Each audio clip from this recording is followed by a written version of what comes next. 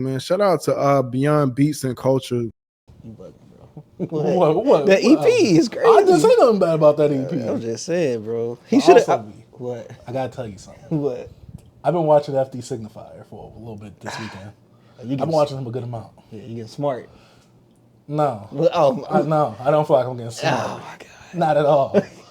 he makes good content. Yeah. Very thought out, very essay analysis, as he calls it. Yes. I have no problem with the content. Obviously, there's some points I don't agree with fully.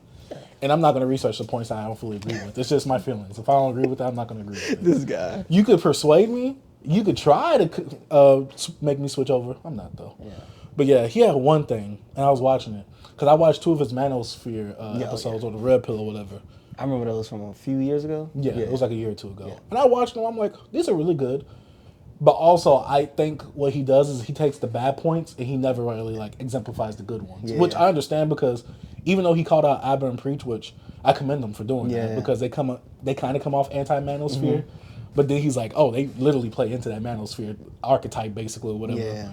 And then he said, I forgot because he said that, and I'm just like, Abba and Preach, they take the worst like parts of it. And they just exploit it or whatever for views and stuff like that. And in my head, I'm just like, you kind of do that as well. Because the bad things, FD will like, he make them extreme. Like he and so he does that. And I'm like, that's interesting that he does that. And he plays it like that. But I'm like, you kind of doing the same thing. Because I could talk about some good manosphere people who are making men's like content. Because MTR, like he never brought up MTR, which I know MTR doesn't really want to call himself like manosphere or red pill content creator like that. To me, he is because that's how I found him. Yeah.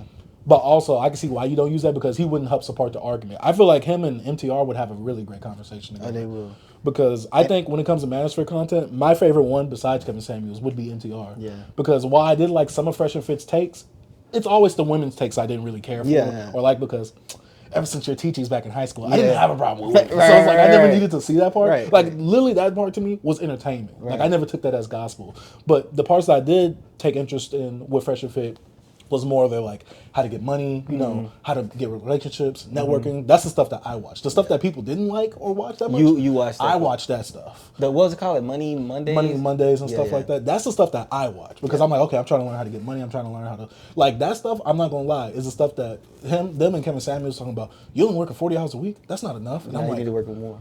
I'm like, they kind of right. Like, I'm not really like, I'm on my ish like that. But what they highlight is the bad part of them. Like, oh, they're treating women bad. Like, they having young men just think women this and women that, but not thinking about the good things they do. But yeah, the bad stuff get highlighted because that's the one that's the stuff that sticks out the most. That's stuff that's viral and all that. Yeah. That's why, for me, I guess it's different because he was like, most like, he was basically kind of making it an absolute, which I'm pretty sure he means more so most likely. Kind of like how What's the Dirt was kind of facing his problem. It could be. To me, the thing that FD Signifier was wrong on was like, oh, if you like red pill stuff, then you don't like my content. He said, or you shouldn't be watching my content. Yeah. And I'm like, I like your content, but I'm also on the red pill stuff. But the reason I got on the red pill was not because of the girl stuff. Yeah. It was more so like how to improve myself, to become a better man. Yeah. Like, it's like what Kevin said, you based his whole channel off of his first. It's just like building men up. And then the worst part is the stuff that he was crapping on with men. Bro, FD Signifier never brought any of that stuff up, but he brought the stuff up when he was downing black women. Which I'm just like, I can see why you said that he's whatever he leans towards. I can see that because I'm just like, but you got to like everybody have a message, everybody have an agenda, and he's a leftist. Like that's his thing. So like he's gonna make you look like the bad guy. Which I'm just like, this is a good way to pose it. To me, he's like Killer Mike in that sense. I think he's way more elegant talking wise, and he comes off way more intelligent. While Killer Mike just comes off more knowledgeable of his surrounding areas and things like that. Like me, I'm more of a moderate, but like I love FD's content. Like I found him like a year or two ago, and like even though I'm like we don't totally agree, but I get things from people that I disagree with and agree with. It just even hip hop Twitter when they're just glazing. Yeah, that's everything, B. Like it was like when you brought up somebody that made me think, but I can't even think about it no more. Dang it, it was perfect. I think it's we could say Fresh and Fit. Like bro. You see the stuff they've been going through now, especially with Fit. I mean, Fit, that's his name, was Myron. Like, dude, he be in like white supremacist only spaces and they be kicking him out. And I'm like, what is his problem? Like, why is he trying to... I think what it is because of the way the manosphere has well, not really the manosphere, the red pill manosphere has gotten. I think it's like, okay, it's kind of dying out, the interest, the intrigue. And like FD Signifier made a good point, like, you know, people age out of this or whatever they're going through, they're going to eventually get out of it. So they kind of move on. I think what they're trying to do, kind of like an Adam 22, they're trying to move with the times, kind of. But move what's popular, what people are talking about. But he's moving into an area where, like, you're not allowed, like, you're in white spaces that says white only. They're calling you the N-word. It's like, and then he's trying to act like he's one of them, bro. They don't look at you like that. And he was doing the whole, you like, think he's KKK trying to thing. go in there like he's one of them, or like he's trying to just argue them? No, I think what it is I think he just has like a, what is it called, like a yelling fetish. Like he just like to get yelled at. Nah, but when I went in there, bro, I went in there and listened to like a clip, not like probably like 3-4 minutes of him being in there. No, he was trying to crap on black people here with them white people, and they were just like, get out of here, like no blacks allowed. They called him the like, so was Tariq right? Tariq Nasheed? Yeah, hey, bro. He's not FBA, so that's like disrespecting FBA. It's so crazy, like, with Tariq Nasheed is like, he's insane, you know what I mean? And FD Signifier throws, like, the best shots at Tariq. It's so funny, bro. He threw a shot at him in his new video. The Cops video, the Black Cops video. I seen that one. That was a really good video, too. It had me thinking. But I don't know. That's one thing I like about his content, bro. It makes you think. Even if you disagree or agree, it makes you think. Yeah. For me, yes, it makes me think, but that's because it's posed to do that. Yeah, that's what I'm saying. Yeah, I guess my thing is sometimes I'm just like, you know, because I know like he tried to bring up the one thing about the bad boys and like how most cops in movies or whatever are posed as black people. Like every other movie with a cop in it is black or whatever. Just like how he didn't bring it up because he probably didn't watch it. Long Legs. Oh yeah, Long Legs. Yeah. So yeah, and then I went to go see Bad Boys this year. That's two movies this year that I saw with a black cop. I don't know. They do it a lot, bro. Especially in TV shows, is always the chief is black. I never even in real life, bro. If you look at a lot of chiefs in different, just like in they be black. What was it? Hello, Brooklyn 911. Yeah, Brooklyn 911. Yeah, like they always do like black chiefs and stuff. And then they them gay. Whenever they're gay, they're in They probably do a double bite already, bro. Hey, that's what they be doing, bro. That's what they said in that one movie, Chasing Amy, Dating Amy. The movie Chasing Amy with the Kevin Smith. He was like, yeah, I'm in a double bite already. Yeah. I don't know, man. But welcome to another episode of Beyond Beats and Culture. My name is Chase the Dark Sage. Today I'm your host, here with my co-host. T. And you can see that we're in a new spot, new area. Yeah. New setup. We're still trying to figure things out here. Very, very small space for me. It hurts, but we gonna make it through. But as usual, we're here to bring you some more hip-hop goodness with some new albums coming out with D'Angelo working on an album. Oh, can't wait. Tyler making his first feature debut in a movie. Yeah. Some of the stuff we've been jamming because we have been off for 2 weeks, even though we've given you a pod in the middle of that. We've been off for 2 weeks. We got some album reviews with Future's Mixtape Pluto, Blue and Exile's Love, The Ominous World. We also got to do the Kendrick Lamar breakdown because he wasn't here for that. And we got to talk about what's the dirt's situation around the Family Matters breakdown. Oh, my God. And the beef that ensued. But B, between these last 2 weeks, how have you been? B, I've been good, man, you know, prepping for the wedding. Hey, bro, right across the street, you know what I'm saying? So other than that, man, just... You talking about from me or from you? I'm just saying it's right across the street, like it's right around the corner. Like I thought you meant literally right across the street. It's not, bro. It's not. But I'm just saying, like, I've been all right, man. I've been chilling. What about you, B? I'm all right. You already saw I went to go get my... Well, I went to go get my suit today, and I had to make sure I was fitted in. Oh, yeah. I'm gonna have to go ahead and steal the thunder from him. You know what I'm saying? That ain't happening. I'm gonna have that suit on. I'm gonna be looking pretty clean. I already got the haircut for this. Well, you thought I got the haircut for the wedding. Me, I got the haircut because I knew we was reviewing Pluto on this podcast episode. So you already know I had to come fresh for that. You know what I'm saying? My boy Future's in town. Gotta get a little freshen up. But if you guys didn't know, we took off. I wouldn't say a week, technically. We took off a week. That's why we gave y'all the tier list ranking. If you haven't seen the episode, go check it out. We gave you a tier list ranking, and in the middle of that, y'all was enjoying that content. I was dying because I was moving. All this right here, and I don't know if I'm going to do a room tour on my other channel. This was a lot. Bro. And I have way more downstairs that has to go in storage. I have to look for a storage place to go put that stuff in storage. Have you found some yet? No, I haven't started looking yet. This week I'm going to make sure I get my video stuff done first. Then I'm going to spend... Are you going to utilize your hallways or no? No. You thought about it? Yeah. Oh, the missus said that. I'm going to say, because if it was up to me, I'd keep it right there. I just stack up to the ceiling. You see how high the I'll be like, yes, you probably said no, right? Yeah. I'm like, that's more money. I tried to save money. Thanks, bro. Oh, my God. I'm trying to save that money. But yeah, moving was gruesome. My body was sore for like 2 to 3 days. I was dying. Hey, getting that workout in, B. Yeah, but, you know, we obviously have you being a married man, son. How do you feel about that? Oh, bro, hey. No more Mr. Solo Dolo. Hey, it's been like this, you know. I've been a family man for a few years, but now I'm making it official. When it signed the document, I think last week I went. Sign a document. Like my marriage license. When I got my marriage license. So you're already married technically. Yeah, but we have to go through the officiating and stuff like that to actually be real deal. Wait, so did you have to go to the court? No. So you go to, I don't even remember the name of that office, but you go to that office, they give you the license, you pay for it, you sign it, blase. Then after the wedding, after the ceremony, then whoever officiated you sign it, and then that gets mailed to the courthouse, and the judge signs it, and boop, back to me, and now we're officially married. You told me I gotta get another Negro to sign yes, me married? Yes, bro, and then that just puts me in the system, because let's say we got a divorce, you know, they'll take my, you know what I'm saying? It's money involved. Hey, business, like the red pill says, just get married through the church, B. Don't make it a government officiated thing. Hey, man, I thought about it, but Mrs. wasn't going for that, B. B, is that a thing that just meant Hey, bro. That's a clean break. I told my girl, let's go to the courthouse. We don't need nothing. We don't need no white man paperwork. None of this, bro. Like, come on. We're making the marriage a business. Yeah. We got the soul tie here. That's all we need. Bro, she wasn't having it, B. You know what I'm saying? Hey, I bet you it would have been a lot cheaper too. It would have. I don't even want to, bro. I told my girl, like, the amount of money we spent on this wedding, I could have bought like 3 used Hondas. 3, maybe 4. Wait, what year Honda? How many mileage? Like a 04. You know what I'm saying? Dang. 67 to 80,000 miles. How good of a Honda do you think you would have been able to afford? Just one, based off of how much? I would have got a brand new Honda. I could have got a brand new Honda and got that joint maxed out. But it's all good though. It's just for the love and for everybody else. No, I'm about to say it's for the good woman. No. Marriages ain't for. I mean, weddings ain't for men. I remember I was If I could save that money and put a down payment on the house, I would. Last year when I called my brother, I was like, man, I didn't know weddings was this expensive. He said, why you think I had one? I was like, yo. Go, bro, for real. But besides all that, what have you been jamming since the last episode? B, I was on a southern kick. You know, I went through my blog era, bro. Went 8-Ball MJG. I was supposed to listen to that. Coming out hard. Okay. So this album here. Hey, don't look at me and say that again, though. Oh, my bad. Put a pause on that, man. Put a pause on. Coming out hard. No pause. But you never listened to this album? No, I have. Yeah, okay. All right. I was just supposed to listen to it because I was re-listening to a lot of southern stuff, but then I got into my R&B kick. Oh, yeah, you was definitely on R&B kick. I saw that. But this album was special on me, B. So, you know, little Tevin, you know, about 10 years old, I had a little MP3 player. It actually was my mother's, but I took it.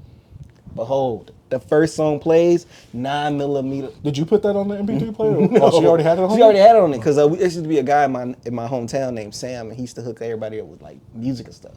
And he hooked my mama, you know, and I remember I pressed play, 9mm boys played, and I was like, what is this? And bro, I was freaking hooked on this album, bro. Bro, this whole album, you know, it's short. You know, this album right here, I don't even think that. I want to say their second album that's more praised. What, Space Age Pimpin'? I think it's that one. Is that their third? Is Space Age Pictures? That's on the third album, right? I'm not sure. Because I remember my mom had like a good amount of like their first 5 albums on the MP3 player. But oh my God, the 9mm Boys, the first episode, Armed Robbery, Pimps, Coming Out Hard, Mr. Big, like bro, all of these tracks, all 9 tracks are just fire, bro. And even though like I grew up listening to like a lot of, you know, Memphis sound, like 3 6 Mafia, freaking Project Pat, all that stuff. Like my stepdad, he loved all this stuff right here, bro. And like, but this was something I just didn't know. This something we wasn't bumping in the car. I didn't know nothing about this right here. I knew about 8-Ball MJG, but I didn't know it was doing like this. Because they didn't have no radio singles? Well, being like in the area, like that could be a thing, but most of the stuff from the South was played in my mom and my stepdad car. So I just didn't know none of this music from them. I knew their newer stuff, like their stuff they was doing with like 3 6 and stuff. Oh, I think you about to say Bad Boy. With Diddy? Yeah, they was with Bad Boy. Yeah, but hopefully not Baby Oiled Up though. Yeah, oh nah, bro. We'll talk about that later. But yo, any of you youngsters out here that pay attention to the channel, man, I know y'all be getting y'all little bag going back. Y'all go back to like 09 and be like, oh my God, this was amazing. Sometimes y'all gotta go back to 1993, you know what I'm saying? But like Coming Out Hard, 8-Ball MJG, really dope. Saying 09 and be like, oh, this is old. Like for real, bro. Imagine like that's their Dusty. Bro, I was a freshman, you know what I'm saying, in high school. So it's like so crazy to think about how it's just how they say history repeats itself, B. One day we're gonna be older, you know what I'm saying? One day we're gonna be in in the place of dead end hip hop. They're like, oh, these old heads, they just don't get They it. don't get it, bro. Hey, even on TikTok, they were calling us old heads. I'm like, bro, we're like 8 years older than you, bro. Old heads, unks. All Thanks, that. unks. Yes. I'm just 8. What's the meme? I'm just 5 years older than you. Yeah, facts, bro. But yeah, man, 8 Ball MJG coming out hard, y'all. Check it out. Dope beats. Hey, you know him. You know, I don't know if he thinks Southern music is dusty. I don't think you really No. get. Yeah, it's more Well, you East Coast. Yeah, it's more the East Coast stuff I call dusty. Because yo, lyrical, these- spiritual, miracle, because they be having, they be like, fire beat, take the drums out. I'm Yeah. like, what are we doing? Coming out hard, man. Fire. I love this project. So since you put our Southern album out, Yeah. how about we go Southern for Southern? What's up? First album I gotta talk about is 400 Degrees. I had to revisit it. Because one, it was on our list on our first episode of the podcast. Yeah. And at first I was like, okay, I want to do a whole New Orleans / Louisiana throwback, like, week. I didn't do it, sadly. But I wanted to do it. So I started off with Juvie's 400 Degrees. B. Pun Classic. intended. Fire. Fire, Fuego. bro. Just. This probably the best Cash Money album, B. Why you say Carter 3? We count that? Yeah, it's Cash Money. No, I'm saying we count Carter 3. Yeah, Carter 3, Carter 2. This is top 5, if so. Oh, most definitely. This probably This is top top 3, five. B. Bro, this is a hip hop classic. I agree. Bonafide. I agree. You gotta let me. Yeah. I gotta think about what's all under Cash Money. Bro, But I wanna it's say most, this is for most sure on the top five. catalog is gonna be some Lil Wayne stuff if you're gonna put it at the top, and probably Drake if you do Drake's. Cause will there be Young Money, Cash Money as well? I don't count that if Yeah. you're doing that. So if that's the case, then yeah, I just say It's up there, yeah, bro. Yeah, it's up there. Like, I'll oh say my- for sure top 5. Bro, I might For have sure to- top 5. Man, I probably got to go back to this. It's been so long. Yeah, I got it on vinyl. My homie, dad actually grew up with this man right here, bro. It's crazy. He's from New Orleans, bro. This is crazy right here, bro. This B, this Yeah, project. that album is good. That album is really, really good. No misses for me. And I even like the skits. Yeah, bro. I enjoyed love it. when I skits. think the was one just- part I really didn't care about was Jay-Z's verse on remix. But besides that, it wasn't bad. Yeah, I'm just yeah. like, look at you trying to jack our style and our slang over here. I gotta get Kendrick and tell Kendrick, look, you see him? East Coast trying to steal something from the South? Get on him culturally. Nah, bro. This happened in '98. Come on, bro.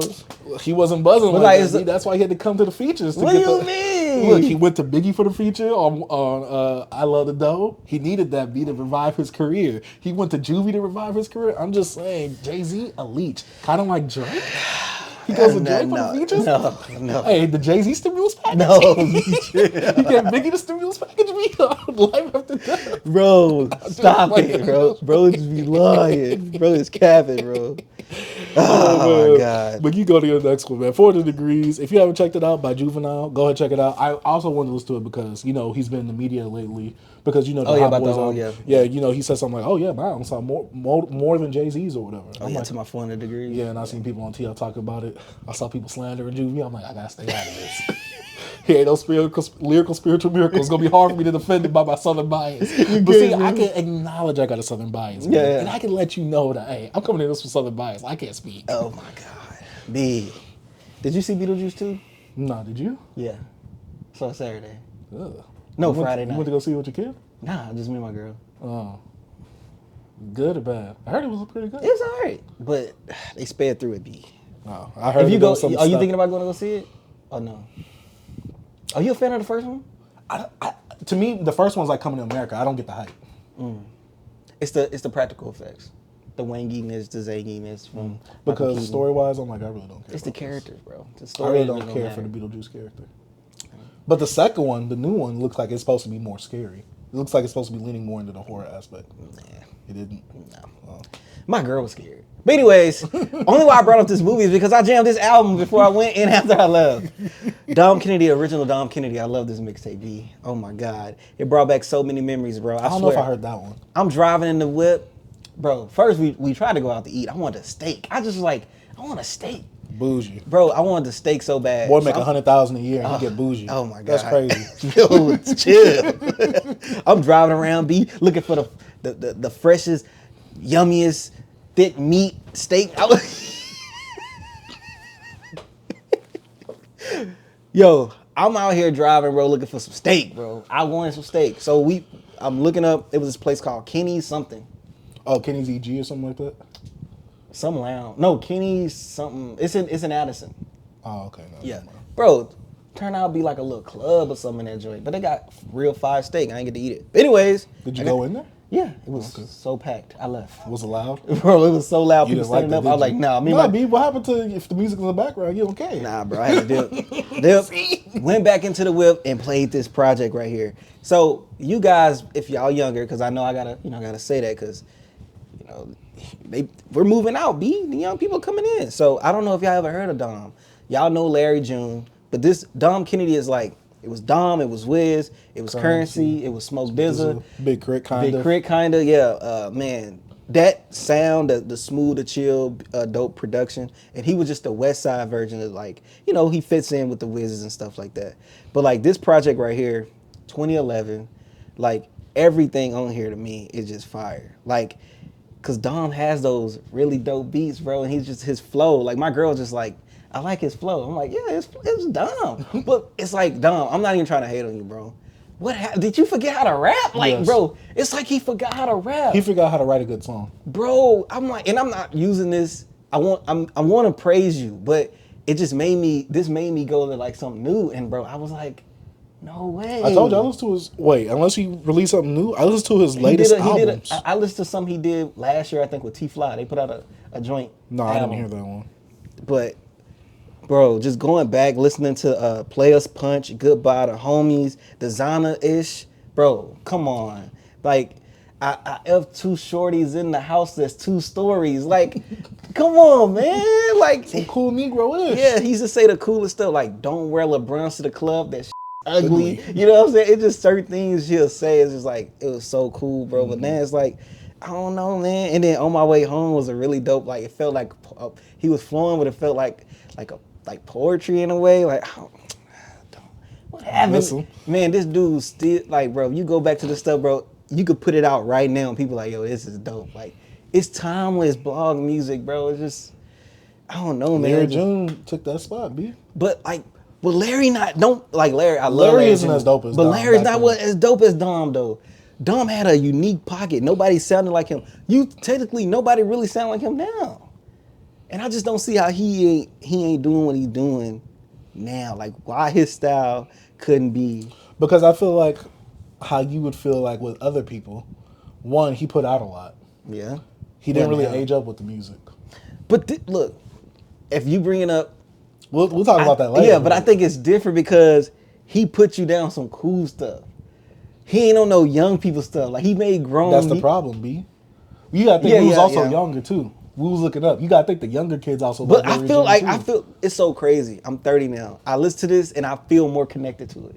I feel more connected to this music 'Cause now you as that an adult. age. I'm at that You can age. experience that stuff. That's now. what I'm saying. So it's like I feel it way more now, and I'm like, man, people need to go back, man. I don't They know. not.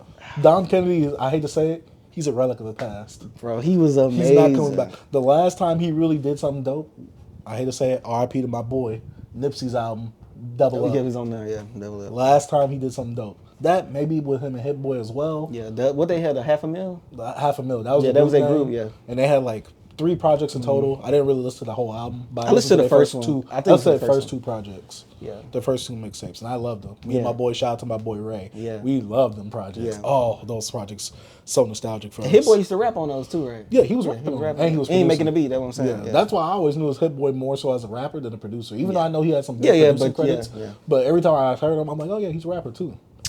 Dom Kennedy, man, the original Dom Kennedy, that mixtape is, to me, is a classic mixtape in that era, bro.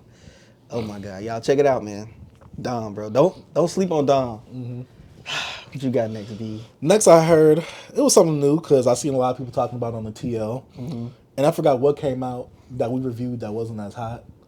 And this came out the same week. The Tonight Show, the sequel with Currency and I didn't DJ peep that. Fresh. I think, yeah, and DJ Fresh. The Tonight Show, the sequel. I peeped the Currency project he put out like 2 weeks before that one with the Beat Butcher or something like that.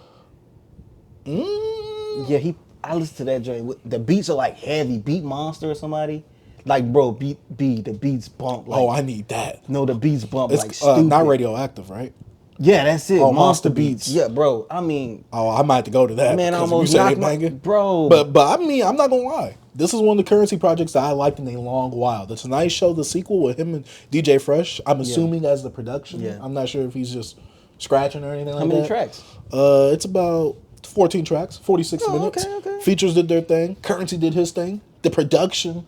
To me, Currency is one of those rappers where it's like a Gunna. You need the good production to really make the songs good. Because if Currency's on some whack production, your opinion. and sometimes the production can outshine Currency. Continuance. I don't know how to say it. That one.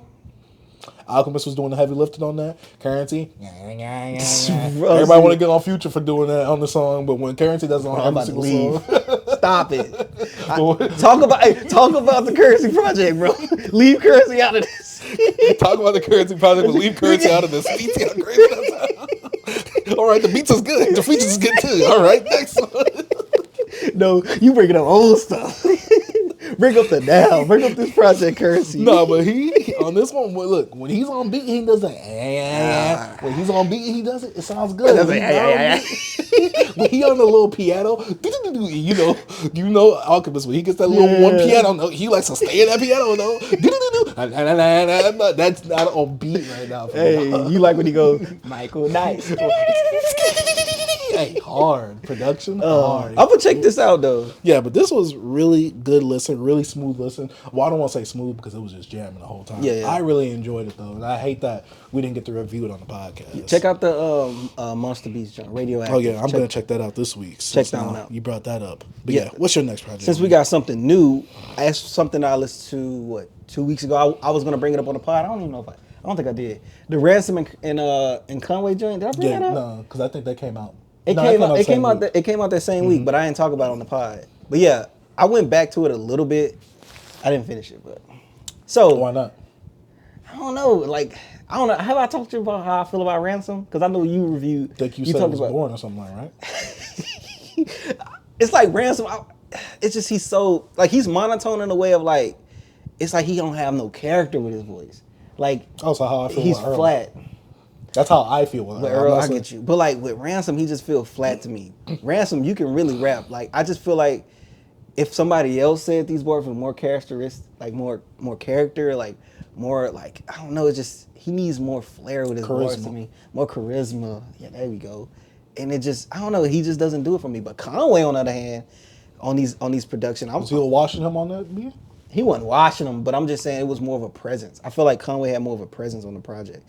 And like the beats felt like meshed really well. I forgot the name of the producer, but Conway needed to do more. Oh, V-Don, I think it was V-Don, because I know he works with Willie the Kid as well.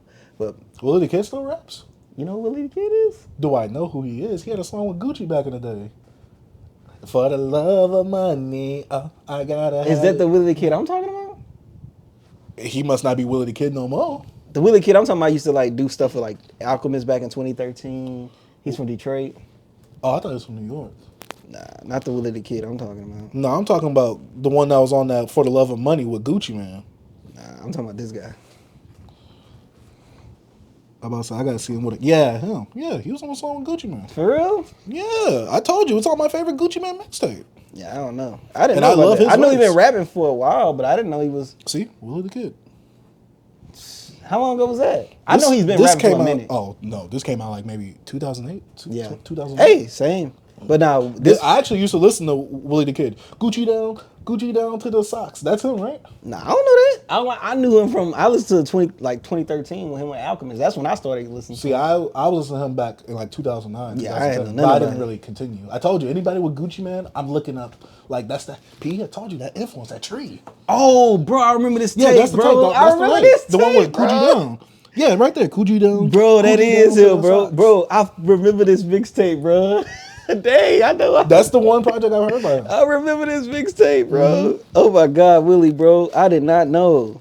This was bad. See? That's not the, I like Willie what? This is bad. It was. I remember listening to that. The Willie I was on, bro, hold up. Let me tell you what the one I just never put it together. Dang, that's so crazy. See, guys, I'm always tapped into the past. Yeah, Masterpiece Theater. Yeah, yo, that's my stuff. Him and Alchemist. Mm-hmm. But yeah, what was I talking about? We was talking about Conway and Ransom. Mm-hmm. Yeah, man, Conway, he did his thing on there. Ransom, you did your thing as well. But it's just your voice or how you rap. I don't know, it just don't do it for me, bro. Especially they did a track where like he did a track. The ending track is like him talking to the devil, and he had the voice of the devil a little deeper. Oh, so you trying to be like MF Doom, bro? Bro, You trying to play another character? it So you trying to sounded- be like, nah, it's with the mob boss. Bro, it sounded the same, bro. It was just like, man, this just don't feel right. It just feel flat, bro. But I don't know. What you got next, B? I'm sorry. I don't like. Ransom's such a good artist. Like, I mean, rapper, I believe, and I just don't like the. It just don't. It don't fit well. Okay, how about I talk about something that does fit well? Pause. All right, B. It fit really tight. I mean, you said that about his glasses. Stevie Wonder, songs in the key of life. Oh boy, what are you doing? I never listened to the full album because why would I have? So, Oh yeah, you're not a music lover. just in general, I think most people my age have not listened to that album. That's true. So yes, thank you. Oh my god! But if you love music, you have. I told you I'm not a music lover. I got told you that I joint only on- like R&B and hip hop. I'm not a music lover. I don't like all genres. I got the OG on vinyl. Yeah, right. Like I was do. saying, okay, he must be seeing like Stevie Wonder because he's pretty blind. But like I was saying, songs in the key of life. Listen to the album. There's only like one song I didn't like on here. Yeah. I think it's like the third track. The one where it sounded like a Pinocchio. What's the little thing from Shrek, the fourth Shrek movie? Rumpelstiltskin. That's what it sounded like. It sounded like a song for him. I didn't like that song, but besides that, I was jamming. One of the greatest albums of all time. Yeah, I did. What, you put DS2 over it? Oh yes. I'm bumping DS2 over this. Oh, me too. Don't Bro, I talk about this. I'm bumping DS2 over a lot of albums. I'm Bro. about to say, yeah, like, come on. But I'm not saying that this is bad, but Yeah. if it came to which one I prefer, which one I'd listen to first, especially if I'm in the car, Yeah. I'm not putting this on to go to sleep. I'm trying to put DS2 on to keep me up. Yes, Keep me sir. hype. But either way, I think that this was a really good album. Good singing, good instrumentation, like Yeah. instrumentals. I don't really know what to call this stuff from back then, especially with Stevie being actually hands-on. And him being blind. Like, that's why he. I thought you was about to say eyes off or something like that. Stuff in hands on. Yo, Stevie's a wild boy, man. I agree. You think he can actually see though? Hey, man. They said. Ain't no way Stevie you that talented. You Bro, can't they see. say he's the drive, bro. Like, but no, bro. I'll be, bro. Randomly, sometimes I'll just go on YouTube and look up Stevie Wonder stories, bro. Like they say he'll get mad, like if you wouldn't let him drive. Mm-hmm. Like he'll whip that jank. But they say he blind, bro. Like, so does he have like? He must be like Matt Murdock, Daredevil for people who don't know. He be having to stick outside. Nah, Stevie just be going, bro. They say he just be floating, bro. They say they got in trouble one time when Stevie wrecked or something like that. Jesus. Bro, Stevie Wonder, bro. Look, he probably got mad at someone else. Why you let me hit that? Yeah. What? But yeah, Songs in Key of Life, legendary album. For me, it was a pretty good album. I don't have really anything bad to say about it, but I won't return to it because it's like 2 hours long. Yeah. So yeah, it's like 2 discs, 2 hours long. While the 2 discs on their own probably flow well better. Is that the remastered version or something like that? No, I think the actual original version was 2 discs. You looking it up to see? Yeah, I'm There trying you to go, right remember. there. Yeah, I think the actual original. If the original is not 2 discs, I'm about to be super pissed because I listened to the whole thing. Yeah. Yeah. Yeah, but I'm saying, but that's just broke out into 2 parts. You know what I'm Oh, saying? so yeah, it's 2. I'm saying, was that the extra stuff as well? I think Saturn, so. Ebony Eyes. Yeah, I think so. Yeah. But yeah. No, it's a 2 disc, but I'm like, I don't know. You said over It was 2 like 2 hours. hours. I was like, jeez. And that might be why though. That might be That why. added a little bit. It's a longer project. I'm not disagreeing with you. To me, the songs amount doesn't matter. To me, what matters The is the length. Bro, no, Pause. they used to, bro, they wouldn't get out the studio. I don't think they like being home. Like, Yeah, because Luther Vandross. Oh yeah, I know he didn't like being home because Bro. he was 7-minute songs. bro, that's I'm what like, they bro, did back in the what? day. And it'd be like the single version be like 4 minutes, then the extended would be like 12. Be like, geez. And that'd be the album Hey, bro, version. bro, What are we doing? In the middle, like you hit like the 5-minute mark, and they're doing instrumentation. Then they come back. No. That's the beginning. What's Yeah. the song by the Temptations? Papa was a Rolling Yeah, Stone. bro. That beginning for like 2 to 3 minutes of just instrumental. Dude, No, first you got to build up with it. yeah. I'm like, Hey, bro, they probably there eating it. no, they probably listen to it and add on to it while they Yeah. listen. Ding. Oh yeah, I like that. Ding. They add to Oh, I'm ready now. Hey, can I come in down? No. Let the beat ride for a little bit. So I need to make a skit about that. Have they made a skit about that No. yet? Bro, that'd be a funny one, bro. Because there's a dude on TikTok. They'd be reacting like old like songs and stuff like that. Their performances. That'd be a good one. But hey, yeah, go to your next project. we both probably could talk about this if you listen to it. The Alchemist. I didn't listen to it. Because we wasn't reviewing it, and so I was I was planning to do a case deep dive, but I couldn't make it all. Yeah, okay. Because you didn't listen to, because it wasn't. If you would have put it on the docket, I would have listened to it. Yeah. Because I was like, should I listen to it? I'm like, nah. We could talk about it later then. Maybe if you listen to it and we could just talk about it like not a review, but we could talk about it together. Yeah, the reason I didn't think we was gonna talk about it is because it seemed more like one of those producer like projects where but he's he's rapping. But I'm pretty sure he produced it too though. Yeah, it looked like he had a lot of features on there. He gave. I heard he gave someone the smoke on there. It seemed like he gave on Conway. That's what it was. He what's call it, bro? He kept all the good beats himself. Some of the beats on there was rocking, bro. All right. So my next project, something like little EP I used to bump back in the day, like Crazy, Reggie Snow. Mm-hmm. Oh my God. I never. Rap or hip hop? I mean, it's rap. Oh, okay. Rejovich, bro. Okay. EP. You never heard this before, huh? No. So Reggie Snow, if y'all don't know, he's a little black kid from I think he's from Ireland. Like overseas? Yeah. Oh, I'll definitely not listen to it. He's with the Central Seas and all of them. He's lost. Nah, he don't rap like them. But I would listen to him. I found him probably when I was like fresh out of high school around that time. He put out this little EP. Him and he have a little cruise like Jesse James. They used to rap together, but like it's a 5-track joint, and like it's filled with like darker beats, but boom bap as well. And his voice, you know, he has that accent of like an Irishman, but he also this black dude. So you sound like a leprechaun rapper? Not really.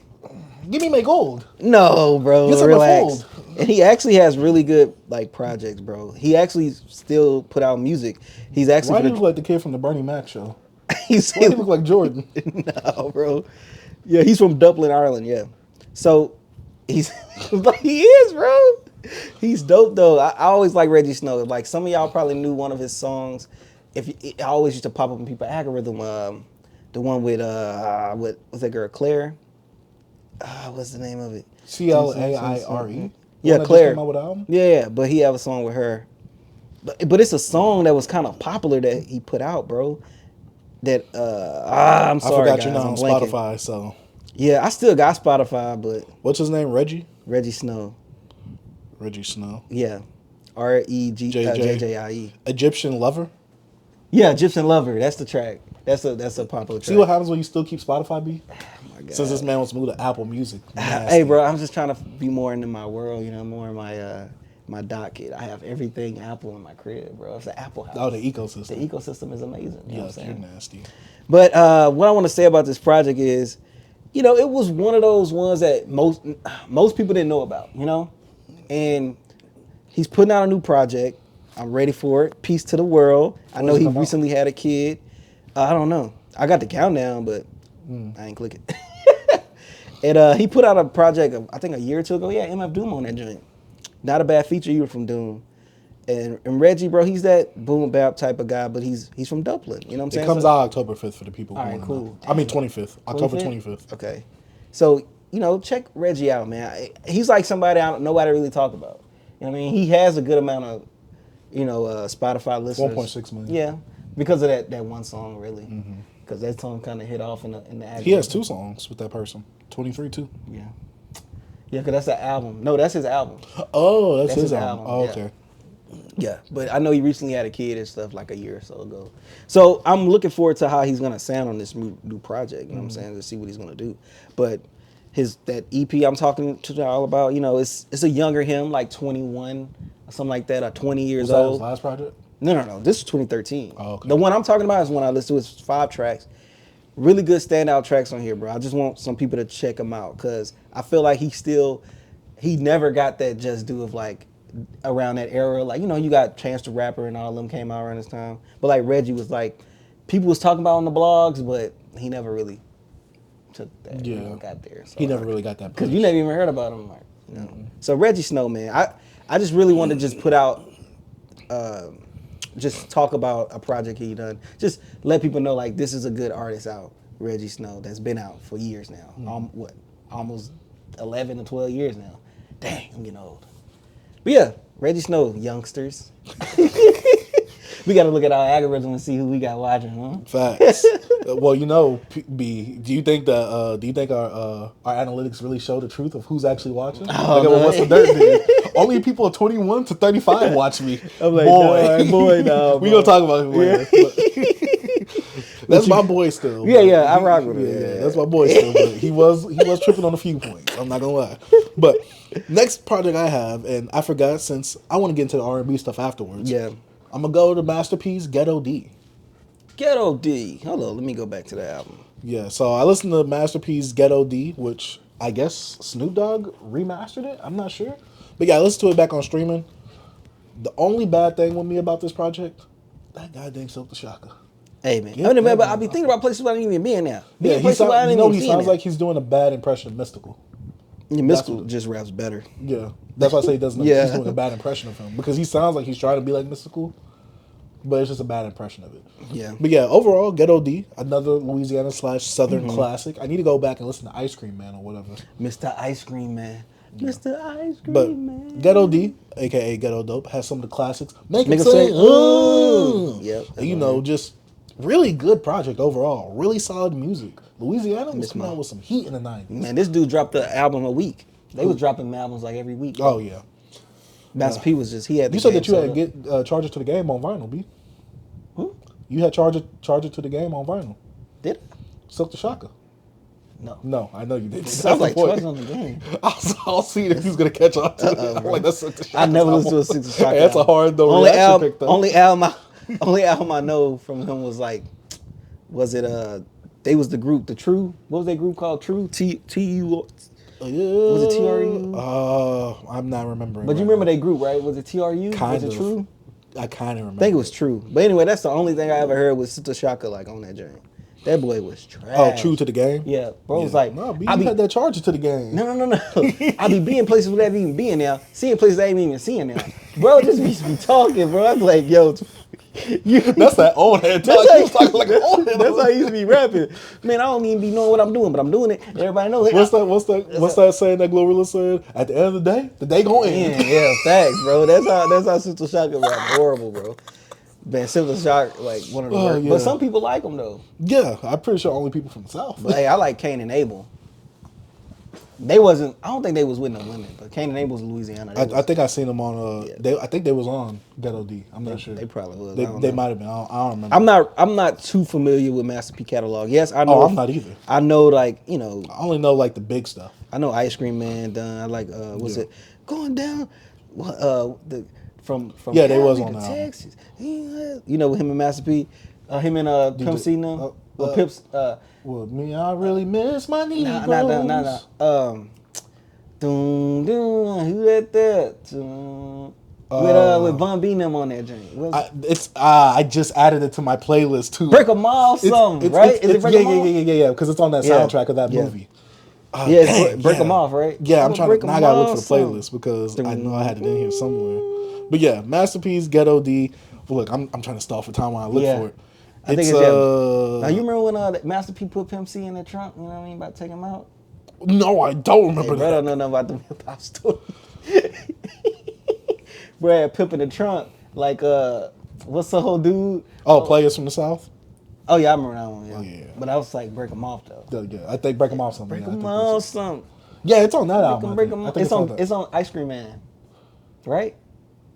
This song, I think that song probably played after my algorithm. You know, my algorithm did a song I recommended. That beat is so, they beats, bro. I cannot think of the producers, bro. I know in Dead and Hip Hop they always talk about the producers for. Yeah, that's mostly Beezy, though. Yeah, Beezy always because he is a producer. So you know, man, I can't think of the name of the producers, but bro, oh my god, they beats should be crazy though. Hey. All right, let's see what else I listen to, man. Did you listen to a lot while we was on break, or no? Kinda. I listened to a lot. Yeah, I see you was, man, but I was a little, you know what I mean? Yeah. You know, let me see what. Look, boy said, "Hey, I get a week off the pod. I get a week off of everything." Nah, I mean, I'll listen to some music, but I listened to a little bit. I listened to this album so much in my life, but I re-listened to The Commission by Lucki. Like I was listening to it a few days ago. I wanted to listen to that too. Oh my god, this project, you know, is his second album, it has like a Ball in the Mix is probably like my favorite Lil Kiki song, and then Bounce and Turn just to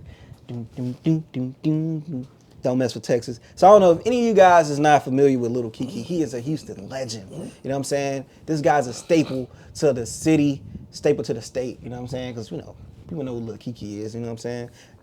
So this project, if you like some Houston music, bro, this is it. Like a lot of people probably won't feel the way we feel about it because we grew up on it. Mm-hmm. But like, bro, like hearing Ballin' in the Mix for the first time in like I don't know how long, and me singing it word for word, I'm like, I still know this song, bro. I'll be like, dang, bro, I'm a bowler, Duka represent. I can't count the kilos of Jesus said. But nah, bro, even though that's not Kiki, that's old dude on there, I'm like, I don't know who this is. I'll be feeling like sometimes like Houston rappers, bro, because there's so many of them, like they put their homies on this song. It reminds me of like Tupac Hit 'Em Up when the freaking the Outlaws was on there. I'm like, bro, who is this? Yeah, like, facts. why are you on here? It'd be a lot of like in Houston, bro. There's a lot of rappers that pop up on tracks. You'd be like, bro probably never rapped a day in his life. Oh, yeah, they put their homie on. You know what I'm saying? It's like, but nah, it was some guys on there. I'm like, that's what watered down hip hop be. The South, it was putting too many people on. All right, bro. No, we just represent. We help the homies out. You know what I'm saying? We not gatekeepers, even though we should be sometimes. Some of us, not all. But yeah, I don't know if you guys familiar with any like Houston artists, but if y'all are, check out Houston Classic, Lil Kiki the Commission, his second project. Really enjoyed it. I'm not for to break down the tracks with you guys. This is just what we've been jamming. You know what I'm saying? So peep it. All right. Before I get into my R&B kick, I got one more album that I listened to that was hip hop, and it has to be, and it's a new one. Lil Tecca's Plan A. I saw you put that trash. Yeah, I listened to it like twice. You like it? I enjoyed it, but it's more of the same of what he did on the last album, where it's kind of like the Life of Pierre, where he kind of like mixes the one song into the next song, and he keeps doing that transition. But did he just put out a project? Last year. I just talked about it this year, though, in our first What We've Been Jamming episode, though. But basically, if you like that project, you'll like this one because this one has better, more lush production. But Tecca's doing the exact same thing. It's more lush production, but it's literally the exact same formula. He saw that worked for him. Yeah. It's probably his best album. He's like, oh, let me do that again. Call it Plan A. And like I said, I really enjoyed it. I think it was a notch better than the last one. Mm-hmm. And you might be saying, well, that's not saying much. But I still enjoy it. I think Lil Tecca is one of those voices for the youth right now. Yeah, I watched this video on Lyrical Lemonade a few days ago. My girl was like, who's this? I'm like, Lil Tecca. She never heard of him. I was like... She probably heard that song. Ransom, yeah, I played Ransom, and I'm like, yeah. I think she was like, yeah, I'm familiar. But I was like, yeah. I just don't see the appeal of them, bro. I don't understand how to use If you like Nav and A Boogie... I liked A Boogie in my time. Yeah, at your time. Do you like A Boogie now? Did you hear the song with him and Cash Cobain, which is hard? No. Cash Cobain and A Boogie got a song together? Yeah, on A Boogie's latest album. Hard. Yeah. It's hard, B. For real? It's hard.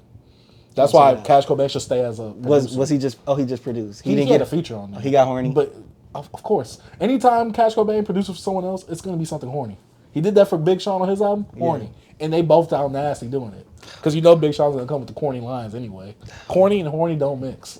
Corny and horny don't mix is hilarious. No. But going back to Lil Tecca, pretty good job. He only had one feature, which was John Tolliver, and to me, they just didn't mesh too well, just for me personally. But overall, the album was pretty good. If you like Lil Tecca's TEC album, you'll like this one for sure, because this one is a notch better, especially with the better production.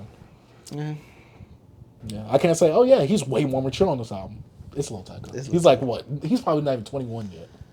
So yeah, I enjoyed it, but I could say one more. I'm gonna talk about one more project. It was just this project I didn't even listen to. I already see you on that classic. I already see you on that. Yeah, I just listened to a few songs, but I was just like, this mixtape means so much, bro. To me, I always feel like I reintroduced Juicy J to the world. You know what I'm saying? I was jamming the Rubber Band Business Part 1, all that stuff, you know what I'm saying? Everybody like, you listen to Juicy J? I'm like, bro, yes, y'all are bugging. Y'all don't know. Then Rubber Bands 2 come out, and it was just big. I know Blue Dream, Lean, whatever. I remember when that dropped. Not saying it wasn't good, but I'm like, yo, Rubber Band Business 2 is still better. Stoner Night. Stop it. Stoner Night. Okay. Stoner Night. I love Stoner Night, bro. That's like the song, bro. I ain't heard it so long. Ride with the subject. Come on, That's bro. why Blue Dream Lean has Stoner Night Part 2. I know, bro. Stoner Night. But the first one's better. Anyways, this project right here, man, Cause all he did really was like remix stuff and put it on Blue Lean. Come on, man, you already know that, bro. That's his whole career at this point. You want to talk about someone old King older being more mature? I can't wait to get that conversation. All Juicy J do is like redo lyrics. Who the nervous? We still gotta check out his. I gotta finish that. His jazz album? Yeah, his jazz project. I think we should talk about it, B. But I don't know. Maybe they'll say we too young to understand it. I don't know if you saw that comment. Dog, like I hate when they do that. Wait, which comment on The LL Cool J joint? Oh yeah, they said that on the Rakim one and the Ghostface one. Every time it's crazy because people want younger kids to get into this stuff and they're like, why don't the young kids get into this? Then someone of a younger generation, we're not necessarily kids, but for them we're kids still technically. We get into it, them. Y'all don't get it. Right. Remember I said that, I put that tweet out. It's so crazy that, I know this is a whole tangent, but when I was younger, I listened to all those old LL Cool J albums. I liked them. This LL Cool J album wasn't bad. We said we liked it, his rapping, it's just some of the production took us out. And they just speaking in the comments, bro, like we just did not like the album, that the production, y'all just don't understand. And I'm like, what? We couldn't even critique the album. We had to just ride its nuts. No, it's not happening. I'm sorry. We both didn't like the Ghostface album, even though you said that you get this Ghostface. Yeah, I get it. Oh, y'all both don't get it because this is a character that he usually does. You literally said that. I said that. I'm like, bro, y'all not even listening. I'm like, bro, like, yes, my partner here, sometimes he don't know some of the stuff. He's like, I don't care for it. I didn't like it. It's dusty. But also, you also need that new perspective because you want other people to listen and check out your music. And I come from a younger perspective, but I listen to it and I kind of know the history. And I'll be like, yo, B, nah, this is what he did, da-da-da. And they just negate that. Like, no, both of you don't like it. Y'all too young. Y'all don't understand it. Just stay out of our lane, pretty much. I'm like, what is wrong with you people, bro? But it is what it is. F comments, I don't care. I do. Because I like to have that interaction. No, I love the interaction, but I don't care about what you think. Oh, yes, I agree. Yeah, I agree. But if you come respectful and you come with an open mind, then I'm cool. That's what I'm saying. I understand that, but like when you come up with some BS, bro, like, come on, chill out, bro. I agree. But yeah, Juicy J, Lex Luger, Bubba Band Business, Part 2, classic. I love it. All right. Around with the top, man. All right, I'm about to get into my R&B bag. It won't take too long, guys, but I'm gonna be here for a little while. I listened to another new album, Orion's son, Orion. I talked about this woman a few months ago, and she just finally came out with this album. I think it's her debut album. Day. Oh, is that? Yeah, Day. Their album. Oh my God, there's gonna be a lot to wire. I don't have no problem with saying it. It's just a lot to. Oh, I look at a girl. They, I guess. I think I initially think, especially since I don't know them. Yeah.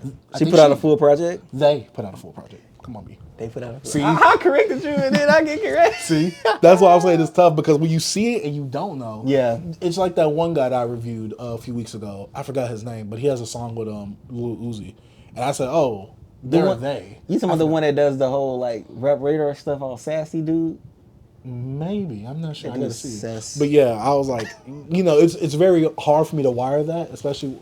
Either way, I enjoyed the project from Orion's son. I was looking forward to this project, and this project was pretty good. I will say it stayed in the same vein. There was some parts I think where the second half where I was like, all right, I'm really jamming to this. Yeah. But overall, I think that this was a really good project for them. Yeah. I have to make sure I correct myself in my head before I speak. You ever listen to Q? No, I don't think so. Check him out. All right. It's just Q. Like Q. Lily Q, just not Q-U-E. It's just Q. Okay, I'll check them out. But yeah, I listened to Orion's son. I just wanted to give them a little bit of an eye because I was like, oh, I've been waiting for this album. It came out, and I'm man of my word. I wanted to listen to it. I listened to it, and I enjoyed it. This is something where if I actually did repeat albums, I would go back to it. But because I listen to so much, but in between, I'm not gonna go back to it right now. But maybe next year I will though. I might have to check it out. Yeah, because I was listening to it a few years back when she put out that one EP. Yeah, when they put out that one EP, you know what I'm saying? Yeah, Negro corrected me. Should have got me for that. Should have let me keep riding with it. Should have let some of the comments correct me. I wanted to misgender, you know what I'm saying? Mispronounced, you know? What's it called? Misgender. Yeah.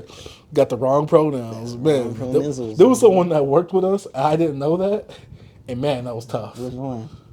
It was a few of them. It was really, really...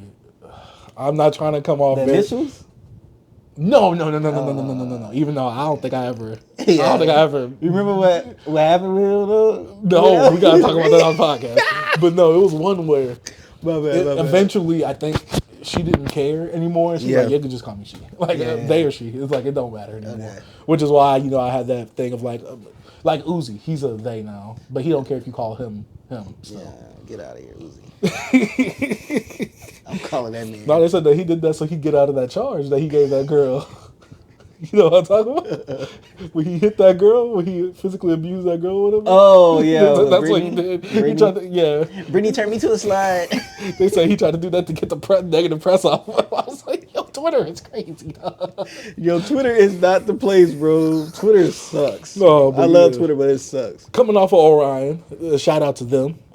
Let me go into my R&B bag. I listened to Kiana Ladies' I think debut album, Selfless. I listened to it. Well, no, not debut album. This is her EP. I listened to it, Selfless. I was like, all right, this is cool, but it's not really moving the needle for me. She sounds a bit too much like Alemeda, but to me, she doesn't have the good songwriting at that time. Is that a new project? No. I talked about her newer project on one of her problems. Yeah. One of our episodes already. But yeah, I listened to it. I was like, I'm in the middle of this. Like, it's not really moving me, but it's not also bad either. Yeah. So then, after I listened to Selfless, I was like, all right, let me go to Kehlani's While We Wait, because one of her songs played in that little Spotify recommended thing after the album finishes. I was like, all right, let me listen to While We Wait, because I listened to While We Wait 2 in a previous episode. I'm like, okay, let me go to 1.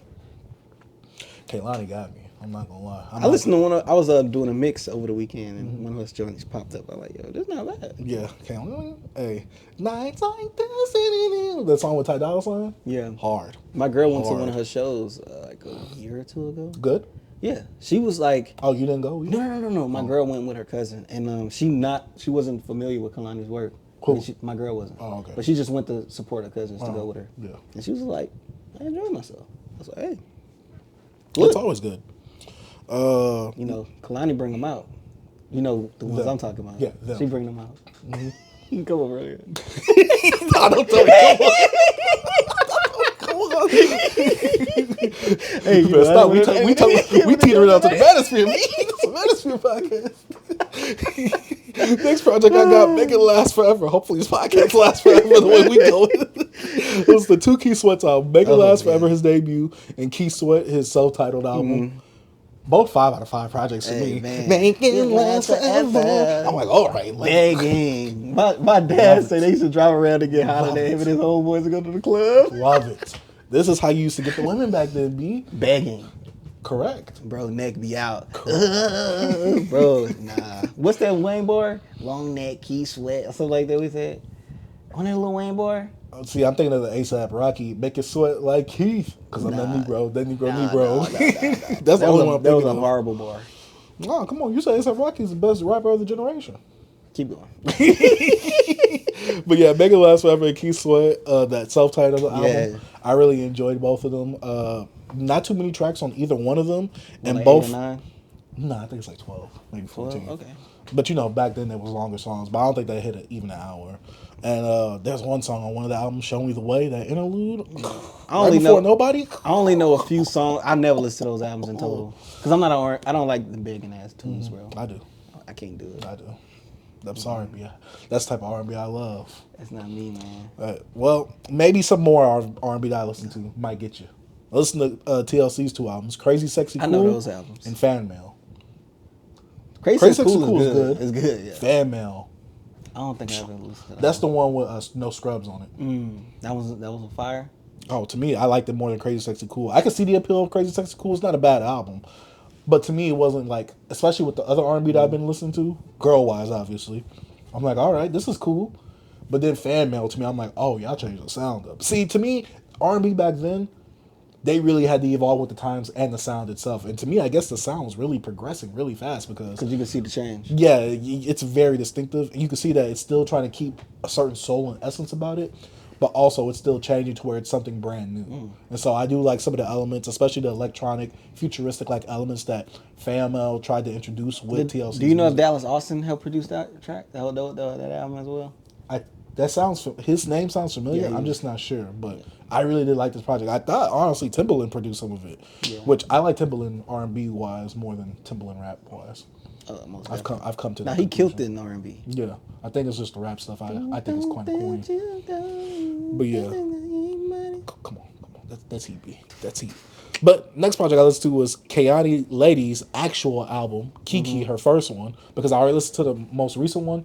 Then I was like, all right, I already listened to her EP. Let me go ahead and just finish out her discography and wait until she comes out with a new project. I listened to it. I thought it was pretty good. It was a solid project. Nothing special. Nothing for me to really recommend to someone. But if you're looking for someone else that's in the R&B, you haven't really found like a man or a girl that you kind of want to like check out. What, this new landscape of it? Yeah, in this new landscape of it. She kind of goes more into the side of the traditional R&B, but it's not. I mean, not traditional, but contemporary R&B.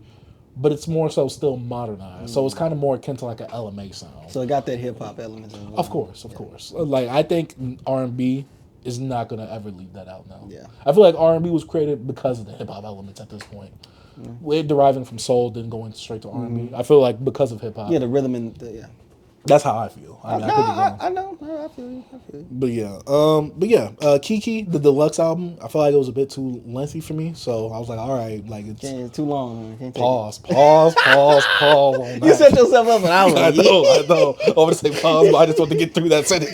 But yeah, I listened to that project. I thought the time length of the album was a bit too much for your boy. Yeah. So yeah. But after that, listen to Mary J. Blige, My Life. Classic. 5 out of 5. Classic. Her debut project, 5 out of 5. Man. Great. Phenomenal. I listened to that album probably the beginning of this year. I just cause my mom used to play that, and I just went back and listened like, yo, there's some tracks on this joint right here, bro. She's the queen of hip hop and R&B, B. Yeah, she is. No, she is. Cause that was a change of like when hip hop got really incorporated into the R&B music right there. God dang it, that woman can sing. See, nowadays a lot of women, they put a lot of effects on their voices. Mary didn't need that. Didn't Puffy have his hands on that? We're gonna talk about another nasty man that has hands on another album I like this week too. Oh, yeah, Puffy man. had his hands, them greasy, oiled up hands in this. All right. All lubricated. Oh yeah, it was definitely lubricated. All right. I'll save the discography deep dive after this section, and that won't be too long on that. It's gonna be Destiny's Child. But next project I want to talk about, Body Kiss. Body Kiss.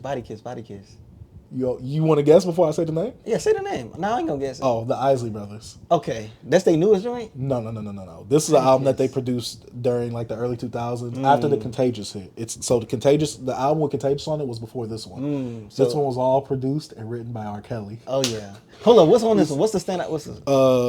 You busted. Oh, cause you busted. Yeah, busted. Yeah, Showdown. busted. Oh yeah. What would you do? What would you do? What would you do? What would you do? Yeah. No, my grandpa loves Mr. Biggs, bro, and R. Kelly's like his favorite. Like, Hey, nah, man. the ultimate fusion. Hey, for real, bro. I'm not gonna lie, B. All R. Kelly stuff and Mr. Big stuff is classics, bro. Down low. Look, R. Kelly's a nasty man. We know that. Please put like a computer and some notepads in his cell, though. We need a way for him to email the No, beats. do we need AI R. Kelly? No one could write as nasty as that man was. We know why, sadly. Oh my But he God. was very nasty, very vile, very disgusting. But only good writing could come from a mind like that. Yes, bro. I hate that because look at Diddy. Look at the stuff that he's going through that we'll talk about later. Sick man, but man, did he produce some good stuff. Them baby oil hands produce some really good stuff. Your son a sick man. I wish niggas like him should die. Sick man with sick thoughts. But god dang it, Body Kiss featuring Ronald Isley, aka Mr. Biggs. Mr. Biggs, bro. That album, I enjoyed it. It's a solid album. It's not great. It's not fantastic. Yeah. You could definitely tell it's very R. Kelly-esque. Yeah. Because the lyrics, the sound, and the fact that R. Kelly was just, dang. Yeah. R. Kelly was gifted musically. Yeah, he just man. had to be a sick man to get there. Sometimes you gotta, be that sick mother effer. I don't know. It's a lot of sick people that like they say geniuses. Not like genius in like, oh, you're just a brainiac in this, but like a genius in like their field. Like, Because how was you doing stuff for you and someone else, and both were still bro, thriving? he was cooking, bro. Like on across the board. And Bro. then the part about this that really is crazy to me is that R. Kelly, and I hate that I'm giving R. Kelly glaze right now. He's a sick man with sick thoughts. I think niggas like him should I die. gotta put that every minute so that way if they clip us, they can't clip that out of context. He should be in jail for the things that he's done. But the fact that you got the Isley Brothers who was active in like the 60s or 70s, they had such a long career, you come and help write for them, and they still have a career going after that. Was he writing for Charlie Wilson as well? Yes. Yeah. R. Kelly had his hands in all of R&B back then. He had his hands in a lot of places. Oh, he did. Some very nasty places, especially in that bed in that studio. Nasty. Which was nastier, bed in the studio or bed in that basketball court? I was thinking the same They two beds, B. There's a bed over there and a bed over there. Why would you need a bed in the basketball court? Because you need a rebound, B. You need to fall back, B. You didn't even think about No, B. The goal was right here. The bed was over here, bro. Right in the middle, B. rebound, B. Two freaking beds, B. You ever saw the... All right. Hey, 2-back shots. Did you ever You saw the bed he had in the backyard? You ever saw that one? Bro, he has a huge bed in the backyard, bro. Imagine a Big old white bed. It was huge, bro. Yo, that man is disgusting. But yeah, Body Kiss by the Isley Brothers, all written and produced by R. Kelly, except for like one track. Yo, man, besides that, God dang it, R. Kelly, why'd you have to go do that stuff? Yes, bro. Why you gotta go and do that? Man, I think that's about it for like some of the R&B and music I listen to. We get into discography deep dive. I listened to two people. One I didn't fully finish. I don't think I will. The other one I did. First up I got is Destiny's Child. Yeah. I really was interested because I posed a question on Twitter. Does Beyonce have a classic? Yeah. Which one? I don't know. I'm not a Beyonce guy. But, I'm just saying it's... But B, if you know a classic album, you will know it even if you don't listen to that person. Well, Beyonce self-titled. Is it? Hey, people love it. Just because people love it don't mean it's a classic. No, I think it's a classic. People love CLB. It's not a classic. But I'm saying I think it's a classic in its place. No. Classic. Yeah, I think it'll be up there, bro. I didn't see no one say that. But they didn't say Beyonce subtitle? One of my homies from my manga community, he said Lemonade. Lemonade should be one. Oh, what about the B-Day or whatever? Ain't that a big one? Maybe R&B wise, but I don't know if it's a classic. And see, that's the point, because I'm like, I've never heard anyone at length talk about a Beyonce album. Like, at least here and Lemonade there, and Beyonce. And I get that hip-hop, it has more room for you to talk about, oh, this is why this is a classic right here. I guess for me with R&B, especially with a person like Beyonce, what makes an album from Beyonce a classic? Because at least with Mary J. Blige, My Life, her debut, because it's classic. My bad. It changed the scope. Yeah, I can see if you say Lemonade is one as well.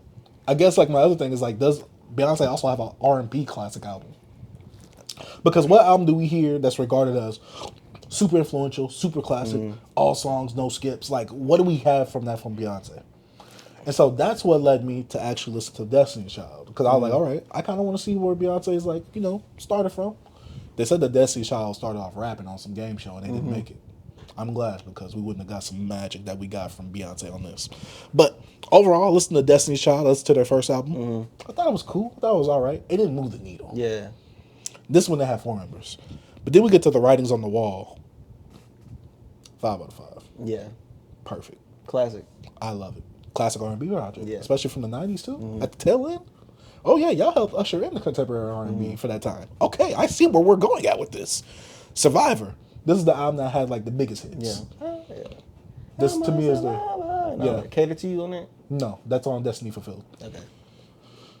Survivor, to me, is my least favorite Destiny's Child album. It was like that. It was too, like, I did not like this one. I hate to say it like this. It's too female empowering.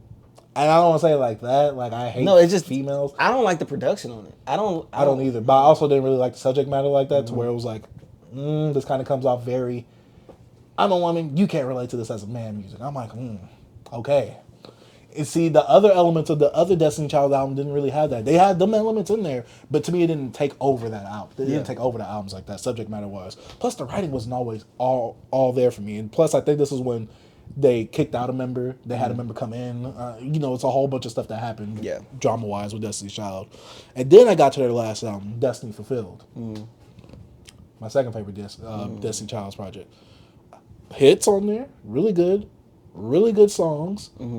I enjoyed it overall. I just don't like the other woman that's with them. I like Kelly Rowland. I think it's Michelle. Yeah, I don't know if she was with them before or after. She was at in the tail end. The one with the little scratchy voice that sounds a little bit like Fantasia. Not for me. Yeah. Because I just didn't like the voice. She sounds like an ant. She sounds like an ant nagging. Do ants make sounds? I don't think I ever heard it sound. An ant, like our auntie. Oh, like an aunt. Okay, like my bad. Aunt. Oh, my bad. Auntie. No, I knew what you meant. Oh, I thought someone else said. I'm like, no, aunt. A great aunt to be specific. A great aunt to be specific. That's what it sounds like when she sings. I'm like, I don't want to hear this. Yeah. Like, Kelly Rowland and Beyonce are what's giving it to me. And don't y'all dare say I'm colorist, because I like a dark skin and I like a light skin. Yeah, Kelly the baddest out of all of them, bro. I'm not speaking on that, but boy, Kelly Rowland. You know what's funny? I was talking you to my girl saw that other about picture this. she had? She put out a new picture, bro. See the whole addendum. No, what You happened? sure it's not her or Eve? Nah, It's like a picture of Eve resurfaced. nah. Eve showing boobies. Yeah. You know, I see all that. But I'm talking about Kelly showing up a diamond. No. No, what'd you say? Like I was saying, have you seen that one TikTok meme of like, it was a trend actually, where it was like, I guess Kelly Rowland got a song of like when Beyonce and them really wasn't present in her life, and she was getting the beaten abused. It was a TikTok trend. Meanwhile, this nigga put his hands on me. And it was always about men, like, about getting abused. In the TikTok trend. Every time I listen to that song, I'm like, Oh, like, look bro. what TikTok did to this song. Yes, bro. You can't even This hear song it. is so serious, but every time I think about throwing myself. Let me throw up. Bro, my girl used to show me those shit. I was like, yo, this is mad disrespectful, bro. This girl's pouring her heart out. Oh, my just God. me. Meanwhile, the kid's putting his hands on me. I'm not gonna lie though, Beyonce and Kelly Rowland, they was the stars of Destiny's Child. I don't think Michelle did really. She tried to go Christian, like, at that route, like gospel route. Yeah, I hate to say it, I feel like there's no money in that. Yeah, really. but Kelly and Beyonce had, Kelly had a really good, solo career, but not as, prominent as Beyonce's. But also Beyonce is a huge enigma. Yeah, it's compared crazy. to many. But Kelly Rowland has her success. Yeah, but I don't want to compare it to Beyonce because saying Beyonce had a good career is literally It's an like, understatement. yeah, it's like facts. Beyonce is like one of the most. I want to say literally probably the Michael Jackson of R&B. Yeah, she's iconic. She's an iconic figure. I don't want to say Michael Jackson of R&B because Michael Jackson kind But of. I'm just saying, she's iconic. Yeah. Like to me, it's Michael Jackson and Beyonce. As the like super iconic and like Just even from black music in general. they some iconic people, bro. Yeah, but Beyonce, Kelly Rowland, solid on them albums, especially Writings on the Wall. Yeah. That was my ish. That whole album, I'm like, this is bumping. I'm like, this is bumping. I'm like, Yeah. God dang, this is bumping too. This is bumping as well. But yeah, I enjoyed that. I enjoyed that Destiny's Fulfilled. I had to put that a second. Destiny's Child, their actual self-titled project, is in the middle of the road for me. And Survivor, yeah, get that ish out of here. Writing on there was kind of whack. Production definitely was whack. Yeah. It just wasn't getting me. I'm like, God dang, like, how are y'all missing this much? It's not like y'all don't have the voice for it. It's just that the writers y'all didn't have in there. Y'all didn't have the good beat selection either. They had a dream. Happening? They didn't have the dream. And they didn't have a destiny at that point. They was too big. Yeah. But yeah. Next person I want to get into, discography deep dive wise, Case. I thought I was going to listen to all his albums before this podcast. I'm like, I don't why wanna Case? say- Like why Case, Case? he got some songs, but like, why deep dive on Case? So I listen to Case's music, and I always have some songs come up in my little R&B playlist of Case, and I'm like, I never listened to a full Case album. I'm like, but I love his songs though. The 2 to 3 songs that I had in my playlist. So I went to go listen to his second album, Personal Conversation. I'm like, God dang, this is a good album. Yeah. This is a great R&B album. Begging, as usual. Yeah, Like, but nah, this like, bro, if you go back to that era, I want to say This was like in the 2000s, late 90s. Yeah. His Like, third album. that's what all the like really great R&B said. Yeah. I just And not him? an R&B guy like that. Him, that Begging, that Loving, Yeah. I was there. 5 out of 5 project for me. The song where he's going, and I hate to say it like this, but I gotta coin the term. He was going throat for throat with Joe. You know how you say you go bar for bar with another rapper? He's going throat for throat. Because the boys got some voices on them. Hey, Joe, my grandpa loved Joe as well. I bro. do Joe too. got some stuff too, bro. I gotta listen to Joe too. But Did Joe bite R. Kelly though with the baldy? Aaron Hall said R. Kelly bit him with the baldy though. I can't imagine Joe with hair though. Yeah. See, Joe kept But the ball, he used to so have it was part of. his first album. He had the hair, bro. Oh, look, I gotta look at it. let me find it. But yeah, when it comes to Case, I listened to his second album, Personal Conversation. To me, 5 out of 5 project. No misses on that project for me. And I could definitely see where like a Life Jennings gets his nasty. That's the photo right there, B. I gotta get a photo of me like that. Hey, don't he kind of look like Beezy though? He kind of look like Beezy though. Shout out to Beezy from that. Oh my He kind of God. look like Beezy though in that picture. Oh, that he had the hat on, bro. I thought he had hair, but he had the hat on. Yeah. man. Hey, boy was trying to hide the hair in case he had to bald it out. But yeah, I listened to Case's third album, Open Letter, which came out literally in the 2000s. That's nasty. I never want to see Joe with hair again. Don't ever show me that again. In fact, delete that out your history. But yeah, yuck. I don't want to know. Yo, we need that. We need that on the screen, bro. When you edit it, bro. That's a sick one right there, boy. But yeah, When it comes to Open Letter, that's Case's album because he took some huge breaks in between each of his albums. That one came out in the 2000s. It has a song, I think, Open Letter. The first, no, it's Missing You. That's the first track on that album, and that album was good as well. To me, it's not as good as Personal Conversation, but still a really good album. Then after that, I listened to The Rose Experience, which came out in 2009. Yeah. So we took like a 9-year break. That was a weird R&B.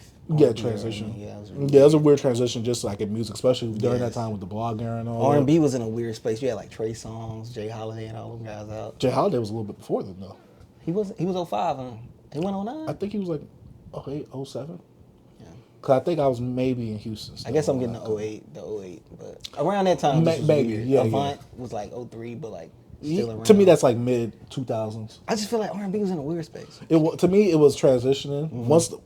To me, Chris Brown effed the game up. Yeah. To me, he fully effed the game up. Especially when the Dream was out doing his solo stuff, he was killing it. Oh yeah. I agree. Then Beyonce, that was all the singers kind of emerged. Those are early. That's Jason Garrett. Remember, they was all songwriters. Then they all started emerging. Oh, Sean Garrett. Sean Garrett. I said Jason Garrett. Yeah. Who's Jason Garrett? Yeah, that's what I was looking. I'm like, Sean Garrett and all them guys, bro. They was writers, and then they started putting out Tank.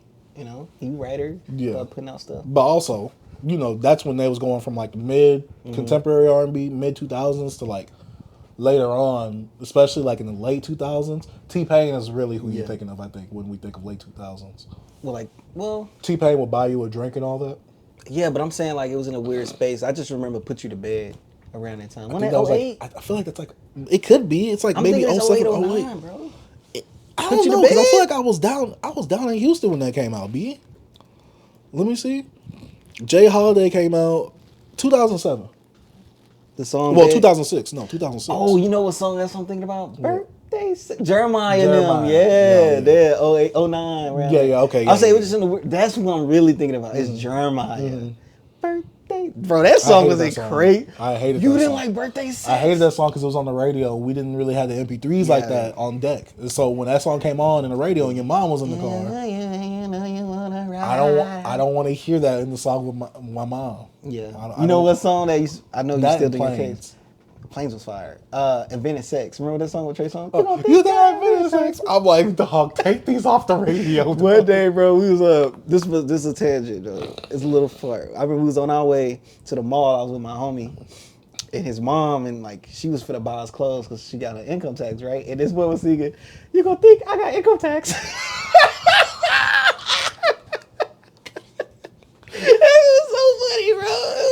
That song was on. You gonna think I got income tax? Hey, he was on it, bro. Bro, we had so much fun that day. But yeah. Oh my god. Yeah, that was so funny. But yeah, with Case, I listened to his album from 2009, The Rose Experience. I don't know why he called it that, and I was like, all right, it's not bad, but you can definitely tell like it's this style of R&B is getting played out now. Yeah.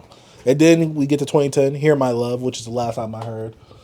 It's not bad. It's just it kind of feels uninspired. Yeah. And I think the thing is with Case, he was just talking about Tank. Yeah. Because of how spread out his albums was and how his career was, because I believe he made a lot of his money on soundtracks and stuff like that. And so he already has some huge songs as is. Yeah, 90s, early 2000s.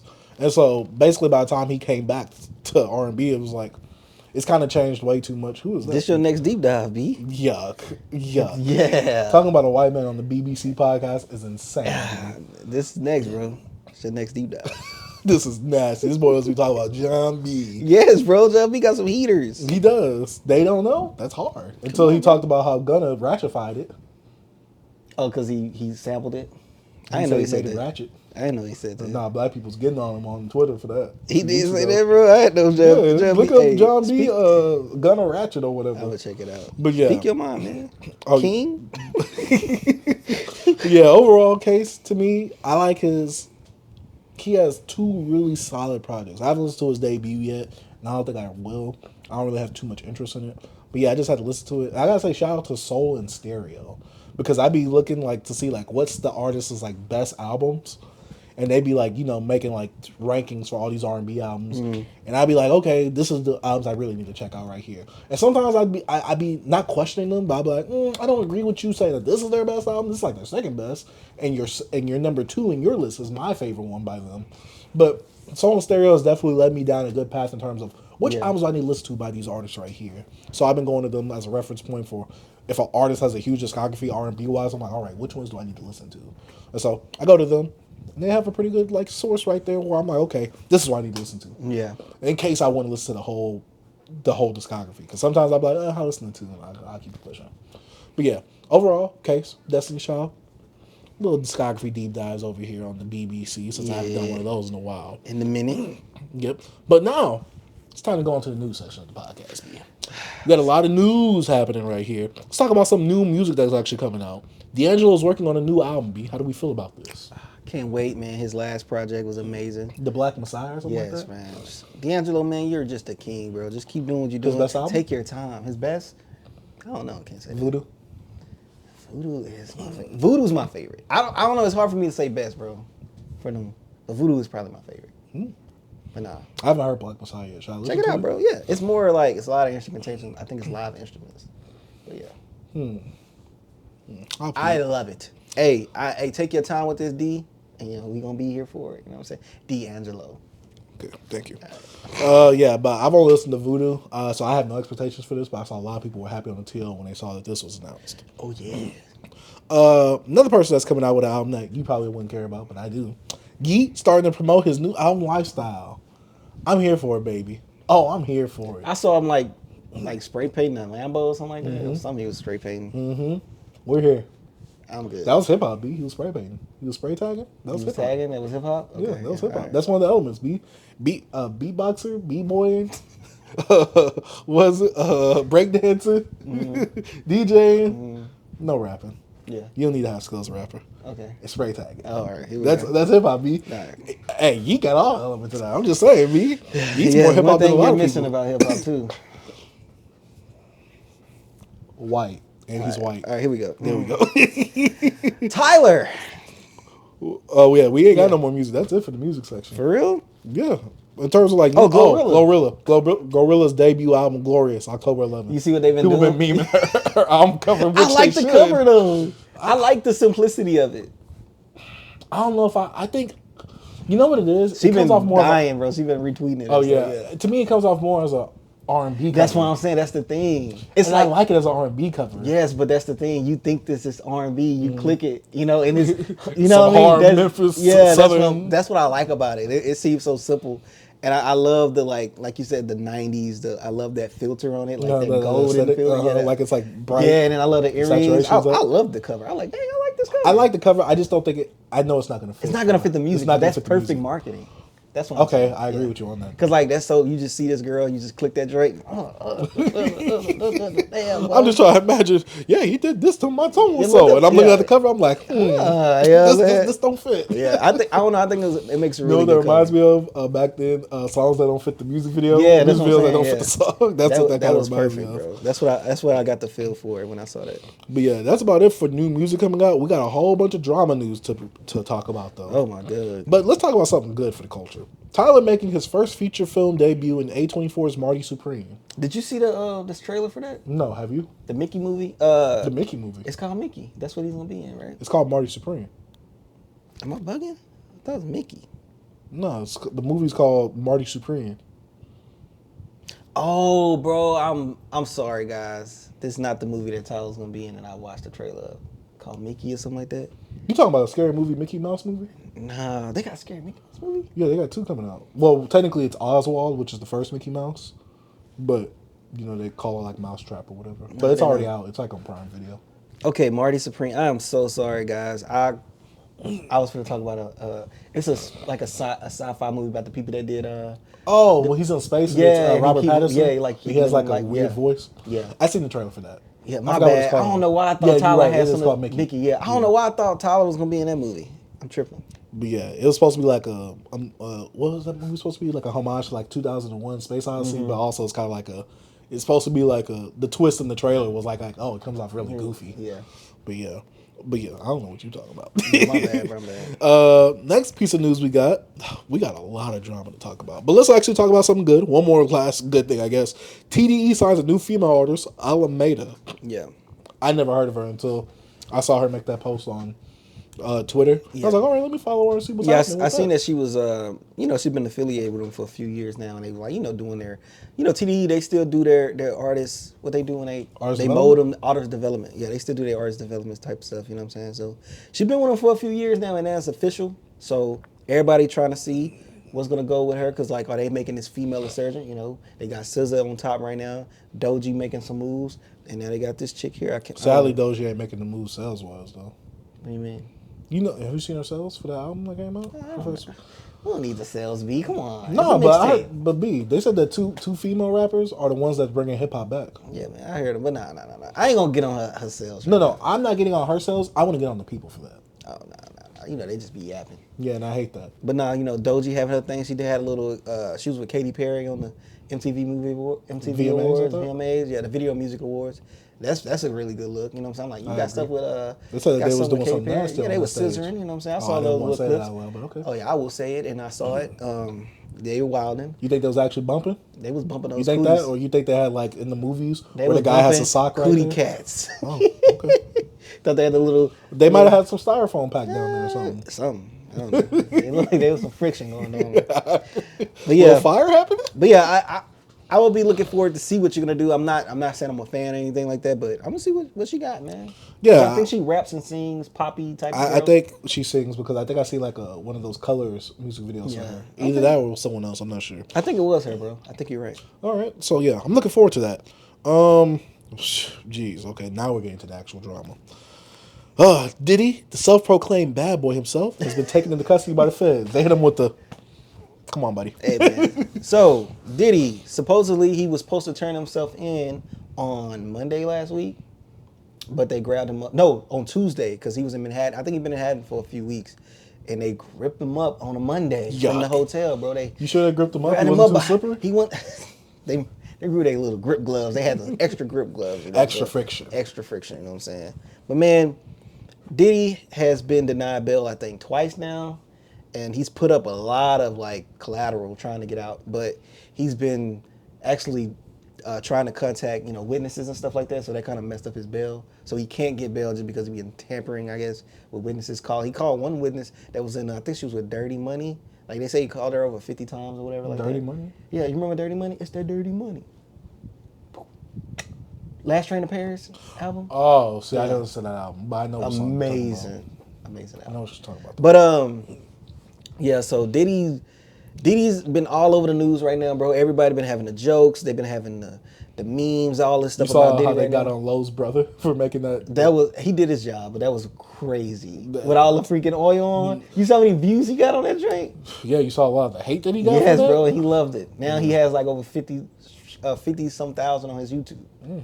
So some having, right? Well, yeah, that plus he does reaction content. So yeah, I like Omar. I like Omeezy. He's been steady with it. Me, I've only seen one video from him, and it was the Fresh and Fit one. He did one recently about. Oh yeah, that was the one they recently did. Yeah, but I watch him. I watch him very avidly. You know what I'm saying? But with Diddy, bro, this is okay. You got R. Kelly, right? You got Diddy. Nasty.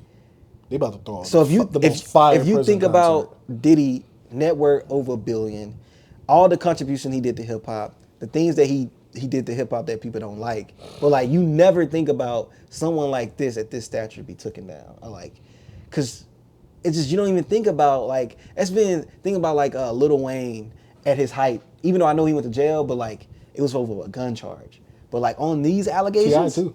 Yeah, on a gun charge. I'm talking about these type of allegations. Oh no. I'm saying you don't think have we ever seen this in hip hop? I say the closest we got is R. Kelly. I know that's R&B, but I'm just saying like racketeer charges, all the sex trafficking, all this stuff, bro. It's insane, and I don't know. I just didn't expect it to be someone that's a magnitude of freaking P. Diddy love himself. They said that because he went after that alcohol company or whatever. Yeah, I think they said that was I think 50 said that too. It's like that's probably one of the catalysts that's like, yo, we gonna get him out of here. Because now you're trying to come at people that's in higher places than you is, buddy. You know what I'm saying? So I don't know. It could have some. What if Diddy is really the hero in all this? Like he was trying to out them. And it was like, yeah, don't do that. We're gonna humble you real quick. Yeah, you still got some dirt on you. It's like my whole life I always heard about Diddy parties and stuff about P. Diddy. I mean, the thing is, we've heard this stuff about P. Diddy. We've even seen hints and inklings of this just in the interviews. Like people are like, nah, I stay far away from Diddy. And we're like, yeah, nah, I don't go to no Diddy parties. Like, you know, we saw the inklings of that, and we always knew about the stuff like with R. Kelly. Yeah. So it's kind of weird to see like all this like coming to fruition like right now, so late. I think if the Cassie video never came out, it'd be still people like Free Diddy or people like, yo, they just trying to take him down. But I feel like once they seen that Cassie video, that plus like, the public records of like the actual document of what they all trying to get on him for. Yeah, but I think actually seeing that video. Oh yeah, the video. I'm saying you could throw. It killed everybody. Yeah, because you know when before that when he was just saying I'm innocent, it was people saying like, man, y'all can't believe this girl just because it's all many allegations. But like once the video came out, the Me Too movement kind of did that for women. Yeah, it empowered some women, but then it also made out of here. Yeah, but it also opened the door up for people who aren't victims to victimize themselves, to blame other men for crimes that they did not do. Yeah. It's crazy. Like when we started this podcast, we always talked about the Diddy situation. It's like Diddy ended up being in every episode, and then it got to a point where we didn't talk about Diddy no more. But now Diddy's back in the light, and now he's locked up. The feds got him. Like remember when Kanye told him, "Bro, hey, you the feds." Oh yeah, when you say he's trying to meet up with him, like you the feds. Nah, he the opposite of that. The feds not Kanye was like, I ain't gonna be around you. I might be going crazy, but I know not to be. I ain't that crazy. I ain't with Diddy, but. It just comes. It's crazy that it might come to the end that Diddy's career might be over. He will never. I don't think he ever could come out from this. You can't come out with a clean slate, even if he get out. But he can never come out with a clean slate. I think that he'll still be good financially because of all of his contributions. They finna drain this man when it comes to like he's finna get drained, and they might cut out some. Bro, they be attacking people like finances. Like they'll connect. Like he sold. Like he made sure he paid off a home just to put it up for collateral. Like they it was $50 million house. I think it was like 14. Too? Yeah, bro, the baby passport, all their passports is like for collateral. Like, oh, we're not a flight risk. But I don't know, man. Now he's on suicide watch. I don't know what's going on. I'm just saying he's not money wise, financial wise alone. Out of the public eye, Diddy will never be Diddy again. He's stunted, bro. It's over. I don't think Diddy could come out of this and come back do interviews. Did you see when people was trying to like? I guess not justify it. Well, that's the closest way I can bring to it. It was like, oh, Diddy did all that because Cassie cheated first. And I'm just like, no. I saw somebody's like, yo, yeah, she hit him with the phone. That's why, and took his clothes. That's why he ran out there naked with the towel around him. I'm like, bro, you know how bad you is when you go out with the towel out and then he kicked. Nah, bro. It's no excuse for that. I don't care if she hit him, slapped him first. You do not put your hands on a woman like that. Like, but also, I don't think you should put your hands on anyone at all in general. Because I hate to say it, we've seen this twice now, if that's the case. What you mean? Chris Brown. Yeah, but it's different. It's power dynamics, bro. It's like, you don't put your hands on a woman. Like, it's because it's power dynamics. It's like the same thing how we could say racist jokes to white people, but they can't say it to us. Oh, yeah. So double standards. That's what I'm saying. And it's a power thing. You think so? Yeah. I thought you meant power dynamic isn't like, oh, she's bigger than him. Like, metaphorically or financially. That's what I thought you meant. No, you can use that too, but I'm saying it's power. Yeah, that's what I thought you was using. That's why I wasn't saying it's status, structure, all that. Like with women being, I'm just saying, even if me being who I am, my girl being who she is, me as a man, it's still gonna be a power. So you mean physicality? All that as a power. See, I could. Yeah, I get it. I thought you was going more. I'm talking about like regardless if you have a regular like a rare is like a freaking UFC woman beating up her boyfriend and he's weak or something. But I'm saying that's like Serena Williams beating me up. I think I should have the ability to put my hands on her. But you know what I'm saying. But that never will happen. You know what I mean? But I'm saying in most cases a man is bigger than a woman. That's what I'm saying. Like I agree. That's why I'm saying like it's like beating on a kid. Like no, I agree. Oh, like I told you about. Like nobody should get their hands put on, but I'm just saying a woman especially. Yes. Or a kid. A man, But see, I guess my thing is like, and I'm not justifying this. This is a tangent. I want that to be known right now. I guess the thing is like, this is one talking point that I see a lot in gender wars. Like, women put their hands on men because they don't ever have the fear of a man putting their hands on them until a man does it, and then they look crazy. Yeah. I'm not justifying what he did. I'm never going to do that. Mm-hmm. I'm just saying it from that conversation right there, the power dynamics, which to me, do you feel like that could be a poison towards like women? Because let's be real, a lot of women, not all women, because I know Issues and Giggles or whatever their names is, they got in trouble for a joke like that recently with Andrew Schultz saying like, oh, black women are violent or whatever. Yeah. I'm not going to say black women in general. Yeah. I'm not going to say all women. I don't know what percentage, so don't get on me for that. I'll say some. because 1 to 2 is still some. Some women, they are very physical and they will put your hands on you because they know that you as a man, and I hate this double standard, is not going to hit them back. Yeah, I don't know, man. I hate that. It's because case by there case. is the power dynamic where women do respect that, but there's that power dynamic where women do not respect that and they use that to their advantage. Yeah. But that's a different tangent. Diddy, you're a piece of this for that. Yeah, you are. Cause like, I'm gonna say this one point, and then we can move on from it. It's like an anime. Like the woman always like hitting Beating the up man. the man? Always, yeah. So it is. Yeah, until the one time Goku slapped Chi-Chi on the back by accident. Boom, sent her fly through the house. She had to go to the hospital. Yeah, you better learn. Nah, see, that's the power dynamic. Hey, that's different though. He had a power of over 9,000. Oh my god. But yeah, man. getting off of the Diddy situation, that slippery slope, you get what I'm saying? Yeah. Let's go to Nelly, sued by the Lunatics. Yeah, man, they I say- mean, I didn't look too much into this, but Nelly hit with a copyright lawsuit over decades, god dang it, decades old album by ex-bandmates, lying the entire time. Yeah, they were just saying that bro wasn't giving them credit on some of the tracks, you know what I'm saying? But I feel like a lot of artists was doing that back then. Yeah, but also it's like, it's one of those things where it's like, I get it. Because a lot of people, they look in it for now, and they think to themselves like, oh yeah, you putting me on now, I can maybe do something from this later on. Or, I'm thinking of it now because tomorrow But why they didn't say nothing then? I told you, because they're thinking of it now then. Huh? Okay. You mean they thinking of right now and like, oh, right now I need it. Yeah, And right I now was I on it. need it. Yeah, I got It's you. kind of like the opposite But they was around situation. them probably then. They like, yo, I'm benefiting off all this right now. Yeah, I'm because not it's the trying to opposite stop. situation of like, Smart Guy, the older brother, I forgot his name. In the show Smart Guy. Oh, to play the Lion King? Yeah. You know how his parents... Oh, he sung Jason this Weaver. song. Yeah, Jason Weaver. Jason Weaver. How he sung on The Lion King. Oh, they And want he the was either royalties. He either got the said full check, The full yeah. check at first or the royalties. And his parents Yeah. said, no, we want the royalties. Yeah. And from since then on, he's been good because of that. Instead of getting that full check that Yeah. one time. So I think it's one of those things where, like I said, it's the opposite where Excuse they think, oh, let me get that one check right now. Because, tomorrow is not promised me. I'm not going to eat. I'm not thinking about it right now. I'm someone from the hood. I ain't got nowhere else to go. This is my one chance. Like, I'm not going to F this up. But obviously, as you learn, you get older, you talk about ownership, you talk about making money, passive income over time. Yeah, that stuff kind of adds up, but it's one of those things like, did y'all sign a contract about that? Yeah. It's yeah. What's the paperwork looking like back then? Yeah, nah, that's true. Because I'm not going to say it like this, but what if Nelly was putting y'all on his backs? And it's kind of like the Ice Spice situation with that girl. Oh, yeah, that girl. What if he was bringing you on and he didn't tell anybody else and y'all wasn't, and you was still getting taken care for by Nelly's money, but necessarily not by the label's money. Yeah. And so he was putting his neck out money. for y'all. I never know about these situations because we're not in it. Yeah, you're not So, behind the scenes and stuff. But it's one of those things where it's like, yeah, if you pose it the right way, it can make someone look really bad. But also, we've seen so many horror stories in the music industry where it's like, we don't know the full context. Yeah. We don't know everything that's happening right here. You get what I'm saying? So I guess I'm like very iffy on that situation right there. Because I don't know what's happening. I don't know what y'all agreed to at the beginning. Because I don't want to say it like this. Some people are predatory where they're like, oh, well, let's take advantage of them because they don't know better. They need something right now. They're desperate. Let's give them a chance right now, but later on it's going to F them over. It's true. I'm not saying Nelly did that. I'm giving them the benefit of the doubt. I'm just throwing hypotheticals out there. So, yeah. Hey, man, St. Lunatics, get your money. Yeah. And also, y'all helped create Air Force Ones. So, Air Force, create them. What do you mean? the song?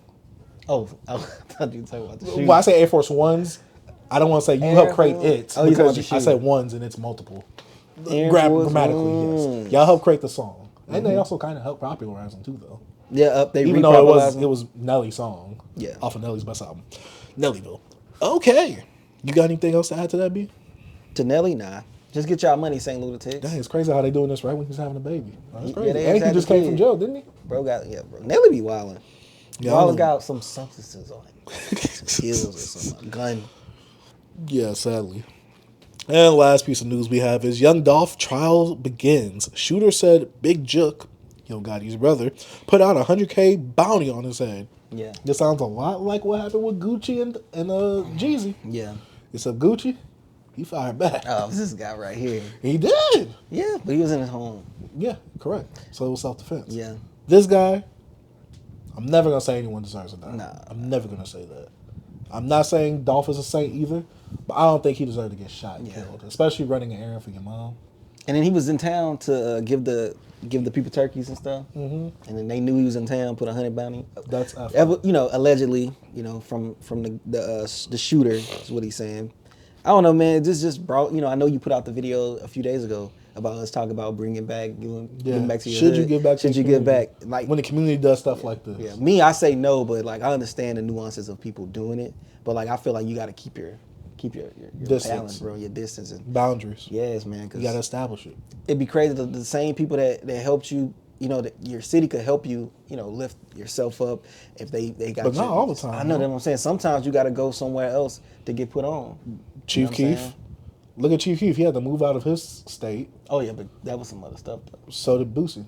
Boosie says that all rappers who get big, they need to move out of their city. They need to move out of their state. Yeah. You don't need to be there because there's going to be people that were in the same place as you, looking at you and be like, dang, I could have been me.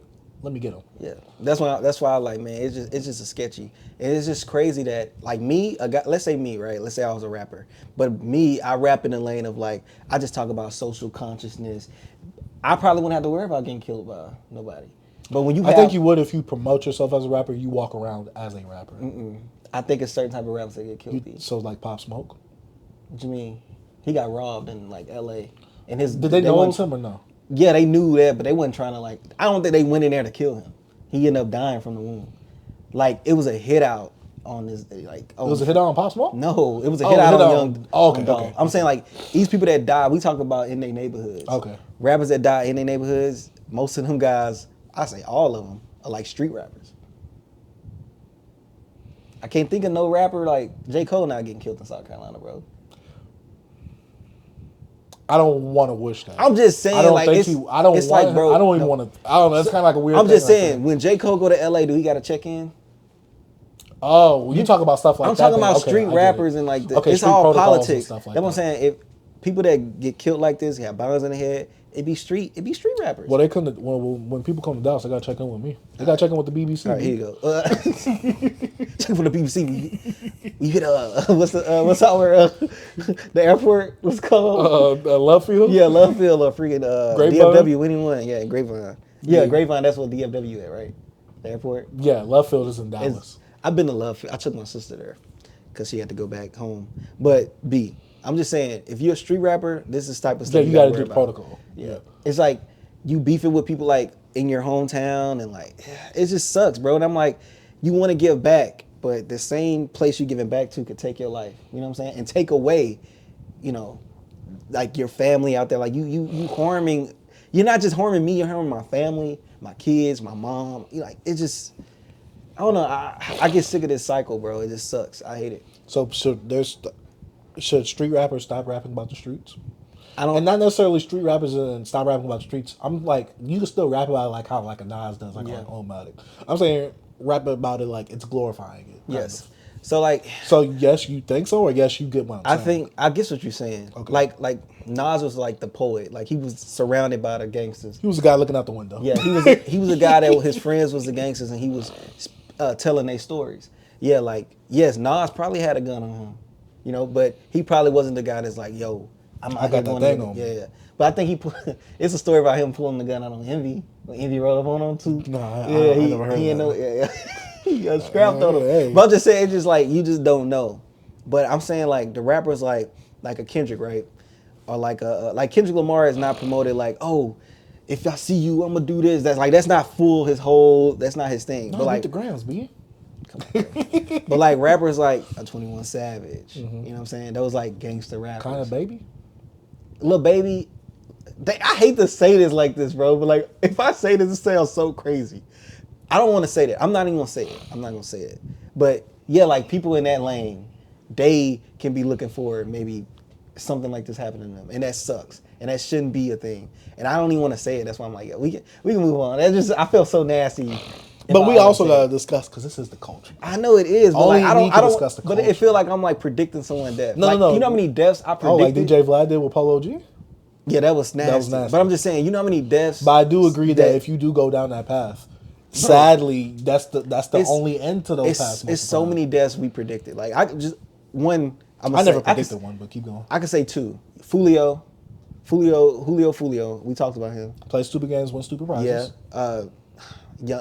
King Von. Play stupid games, win stupid prizes. It's just some guys you like, it's gonna happen. What about that one dude, Scarface or whatever? That was with Gucci. The one guy that got killed. Scarface. They think he called him with the Big Grim Reaper or something like that. Big Scar? Yeah, maybe. No, he died from like He didn't get killed on. No, it was someone else on Gucci Mane's label. They got killed. I think. I could be. I think they all was drugs, bro. I don't know. Yeah, they all was drugs. Like Big Scar, the chick, Another woman. the chick from I think from she Dallas, was from Dallas from Fort. Yeah, her. But yeah, I don't know, man. I just don't think. It's a weird place that hip hop's in right now because that's what's glorified on the radio. Yeah. The ratchetness, the tomfoolery, the buffoonery, and the coonery. Yeah. That is what's promoted on the radio. Because like I said, since we started this podcast, I hear the radio here and there. Yeah. I just hate that a lot of us get the face of like, oh, we're synonymous with this gangster stuff as being black. Oh, because that's a culture, B. It's a part of the culture, which sucks. I don't like to say that. I hate to say that because It's a I don't want to subculture say of the it. culture, B. I'm about to say, because I was talking to my girl like this, because I was talking to my girl about this, and this could be kind of a bit of a tangent. I don't know how to define culture. Yeah. Because it's so tough to say, like, it's so tough for me to be like, oh, we do this. Other people do that too, though. But I know for sure, like, what's not the culture. Yeah. Like, I'm like, hood stuff, that's not the culture. Because anyone from the hood is going to do that in general. That's hood culture, but that's not black culture. But it gets synonymous with us because that's the stuff we glorify. That's the stuff that they promote in the media. Yeah, if we push that out, and don't to me, that's the face of I don't want to say this. To me, that's like blackface for black people. Because most black people ain't like that. It's a subculture, but you got to think, people outside the culture might not know that or might not put those two things together. Because they're gonna put up the stereotypes. Yeah. And I hate that. Yeah, to me, that's what's bad for the culture. It is. That's what's bad for the culture. That's why I'm saying this thing right here, bro. But it's like we gotta talk about that because I hate to say it like this. And I know I'm going back to FD Signifier. OGs are messed up. Now I know that you said that the OGs ain't the one-all be-all solution. I'm not saying they are, but if we have more positive role models and more OGs, I think a lot of this, not all of it, because there's always going to be the outliers and the people that are going to sleep through the cracks. Yeah.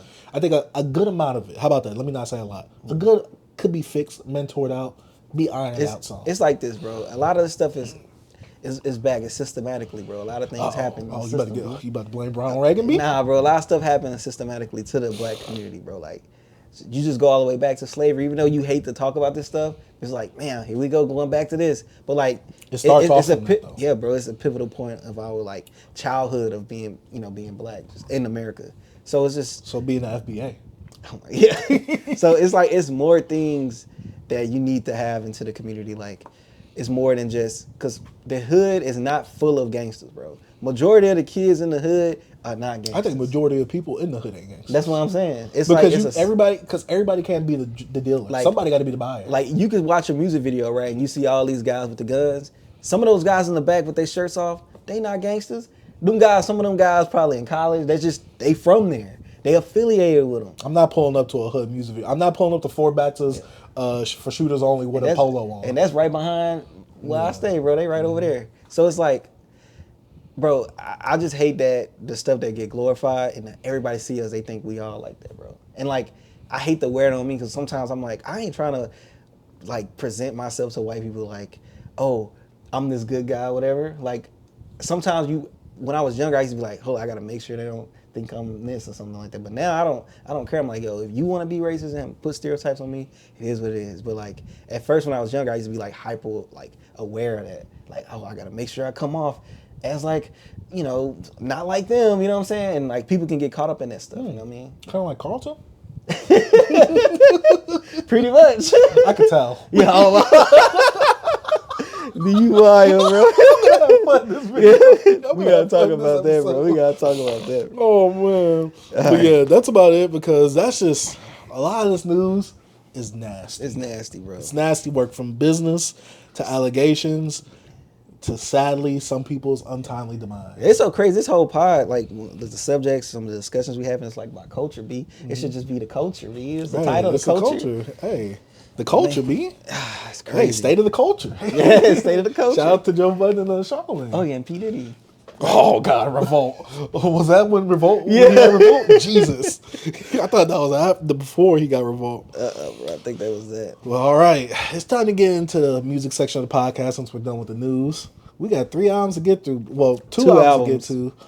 And we got 1 song to break down. Yes, sir. We got Future, Mixtape Pluto, Blue and Exile's Love the Ominous World, and Kendrick Lamar's The Day the Party Died track breakdown. Yes, sir. Which one you want to hit first, B? I think the track breakdown should be saved for the last. Yeah, we can do the last. We could get into this Pluto because it ain't going to be long. Shoot. Now, me. let me go ahead and do my analytical breakdown, deep dive. Pluto is one of those planets that was marked as not a planet. And then a planet, and then not a planet again.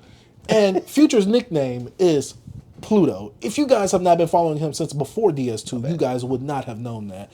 This is why Lucki sometimes calls himself Baby Pluto? Baby Pluto. No, I think Uzi calls himself that. Lil Pluto? Or? Yeah, Lucki calls himself something Pluto. Uzi calls himself Baby Pluto. There's a lot of people who taken a lot of inspiration from Future, Nevadius Cashburn, to be specific. He comes from the Dungeon family, which is what's on the cover of this album right here. A huge nod to Outkast, Goody Mob, and R.I.P. Rico Wade, man. R.I.P. Rico Wade. What's the production team? Organized Noise. Organized Noise. A lot of callbacks to Atlanta, strong hip hop culture happening in that house right here, which all the purple lights are emanating out of, because that is also reminiscent to Dirty Sprite 1's cover, which is all purple as well. Now, if you guys are not familiar with Future's albums or mixtapes prior to Pluto, his debut album, we have Streets Calling, True Story, hey, what's the other one? Astronaut Status. And this whole mixtape right here is a culmination and throwback to a lot of those mixtapes back then, and to a lot of the music that Future was making back then, before you guys got onto him from Monster to DS2. They didn't know Meathead. Exactly. They didn't know Meathead. They didn't know that he came up under Andre 3000, Big Boy, Goody Mob's tutelage right there. Yeah. They don't know nothing about that. Break down why he got the name Future, B. You know now, that? B, first of all, he said it himself. If you're not from the hood, you're not from the hood if you ain't got no nickname. Yeah. They was just calling him the Future, man, because he was the Future, B. Hey, they coined him the name, and look at him now. He's Exactly. part of the Future right now. Exactly, because look at Designer. He was trying to be the present. Future went past him. He's still in the future. I'm just saying. Boy, jacking off on planes.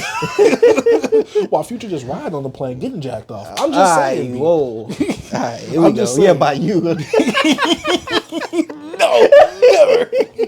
Like I said, my analytical breakdown, and a lot of the purple is associated with Dirty Sprite. If you guys don't know what that is, it's codeine mixed, cough syrup mixed with Sprite, and I gotta do it, B. The track list is 17 tracks long. Yeah. 44 minutes. Now, if you notice, 44 minutes. Future is 41. That's 3 minutes. I mean, that's 3 years away. Yeah. While the track list is 3 tracks away from being 20. Yeah.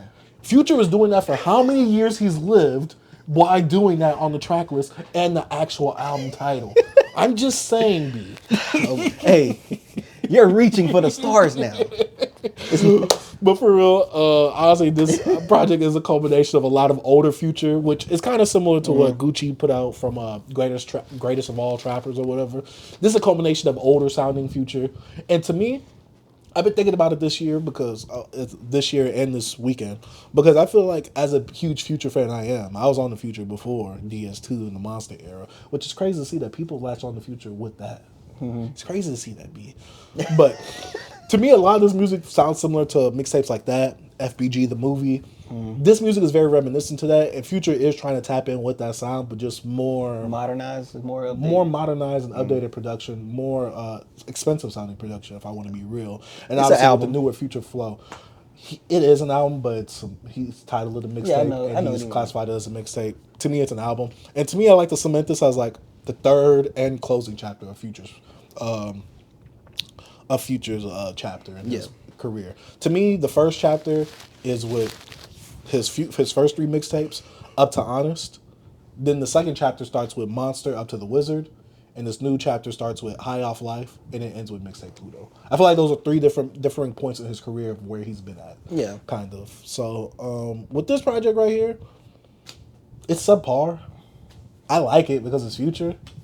I like Future music. I've always liked Future music, even his older stuff. The only project I really didn't like was Honest like that. Honestly.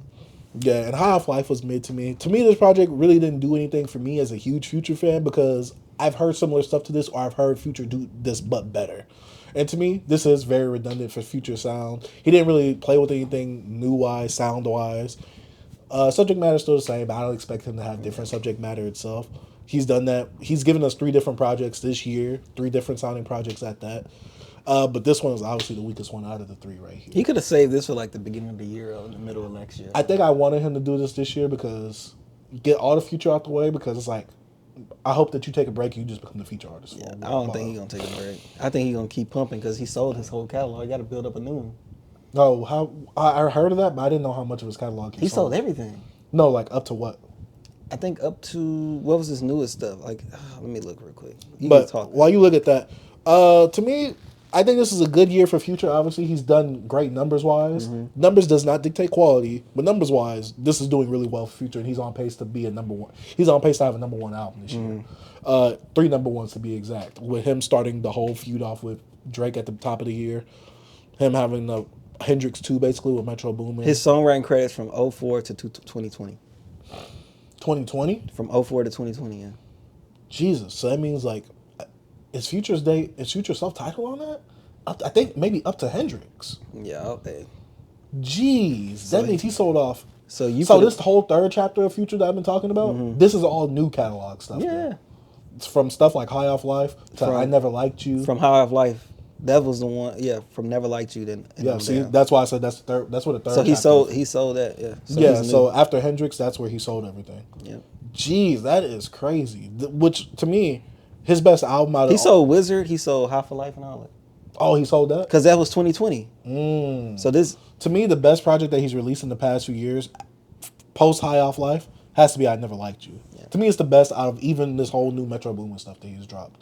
To me, like I said, this project is very redundant. It's very reminiscent, and I will say that as a Future fan, I did enjoy some of these songs. I can see why a lot of people didn't, especially if you've come onto Future from Monster and up. But if you liked like Streets Calling, if you liked Streets Calling, True Story, Dirty Sprite, if you liked all that, FBG the movie, Free Brick. Yeah, Free Bricks. If you liked all that stuff before, you're definitely going to enjoy this. But if you're not a Future fan from back then and you kind of came onto him from Monster and above, you're not really going to jive down with this mixtape. I'll say that right now. I'm going to keep it short and sweet. I only like 3 songs on here. The Oath was my favorite. So I got to ask you, did you listen to this in the car or did you listen to this in the headphones? In the car and in my headphones. You didn't like that? This didn't bump for you, B? It bumped, but it don't mean... No, see, bump means it's good, though. It bumps and it could be a good beat. You don't think he was doing his thing on these? On Oath? I think a lot of and I stuff, like Lost My Dog. I like that song. Gave you something different, B? It's the same whiny Future. All right, man. I don't know. It just Future just don't do. He haven't done it for me since like DS2, bro. He just don't do it for me like that. I think I'm like it's get to a point, bro. I was talking to one of my coworkers about this. I think that I just get to a point where some stuff I just aged out of. Like it's just I'm just aged out of it. Like Playboy Cardi, like I listen to his new song and I'm just like, I don't know. Just some of this stuff. It's some albums I can listen to, some artists, and I'm like, oh, I love the feeling of this. But some of this stuff, bro, I just can't do it. Future's one of them, bro. I can't connect to this no more. So what made you stop after DS2? Because that was the last. I think that's the last thing I actually was like, yo, this is still. So what was the last few projects that you heard besides the ones that we reviewed? I listened to, what's the yellow cover? Futures. Self-titled. I listened to a little bit of the white cover. Hendrix. Yeah, and then that's it. I listened to a little bit of the one I Don't Like You, whatever. I still don't like you. With him in the purple with the. I never liked. Yeah, I listened to a little bit of that. I couldn't finish it, but I love that. I think that was one of his better projects. I like that song with him and Drake. It's the only song I used to go Which back one? to. I'll wait for you. Oh yeah, the one with Tim's. I'll wait for you. Yeah. They had 2 songs on there. That's why. Oh yes. Which to me is a very different song for a Future album in general. I don't know. Future just don't do it for me no more, bro. I just don't. It just. Do you think you've aged out of trap music? I could, yeah. I think so. It just don't, I don't know. Some stuff I can go to, like, I could bump like some Baby Frey. Like, I bump a song or something. Or I could listen to some stuff, but I don't gravitate towards that. I just don't go back to it. Do you consider Babyface Ray mainstream? Kinda, yeah. Everybody know him. How am I trying He's not as mainstream as Future. I'm about to say, because do you think you don't like mainstream trap anymore? Nah, it's not that. Did you like 21 Savage's album this year? I didn't listen to it. He put an album out this year? The top of the year, January. Oh, I did listen American to that. Dream. Nah, I didn't care for it. That wasn't a good album though. It had nothing to do with mainstream. A lot of people liked it. But did you like it? No, I don't. I didn't. I thought it was boring. I did too. But I did listen to that. I forgot that. American. Remember because he had the whole freaking movie. Donald Glover and oh boy, yeah, that's trash. Yeah. So I was just gonna say, like, is it like you don't like? Because you like Lucki. Yeah, I like Lucki, but I don't listen to Lucki as much as I used to. Like I don't Why like is that? I just not listen to it like that. Do you feel like that sound is burnt out for you now? I don't want to say like this. The coon raps could be. I'll go back to other stuff, but I don't like the Lucki new album. I liked it, but I haven't listened to it again. It just some stuff like music. I'm not connected to certain songs, like albums, like I used to. I was thinking about that as well. Like a new album could come out and I could listen to it a few times, but I'm not as connected. I think as we grow older, we don't get as connected to newer music. But do you also think especially at maybe the time. that's because of where you at in life plus podcast? It could be that Because we listen to each album like 3 or 4 times. I know, but I'm just saying, speaking of just the time I've been in, not even before we was doing a podcast, I listened to an album and for 3 times or whatever, but I just don't go back to it. Like I haven't went back to freaking Blue Lips. I haven't listened to Blue Lips, bro. Like I haven't went back to Blue Lips, and one day we gonna at the end of the year I'm gonna talk about that album. But yeah, we already have a review on it. Yeah, we reviewed it, but I have more thoughts. But overall, you didn't like this Future project. Nah. Did you not dislike it, or did you just not care for it? I did not care for it. Okay. It's not like a thing with like, oh, I don't know why y'all think this is good. And my thing is, I don't know why people just continue to deal with this. It's kind of like the same thing. That's like with a lot. I know why, but I'm saying I don't know why. It's like we want so much for things to change in music, and we don't do anything. I think it's one. I think it's one of those. Allow it to. It's one of those things where it's like we see some artists change and it just wasn't good for them. It's like some artists, y'all just need to stay where y'all are at. It's not like because they say the same thing with Benny the Butcher. It's like because they was bringing up one of his lyrics this weekend saying it's like the richer these rappers get, the less inspired their bars be, and everybody's like he's talking about his 3 label mates or whatever, talking about him, Westside Gunn and Conway, saying how their music really don't hit like that. Even though I feel like for them it's just the novelty of it wore off for them. Yeah. To me, that's how it feels. Because to me, Freddie Gibbs raps about the same stuff. Yeah, but he's a good rapper. Yes, but still subject matter is the same. Yeah. I think to me, like I've told you before, good is subjective, right? And to me, it's more so like how you package it. But I think some people just get tired of certain rappers. Especially with Griselda, they was pumping it out. Pause. I know you get fatigued. Yeah, that's the best way to say it. Freddie Gibbs, he spreads his stuff out. Pause. Yeah, he is Freddie Gibbs. I didn't want you to say that. That's why I said pause on that. He is Freddie Gibbs because he's spreading it out. All right. That's nasty. That's why I said pause, Freddie. He's Freddie Gibbs. But I understand what you're saying. Future just haven't done it for me for years, bro. I don't go to none of this stuff to listen to it. And it's not a mainstream thing. It's just, I swear, bro, like as I got older, it's just some music I don't go to Kendrick Lamar like I used to, bro. I don't listen to that stuff. Well, you don't go to it like you used to be because he doesn't put out. No, that has nothing to do with it. Do you think it's just music? I remember when Mr. Morale, bro. I just listened to that album this year. I listened to it when it came out, like a few days later, like half of it, but I didn't go back to it. Like it's just some artists. I'm just like, I was one of those people in that camp that thought people overhated that album. Remember I told you what I did with Drake? Like I just now listened to CLB. Just now, like it's just some artists. I'm like, don't do it for me. I still love music, don't get me wrong, but it's just my connection with certain albums not the same anymore. I have, because do you feel like it's younger, it's too much now? Yeah, because when you was younger, you could actually sit down with an album and just listen to it, and you had nothing else really to do in your life. But now I have a family, I got work, I got all these other things on my plate that I can't really enjoy the music and really listen to it like that. Because like I told you, I haven't went back to Blue Lips, and people still saying that's album of the year, and I'm like, bro, I haven't heard it in almost, when it came out, February? I think so. Yeah, bro, come on, we almost December now, the year almost over, and I haven't played that album in like 8-9 months, 10 months. Well, not 10 months, but like I know what 7, yeah. But I'm just saying, I'm like, I haven't. I don't know. And Future's one of those artists. Do you feel like Future's one of those artists that you've now aged out of? I've super aged out of him. I aged out of Lil Uzi. Like, I'm not feeling this Lil Uzi album. Bro, I don't know the last Lil Uzi album I listened to, bro. I think it was when my son was born, and he put out a mixtape after the Eternal Wait. Lil Uzi versus the World 2? Yeah, I listened to that. Like, I didn't even finish that. I listened to like the first 5 songs. I mean, you got halfway. But that one album he put out before, that week before it came out, it was trash. Eternal something. Awakening or whatever it's called. That was whack. And I don't know why people be gassing. That was whack. And I ain't going back to it. I grew out of that stuff. Did you listen to Pink Tape? What? Pink Tape? What? No. But I want to rock and stuff on there. Mm-hmm. Have anybody listen to it?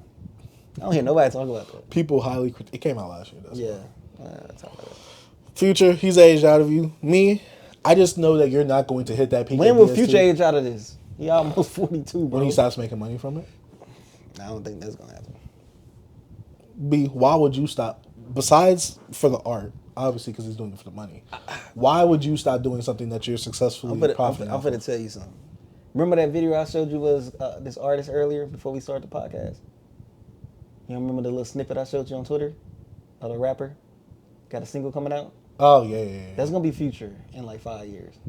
And everybody going to be like, he fell off. Watch. Everybody going to be laughing, bro. His dread's going to be gray. And not well, I mean, people kind of thought... Not because he died. I hate you. People thought that with Future of a High of Life. They was like, yeah, he fell off. Kendrick saved his life.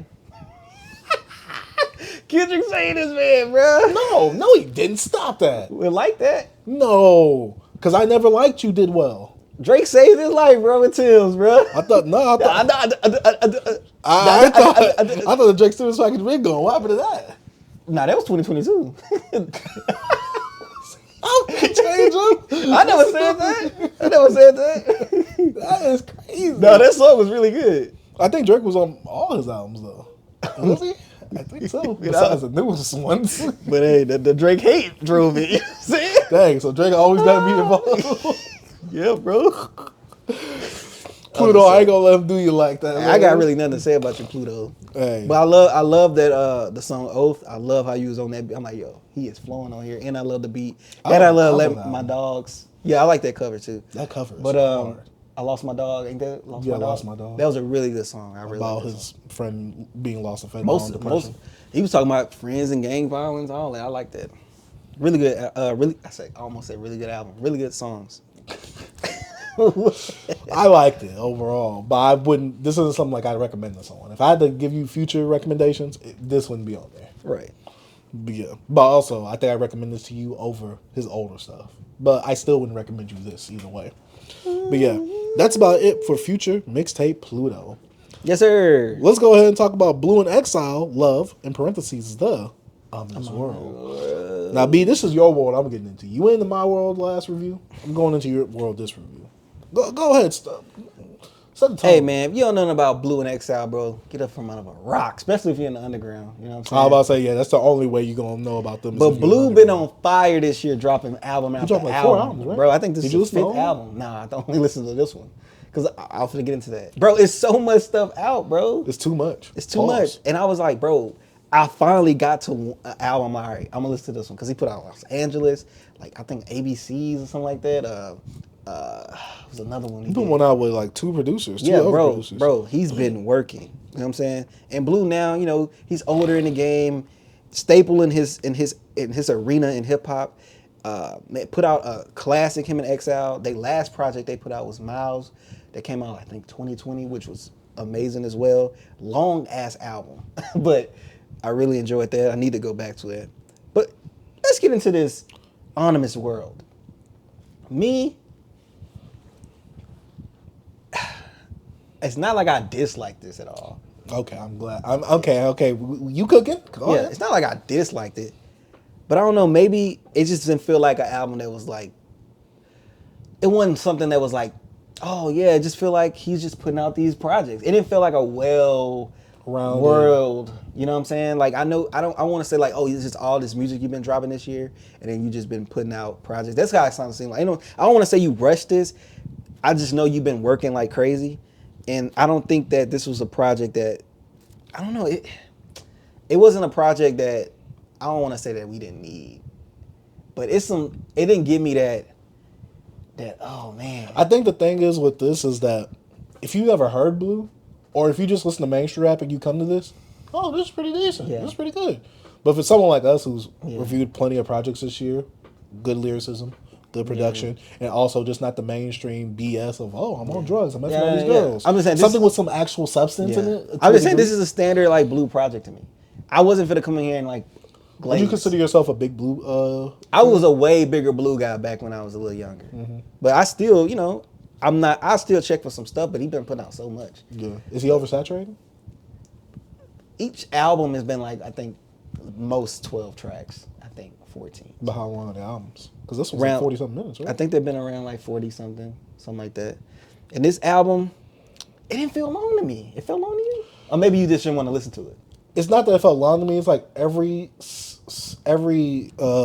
sequential listen, I was just like, some of the stuff there was stuff I was grabbing connections to more, but there was stuff I was disconnecting with a lot more too. Yeah, so it was one of those give or takes for me, and I'm just like, God dang. And for me, this album, and even though we've been doing reviews this whole year, because we're a hip hop podcast or show, I think the thing that this helped me establish is that I could like songs by themselves, and I could like press like in the Spotify thing, and not have to like them as a. But that doesn't mean I liked it as an album. Yeah. Because to me, there was some points in this I just felt very disconnected from the album. But I'm gonna let you keep going on this. I follow your sentiment, bro. Like I felt like disconnected in some of these songs. Like I know it wasn't have to be like this cohesive, like full body, but just some of this stuff didn't feel placed right. It didn't feel like it supposed to be on the album to me. To me, a lot of this stuff don't fit because there was some points where it seemed very personal. Yeah. He was telling a story about how he almost signed the Suge Knight. That was at the end. The song with Undisputed with him just going. I loved them songs. Yeah. And then but when it came to songs with him with other people on it, like the song with him and King Cookie, Corrupt, I'm just like, I like that song though. I like I said, I like the song, but towards the in terms of like the album, it didn't fit the album. I'm just like, God dang. I'm like if you would have just like, oh, a Blue single, and this was like maybe a producer project, like an Exile producer project. Okay, cool. Like if I heard a song, yeah, I like this. Because that's why I had to start compartmentalizing and be like, I like this song. I'm like, but album-wise, like it's taking me out. Yeah, this album, I don't know, I could be wrong. It felt like Blue and Exile Lucy's. I agree. You know, that's exactly what I felt like because I felt like at some points I'm like, oh, I like this, but then it just went a whole different direction with another song with features on it. I'm just like, yeah. And I hate to say it like this, you kind of spoiled me with Below the Heavens. Yeah. And I hate that because it's like I said. You ever listen to I Want My Flowers while I'm Still Here? Is that an album? It's with Blue and Exile, yeah. No, I haven't. Yeah. But for me, I'm just like, to me, that felt like such a well put together, thought out project. So when I come to this, I'm expecting kind of something similar. I'm not expecting Below the Heavens 2 or anything. Yeah, no. I'm expecting something at least decent because I'm like, okay, he put out a lot of music this year. That's one thing I noticed too. And I'm listening to it, I'm like, okay, they obviously got some chemistry together. Yeah. I want to see what they cook up. And I started seeing the track list, and I'm like, how is this going to work? Like, Aloe Black and all them, people be on the I like that song. That makes sense. Yeah. Stuff like with King Crooked Corrupt and like the other tracks with other features, I'm just like, I didn't need that. But then I'm just like, what was this album going for? That's why I really had to question it. Because Blue isn't a bad rapper. Oh, no, not at all. These ain't horrible beats. But to me, there was a disconnect at some points for me where I'm just like, what is the point of this? Yeah. Like, what is the purpose that this is trying to get? And at my point, I'm just like, I know he kind of like references like being below the clouds still, or cloud references like, oh, my city needs precipitation and things like that. I'm just like, you still making cloud references, and I kind of like, I get it. That's probably your thing or your aesthetic or like the thing that you attach to. But I'm just like, is this like, what is this album? Like, what is this? And I feel like, and I listened to it 3 times. When we listen to albums, I listen to like 3 I listen to about 5 times. I listen to it once during different parts of the day. Yeah. And I'm just like, I don't think this is meshing with me well. Like, I gave it a 3 out of 5 stars because Blue is doing a decent job rapping. Yeah. He didn't wow me or anything like that. I did not like that first track. That first track threw me off. That beat was just too quirky. Yeah. It was just like, I feel like it was a few quirky beats on there. I agree, but to me, that was like the worst one. What do you think about the Suge song? I enjoyed it. Even though I felt like the storytelling wasn't great, I felt like it was good enough, and it got me where I needed to go. I like and that. I enjoyed the actual story element. Yeah. But in terms of like how he rapped it, it didn't really like. I like what Exile did with the production because he kind of made it sound like it was like a death row type beat, but kind of made like this story seem like it was like a menacing story. So that because I always thought something was about to happen. He's like, I was wondering where Suge was. I was getting cool with the producer or whatever. Oh, with the engineer and all that. Yeah, and I'm like, what's about to happen? I'm like, I'm thinking something bad's about to happen. He's like, I wonder what happened if I signed with Suge. And I'm just like.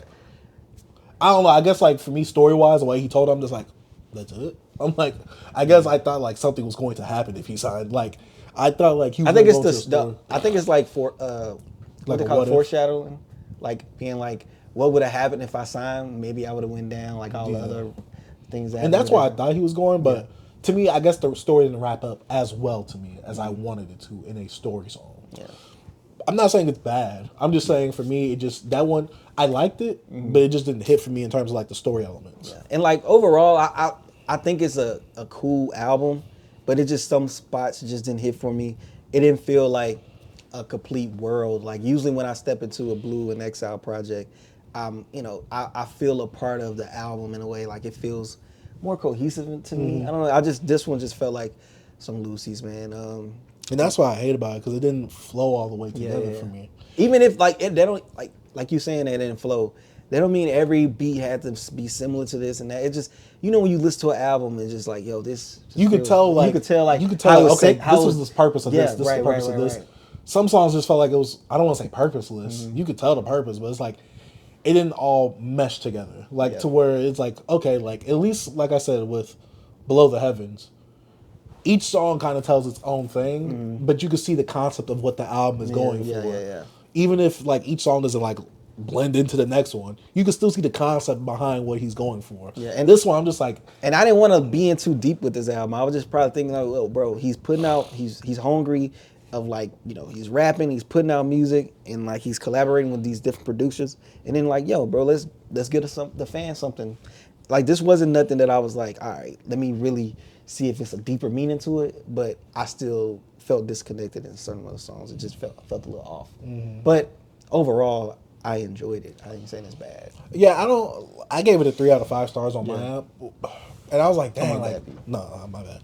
But I was like, dang, like, I really want to enjoy this, but I'm like, something's just not grabbing me right now. That's why I didn't add the album to my library, because I'm just like, but I like the songs on their own. Yeah. But as a body of work coming together, to me, it just didn't mesh all the way there for me. Yeah. But I mean, the cover is very reminiscent to Below the Clouds. Yeah. So that's why I'm just like Below the Heavens. I mean, Below the Heavens, and so that's why I'm like, I feel like you like, and I don't want to say like, oh, I'm comparing this to this. I'm like, I feel like you're trying to go for that because that's you and Blue and that's Blue and Exile's thing. But it's like I don't want to call this like a sequel because I know they have other albums relating to Below the Heavens or Below the Heavens like before the whatever. Yeah, that was like the Lucy's and stuff. Oh, okay, yeah. So that's why I'm just like, I'm not trying to hold it to that standard because this is a different project. It's supposed to be something different, and that project was like what, over 10, almost 15 years ago. Yeah, that's a while ago. So yeah, I'm not holding it to that standard. But also, I'm just like, what are we doing on this? Especially after you came out with like what 3 or 4 projects prior this year. To me, I don't want to say it like this, but I hate when rappers do that personally. Put out all those projects like that. Yeah, even with someone that we talked about earlier, and I don't want to make it about them. I don't like it when they put too much music out because I'm like, God dang. I'm like, well, what's the holdup? After you told me about the situation from before, I'm like, okay, that makes sense. Yeah. But this, I'm just like, what's happening? I know that this is like the first album on like science fiction or whatever, scientific, some new label or whatever. So I'm like, okay, maybe that's significant for them to do that. Bro, he put Dirty Science. My bad. Yeah, Dirty Science been out. Yeah, but like I think this is his first album on them. Yeah, he been putting out. He put out maybe I don't know. He put out multiple albums of other different labels.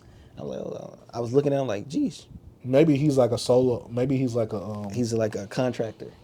What they call him a freelancer. Yeah, I was about to say maybe it's the producers who's with those labels. Yeah, that could be. Or they're trying to do that with distribution or whatever. Yeah, that could be a thing as well. But yeah, I don't think this is a bad album per se. But to me, this album doesn't hit for me. Yeah, I had to say like this album is forgettable. Yeah, I don't disagree with you. I don't. To say it's forgettable hurts me a little bit just because it's Blue. But I don't have much attachment to Blue, but I have attachment to his album, Below the Heavens. But yeah, I hate to say that, but yeah, because I thought about checking out his other albums before that with Evidence, like Los Angeles. See, I want to check that one. But then I started looking, I'm like, God dang, he got so many albums on this year. He put out a few albums last year too. Yeah, I'm just like, I don't need all that, especially with all these features, like on this one album right here with him and Shafiq Hussein. I heard that one was dope. That's a lot. I guess for me, I've gotten to that age where it's like I don't need all the features, especially during the blog era where it's not like that person's featured on that. Who's that? Let me search up all their music right after I listen to this album right here. To me, I'm just like, it's like all this music, bro. It's overwhelming. Yeah, it's very oversaturated too. I think because to me, a lot of the people that are in here, not to say they're bad, they just don't stand out enough for me to be like, okay, I want to invest my time in them. Obviously, there's artists for everybody out there. They're just not for me. Yeah. So yeah, that's the best I can say about that. But yeah, that's about it for Blue and Exile's Love the Ominous World. Now, let's go ahead and do a little track breakdown, B. Kendrick Lamar, The Day the Party Died. Now, I talked to Kendrick a few weeks ago. Before I did the move, I was telling him the moves about the podcast, talking to him about the culture, stuff me and him usually talk about. And I said, yeah, bro, like, I'm moving this week. Like, I got a lot on my plate. He said, oh, yeah? I said, yeah. He said, oh, bet that. And I'm like, huh? And then he just released this out of nowhere. I was like, dog. Like, I tried to call him and text him. He ain't been answering my calls. You see Castanet talk to him? I did not see that at all. He talked to him. He talked to the AI Kendrick. He asked him. You didn't see that? No, that's why I'm talking to AI. He talked to AI Kendrick. That was hilarious. That was hilarious. He's like, so you cool with Drake? He's like, yeah, man, it's all love, bro. He's like, we both trying to make the best music out or whatever like that. So wow. Oh my gosh, that was hilarious. But yes, let's go ahead and talk about The Day the Party Die, or as some people call it, Watch the Party Die. The song with the black Air Force Ones on it. That he got that picture from a recent sold a listing on eBay. He probably bought them. That's nasty if he did. Hey, but that makes sense though, because he probably expects, let me use that picture.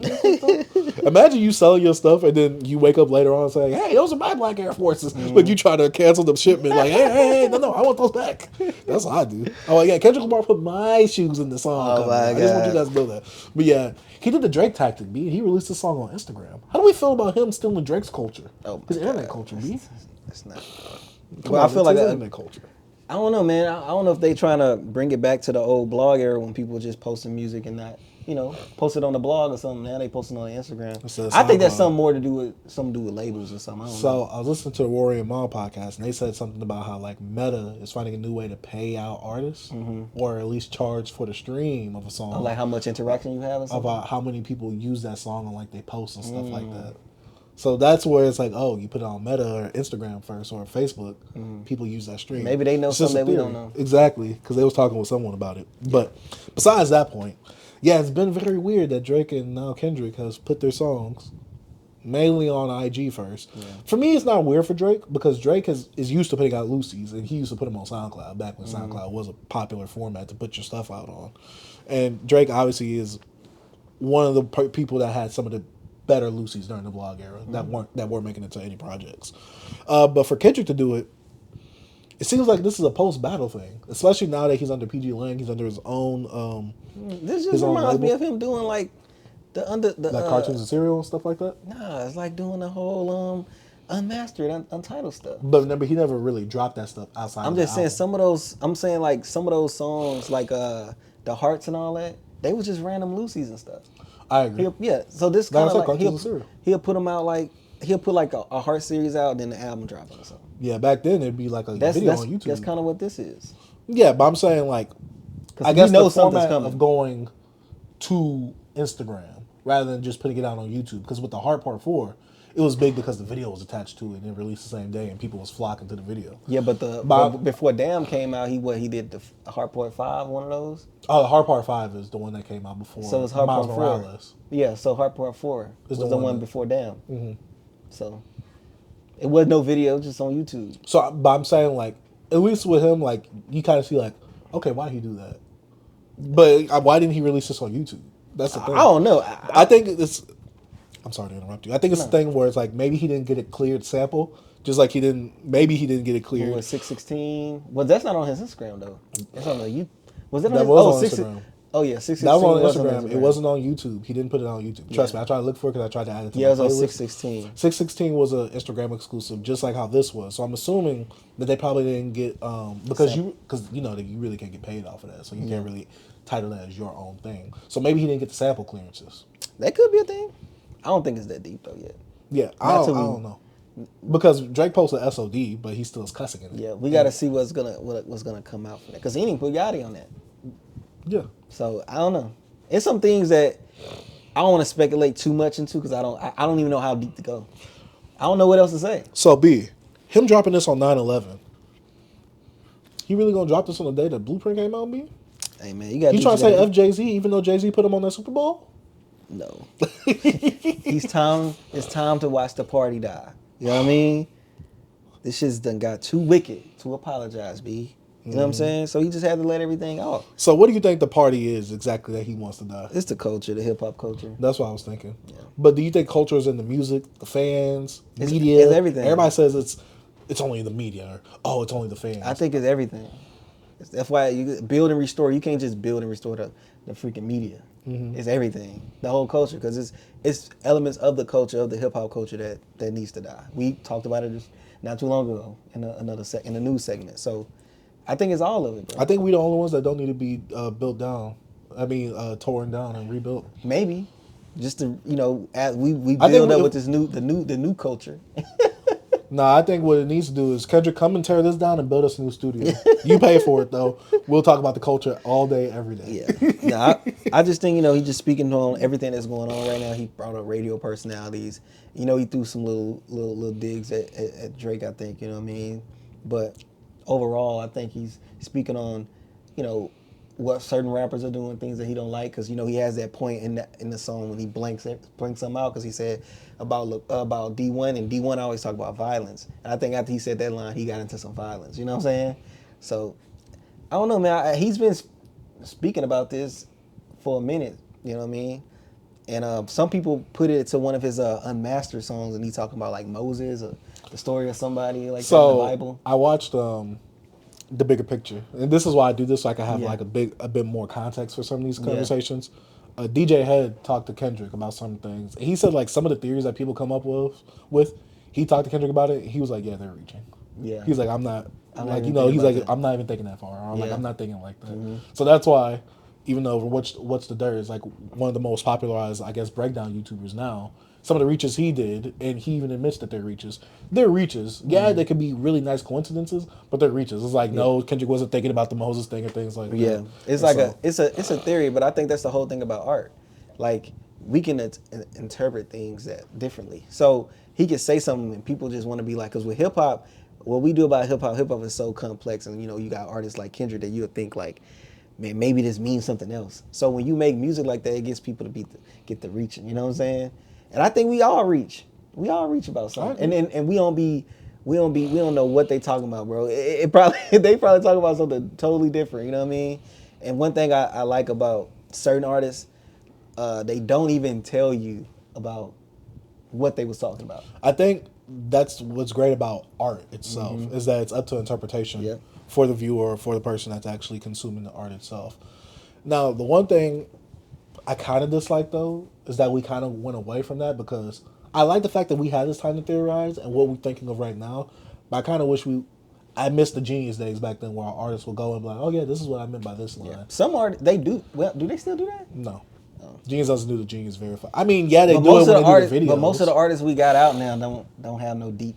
It's all like simple. You know what I mean? I don't know. That's also how I wish some. Like, I liked when Lil Brother did Wish Me. Did they do Wish Me Well? No, they did the song off of May the Lord Watch. Black Magic. They did a discography on Genius. Yeah, on Genius. So yeah, with the whole party dying, I get a whole bunch of people at first were saying, because when I first saw that it dropped, I'm like, I thought no round twos. Yeah. And I see that he's still holding up to that sentiment of no round two, even though he could still do something. It's like it's a round one on the culture now. Yeah. He's like, okay, I got done with my beef. Drake ain't really the problem, though. Yeah. It's y'all. Yeah. He's probably like, dang, I really did Aubrey kind of dirty. No, maybe it's like, okay, I got the one guy I wanted out.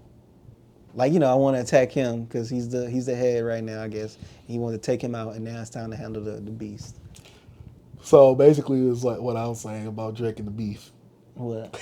I said it's like in a video game where you get the one character, you gotta beat the many characters to get to that boss. Yeah. You gotta go up gradually. That's what I was saying with Drake. I said the beef, he was going after everybody. He was like, okay, let me punch up to Kendrick. Yeah. And he ran out of mana at that point. He's like, yeah, I ain't got enough. Hey, he thought he did. Hey, this is Elden Ring. He got smacked. He thought he was too big for it. You know what I'm saying? Yeah, he did. It was Big D, and he got video proof. All right, that's what he said.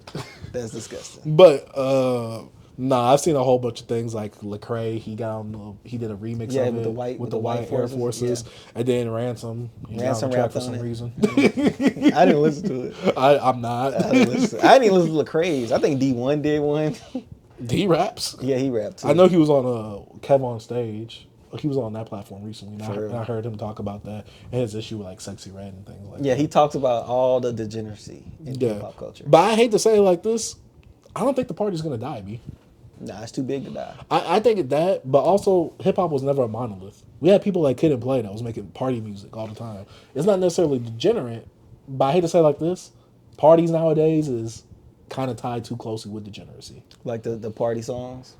It's all pop that thing and all this type of stuff. Look at it ain't the whole, it's not the fun parties because no more. Parties ain't as clean as they used to be back then. They was dirty then too. What, they had freak niggas? No, they was, but you know, popularized, like when we would watch like a black movie like an ATL or something like that, it'd be kind of clean. Girls are now dressing, and I don't want to just put it on the women. I'm just giving an example. That was creepy. Yeah. But for an example, you see women who are, I'm not putting this on all women, some, they dress very provocative. A lot of them are dancing very provocative. The men are entertaining it. The men are also dancing with them provocatively as well. Which men? No, I'm just kidding. But no, we promote this stuff, bro. Without the men, this stuff. But that's because I hate to say it like this stuff is fun. Yeah. People enjoy it. People, and that's the thing with hip hop sometimes, or music in general. People want the escapism. While hip hop has lost a big amount of essence of what made hip hop in the golden age, hip hop didn't always start like with this lyrical, miracle, spiritual consciousness rap type stuff. And I think that's the thing of like, people are like, oh yeah, we're going to get back to the roots of rap. I'm like, oh, that's not necessarily the roots. But I think a lot of it was rebellion. Conscious was a part of it as well. I agree, but I think that was a sector of it because people coming in like Kid and Play. It was a part of the pillar. Yeah, but it's not. I'm saying a lot of them guys, them guys made those type of music, but they was also like 5%ers and stuff like that. Like they could make dance music, but they also had the knowledge of self. And I think I'm black, y'all. Yeah, I'm black, y'all. You know I'm blackity black and I'm black, you know y'all. Whatever. I mean? They still. But I think the thing is, and I heard D1 talk about this, and I feel like he's still on our swag a little bit because we talked about this before. Medicine and the Candy. Oh, bro, I think. Yeah. But I'm saying that he's still on our swag. Let me cook real quick. I let you cook with the Nicki. All right, my bad. I think he stole our swag a bit, B. Yeah. Even though he probably said it first. I think he stole our swag a bit, B, because we've said this earlier in the podcast. I think we was talking about Childish Gambino at a Vista. It's hard for our rappers to really put a good message into their music and also make it sound good. Yeah, it is. A lot of rappers can either come off preachy, corny, or nobody just wants to hear it. Yeah. Like, I think it's the thing where it's like... And also, it can be the messenger. Yeah, I agree. Because for me, Gunnas, Sexy Reds, Futures, they all Fast and the Furious music. Yeah. It's like music that it sounds cool on the surface, but I mean, like when you look into it, there's no deeper meaning. There's nothing with that. But also, you don't want a movie that's like, I'm trying to think of a really complex movie that you like. I don't know. Maybe I haven't seen Christopher Nolan. Like where you have to like really look deep inside multiple meanings, and you know it has great cinematography. No, not a lot of rappers can do that. Yeah. I know a lot of people like to praise like this one subsection of rappers, Sablas, Sminos, Isaiah Rashads. I'm trying to think of other people in that sector. Hip hop culture is so big now, bro. I think we have room for a lot of it. I think only thing we should just tone down is on the popular rise of the gutterness, you know, the degeneracy. But other than that, bro, I think explicit degeneracy. I think it's room for it all. It's always been like that. It's just more saturated because there's more people making music. It's easier to put music out. I think the party's forever going. Yeah. The party will never stop. It's going to take more than just Kendrick to do this. I think what it is though, we need to know when it's not always party time. Yeah. I think that's the thing with me. Because I feel like everybody was like, oh, Kendrick's about to revolutionize hip-hop, guys. The party's over. Kendrick says, out with this degeneracy. Future comes out, he's about to have the #1 album. Yeah. I think a lot of people are just talking talk. Yeah, but like Future, I don't think Future is bad about hip-hop. I don't think Future is something that we need to... I'm not saying he's the worst of them, but he's also like one of those ones promoting like degeneracy. It's not the most degenerate. He still talk about sipping lean a lot? He talks about doing drugs. He don't even do all the drugs. He said that before, and this was after DS2. I remember Breakfast Club. How many albums has he had after that? Bro, like I don't even do stuff like that all day. Like, bro, I got a business to run. Hey, I got a family to raise. Yeah, bro. He got families to raise. Yeah, we got a lot of kids. But I don't think the party's ever going to end. I think people need to stop this virtue signaling and their high horsing, and I do think there needs to be a shift in hip hop media.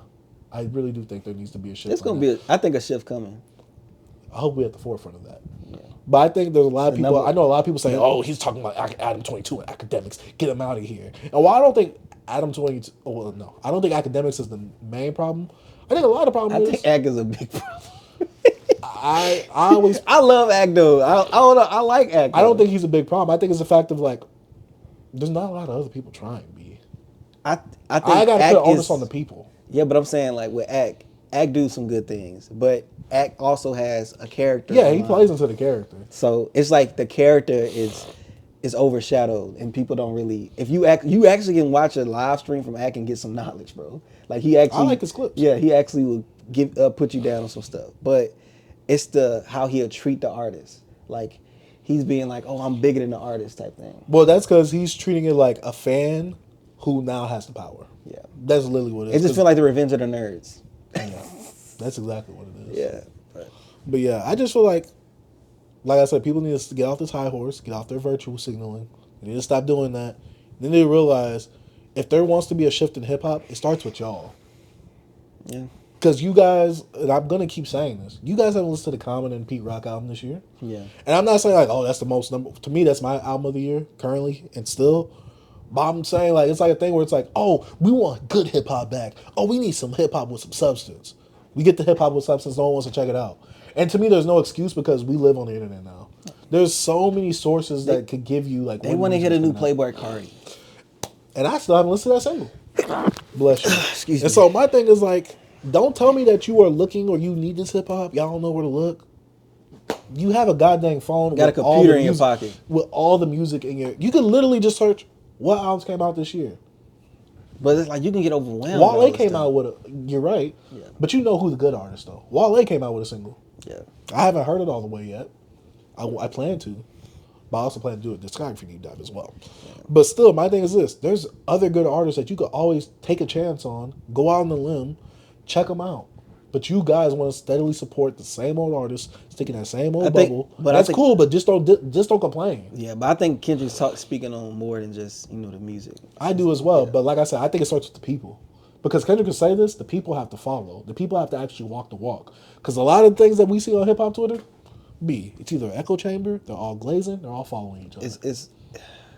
It's a deeper conversation when you go to the people, because like you said, we ain't all of us, as if you want to say the black people, we don't consume as much. Well, also A majority. the majority of the I've fan been bases. saying that though. Yeah, I'm just saying if you're gonna go for the people, some of the people they don't watch our content. Most of the people, they wouldn't look at us and see themselves. Yeah. Talk about the stuff they want to listen to. Yeah, and we'll probably talk about it in the other section of why white media and things like that, white hip hop media versus black hip hop media. We'll talk about that in the section. But overall, what did you think about the song? Because it got us to actually do a conversation rather than actually talk about the song. I think the song is pretty good, but it's not something I'll go back to. I didn't like it. Yeah, I went back to it to listen to it, but it's not a song that's like, oh man, got to go back and listen to it. But it has a meaning. It did what it did, but it's not something that. To me, it was boring. Yeah. I like Kendrick music, but there's some stuff like, that's just boring. For me, it's just boring. I get it. It's boring, though. I didn't like the beat. I didn't care that he's trying to rap in this ominous voice. I hate the rappers. They're so. I'm just like, I guess for me, like I said, I like album Kendrick. Yeah. I like Kendrick on album mode. I like album Kendrick. I don't care for single Kendrick. Like, I feel like when the new album comes out, whenever it does come out, I'm going to be here for it. We're going to review it. Yeah. I'm going to probably have some positive critiques about it. I'm not a Kendrick Glazer, even though I've been said today that I was deriding Kendrick earlier, which is crazy. Yeah. But I'm ready for the album Kendrick. I'm ready to see what message you have to say and what you have to say, because usually when Kendrick comes out, he's usually saying something. Yeah, and I think this is what he's gonna say. And he's one of those voices in hip hop where I like to hear what he has to say. So I'm saying you didn't like what he had to say. You didn't like the song, but did you like what he had to say? It was cool, but I think to me it wasn't an effective way to get the point across. For me. I'm trying to see what I see where he got what's it. a more effective, a better beat. Because I think I don't know. I think the beat. Beat choice was like intentional. Yeah. I think it's intentional for you to mostly hear him and know like, okay, I'm not partying. I think Cardo made that beat, right? Cardo got wings. I'm not mistaken. But for me, it's just like, I guess like for me, when it comes to Kendrick sending a message, I like to hear it in the whole process of the album. Yeah, I got you. Like Soundwave. When I was younger, I liked to listen to singles I don't by know. Kendrick. Cardo made what beat? Well, he didn't make that beat. I'm bugging. Okay, good. But yeah, when it comes to like Kendrick singles wise, I used to listen to him back in high school, but as an adult, no. I think the song was good. I like the message, but it's not a song I go back to. To me, that's what makes the song good. We don't want to go back to it. Not to me. It could be a good song, but you don't have to go back to it. Cause it's like why would you go back to listen to this song? A song I like. How about that? Yeah. I think a song that you like, you could be like, oh, this is a good song. To me, it's hard for me to judge it, especially if I don't like it. Yeah, like to me, I feel like it could be songs that's like got a really good message, but it ain't the song that, you know, because usually songs like that put you in a mood. Like this song, when you listen to this, it puts you in a mood like, all right, what is it? And that's why I'm saying, if it's in the context of an album, depending on how he plays it, I could actually like it. I don't think this would be on the album. I don't either. Yeah. But like we've talked about this before. Oh, I didn't like I've told you, I didn't like the song outside the album. In the context of the album, I like it better, yeah. I forgot what song I taled about you with that, but I remember you talking about that. I just don't remember the song. Yeah, me neither. But yeah, was it I Love? Was it I Love Myself? Maybe it was that. I don't know. It could have been. Maybe King Kunta. I don't know, but it was a Kendrick song. I'm like, I don't like. I think it was on Pimp the Butterfly as well. Yeah, How to Pimp a Butterfly. And I like the inside the album. But yeah, that's just me though. I'm an album guy. I like the album. I don't like too many singles. I don't even go to the singles. Like if Future would have released a single for this MIXTAPE Pluto, I wouldn't have went to that. Yeah. Like I was cool off the teaser. I'm cool with a teaser, but in terms of like, oh, here's a single, I don't care for that. Like I'm not the singles guy. Like I don't do that no more. Right on. Unless it's like an artist that I'm not looking forward to the album, but they got a song that's like cool that's in rotation heavily everywhere else. Yeah. So yeah. That's about it for me. B, you got any last thoughts about this? My last thoughts is, hey Kendrick, whatever you doing, like I don't know if you're gonna try this on a new project, on the new album, whatever, of kind of like exposing hip hop for all this dirt and trying to clean out the house, or burn it down, as you say, you know, and watch it die, watch it burn. But I'm looking forward to what you got going on, man. You know, you finna do the Super Bowl. It's been a big year for you, and I'm just trying to see what else he got going, man. Cause, bro, he dropped something and the internet goes crazy. B, you either hate Kendrick or you dislike him. People still went stupid to go listen to that song. Mm-hmm. So. But I think that's a quality versus quantity thing. You say what? It's a quality versus quantity thing. I'm speaking on where he at right now. Oh yeah. As his place in hip hop, bro. He still. But I think he put himself right there because of him not putting out so much. Like if J. Cole puts out like a feature or song, internet's not stopping for that. You think it's because he don't put out much, or you don't think it's because of the beef? I think it's because of the beef about the year he had. I think no, because when he put out the Heart Part 5, people will stop and listen to that. Yeah, because he ain't put out in a long time. But that's what I'm saying. I'm talking about right now. Oh no, I'm saying in general, Kendrick put himself in that position to where he could be one of those artists. Just in general, even if you put out something, if you put out something, people are gonna go check it out, no matter what. Yeah. Like I'm saying, without beef, because the Heart Part 4 or Part 5 was like that. Yeah. Like J. Cole, he's not doing that. People go crazy when J. Cole drop, bro. A song, dude. When he dropped that little snippet, riding on the bike. Snippet though, that's different though. If it's be a song, it's the same J. thing. Cole has lost a lot of credibility from this rap beef, B, in terms of like respect. Nah, he'll be all right. From outside, from outside, of course he will be. But this album is really, it's right there. But you can't talk about I'm the best rapper alive ever again, ever again. Don't you ever speak those words out of your mouth. Jeez. But all right, that's about it for Kendrick Lamar's "The Day the Party Died" or "Watch the Party Die." Mm-hmm. Let's get into the next discussion. We got a lot of topics to hit on this one. Which one do you want to go for first? What you mean on the discussion section? You want to just knock out some of the quick ones? Let's knock out some of the quick ones. The Beyonce one. I just want to say, like... So, did Beyonce get snubbed at the CMAs? So, they say, you know, she has one of the biggest... She had, like, the biggest country album this year or whatever. And that she should have got some type of nomination for, like, a single album, anything, some type of nom. And it had a lot of Beyonce fans upset. And it was, you know, claiming racism. My perspective on this is, like, none of us really care for like country music like that, especially in like the black culture. people. Yeah, black people listen to country music, but not a huge majority, right? We don't care about the CMA. We barely care about the BET Award. People just want Beyonce to be in there just because it's Beyonce. And they were like, oh, it sell this, it sell Just like this. Lil Nas X. Except he actually made it. He was trying to. But like, and they were just like, yo, she did. I'm like, bro, she sold all them records because she's Beyonce. Bro, Beyonce could put out a rock album, and y'all gonna want it to be the rock album of the year, bro. It's other. Them dudes like, bro, we great keeping over here. You ain't coming over here with all that. If you was a country artist and then you did this, yeah, you'll be a part of the thing. But no, you just look. What if a country musician come and make a hip hop album? Oh, Post Malone? No, I'm just playing. I know. But you know what I mean? And then they get mad like, what we gonna do? We like, if they get mad like, oh, he put out the so-and-so, Morgan Wallen put out this hip hop album and it had all these, why it's not an album of the year for hip hop? We'll be like, man, get up out of here, right? So B, you make a good argument. I don't disagree with it at all. Let me play devil's advocate though. What if it was a good country album though? Like what if it was one of the better ones of this year? Did you listen to the other ones? I said, what if it was? I'm just saying, did they listen to I'm speaking of the fans, because I'm pretty sure they can't name no other artists. Did they listen to any of those? Wallen, B? I'm saying, they're not listening to they don't know what came out. Like, what else country music came out? No, what else came out? I get it's hard to play devil advocate on this when they don't know none of that. So my thing is, I have a homie from my community, from my manga community, and he's into country music. He's actually a free, I want to say a up and coming artist. Okay. And he does country music, and he said that he hated the talk around it because he was like, and he actually commented on our Beyonce album review. Yeah. He was like, this is not a good country album. Yeah. He was like, I make country music. I listen to country music. This is not a good country music. I talk to other country people. I mean, country music fans. What we like, say, B? What we say? It wasn't a country album. Yeah. I listened to country albums before.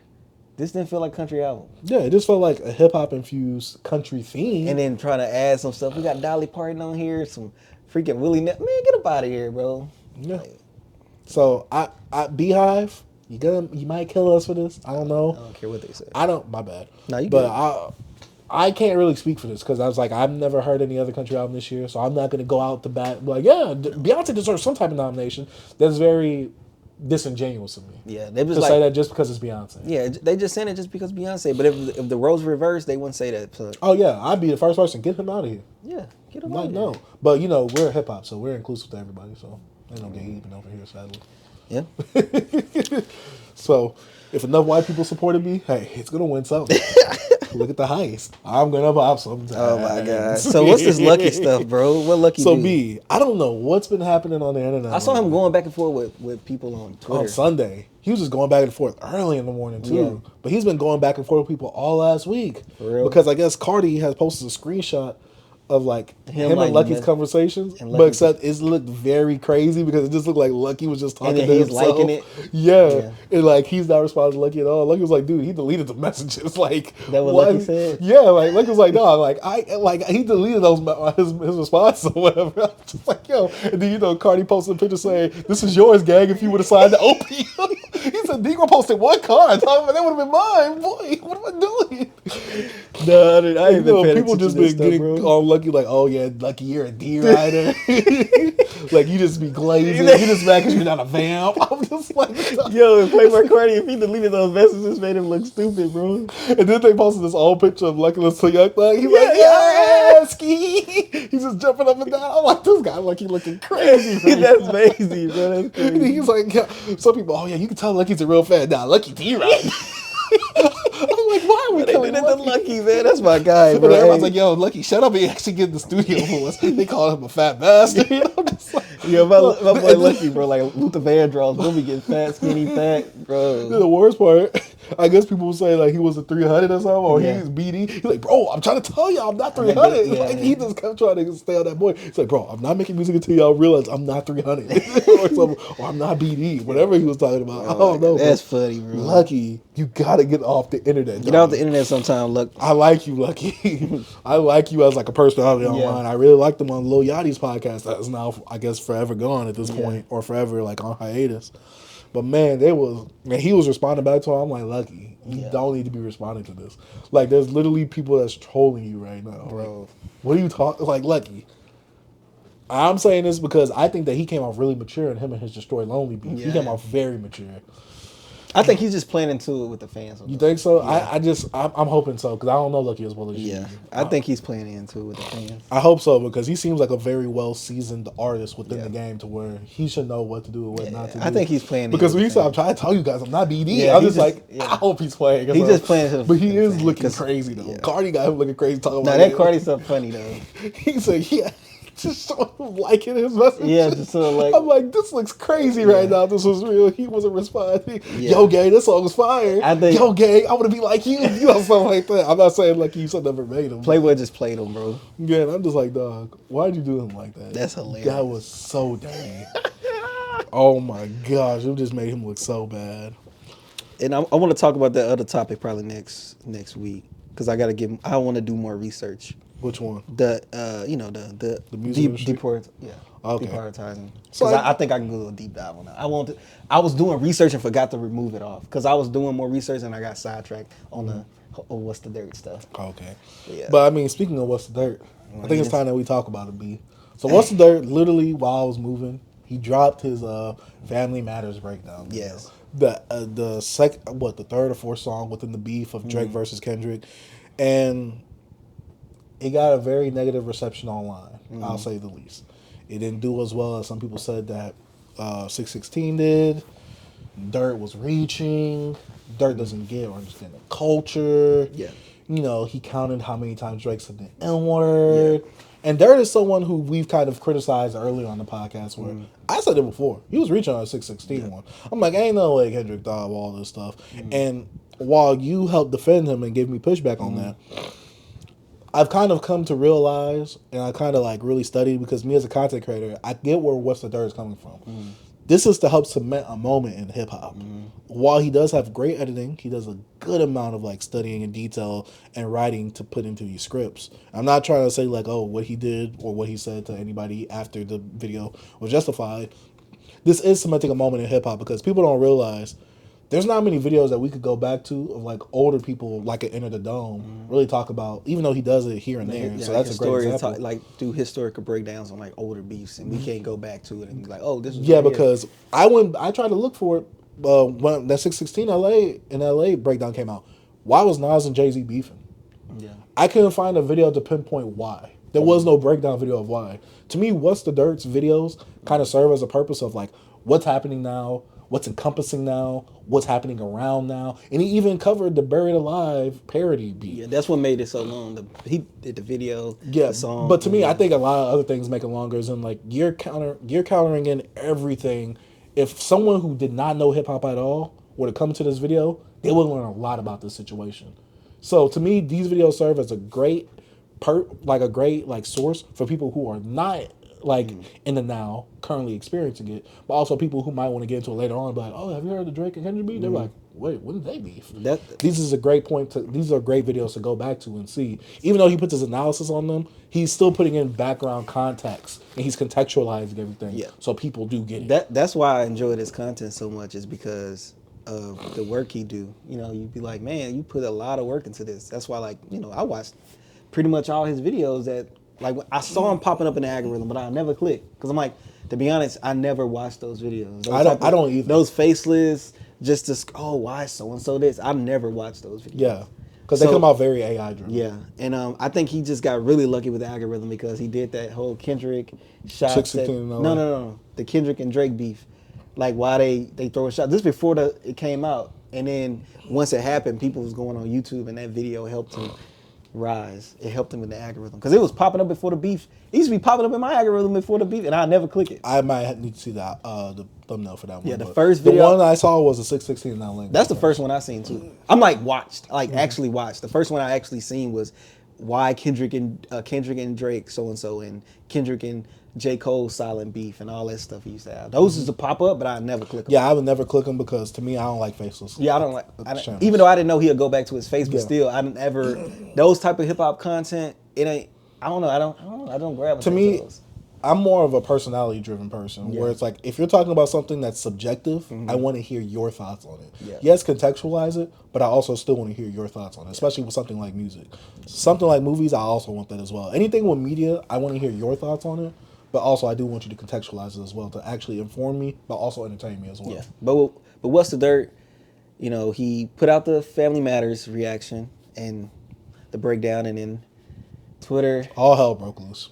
bro. Twitter, YouTube, in the comments, it was all going crazy. So I will say this: when Once the Dirt was making this video, I could tell that he had the Kendrick Glazers in his head when he was making this video. Yeah, and he's trying to be as unbiased as he is. And while I think to me, yeah, I agree. But to me, I feel like when you are discussing a beef track, you got to be glazing that person while you're. And I had to realize this when I was watching this video, because remember when I first watched 616, I'm like, oh, he's glazing like Kendrick and all that. But then when I see the Family Matters, I'm like, oh, this makes sense. You're gonna glaze any one of them because you respect both of their geniuses, and you're both of their pens or whatever. Yeah, he did it on the push-ups. He did it on all that. See, I didn't see the. See, I watched his tailor-made one. I watched all of them. I didn't watch all of them. I watched 616 in LA that night, and then when I went to work, I watched all his videos. Yeah. See, I didn't, because I think I was listening to music. Yeah. But yeah, it's one of those things where it's like he's going to glaze whoever he's breaking down right then in that moment, unless he's doing a quick beef like the Drake and Common. Yeah, and even talk about how he's fans of both of the artists. I think he said he's more of a bigger fan than Kendrick, technically, I think. But like, you gotta actually be like, okay, I'm breaking down this artist's lyrics, so you're gonna seem biased. But I'm gonna go back to what you said about, you could tell he was thinking about the Kendrick, because he brought him up a few times, and it was in a way he was stuck on a point. It's like he was trying to drive home certain things. Like, I'm so unbiased. I'm saying Kendrick's a liar, and that he did this and did that, and you know that rubbed some fans the wrong way. So I think that got in his way a little bit in this. But I think, because I understand that point of how he did that, because if you guys didn't know, I have my own channel, like, you know, a channel where I used to review manga or whatever. And what I do is whenever I'm writing a review, I got to also think about like some of the, oh, but what about this happened? I got to think about those questions, because once I put the video out, it's not like I'm doing a part 2, responding to everybody's questions or comments. I don't have time to go back in the comment section either. So to help clarify and drive my point home a lot harder, I got to think about, what is the devil's advocate in this situation, and how do I combat the devil's advocate, or how do I explain my point a lot better? Because that is what he's going to get, especially when it comes to something like hip-hop. Anything in art in general, you're going to have the, this can't be that because of this. So you got to kind of think of that rebuttal too. Yeah, but him doing that didn't bother me. I just knew that he had in his head. Yeah, no, it didn't bother me as well. But I think a lot of people, especially people who don't create content, you don't just look at it from one way and just keep going. No, you got to also think, because once I put this out, once I put this out, and this is like the go-to video, because some people might not watch my reaction, like a reaction of me commenting the comments on this video later on. They might just watch this one video. They might check out after that. Yeah. So I think that's a lot of things where people don't take in the fact of, and people will notice if y'all actually start creating some content. Like I keep telling you guys, create some content so you guys can have your thoughts and media in the ether as well. People don't realize how you create content. It's going to forever be there unless you delete it. Yeah. You kind of, especially like a show like this, you kind of want to timestamp it. And you kind of want to contextualize and bring everything in there. That way, for people who don't know and watch this later on, they'll have the context of what we're talking about, or why I'm saying this, why I'm responding like this. Because Twitter stuff, people are going to forget about that. A video is way more permanent than a tweet. You don't want to be known for certain things. I think this is what that's kind of going to mess up with my guy. But what I want to say is, only things that I understand why people, I knew it was going to be a problem, the 37 niggas.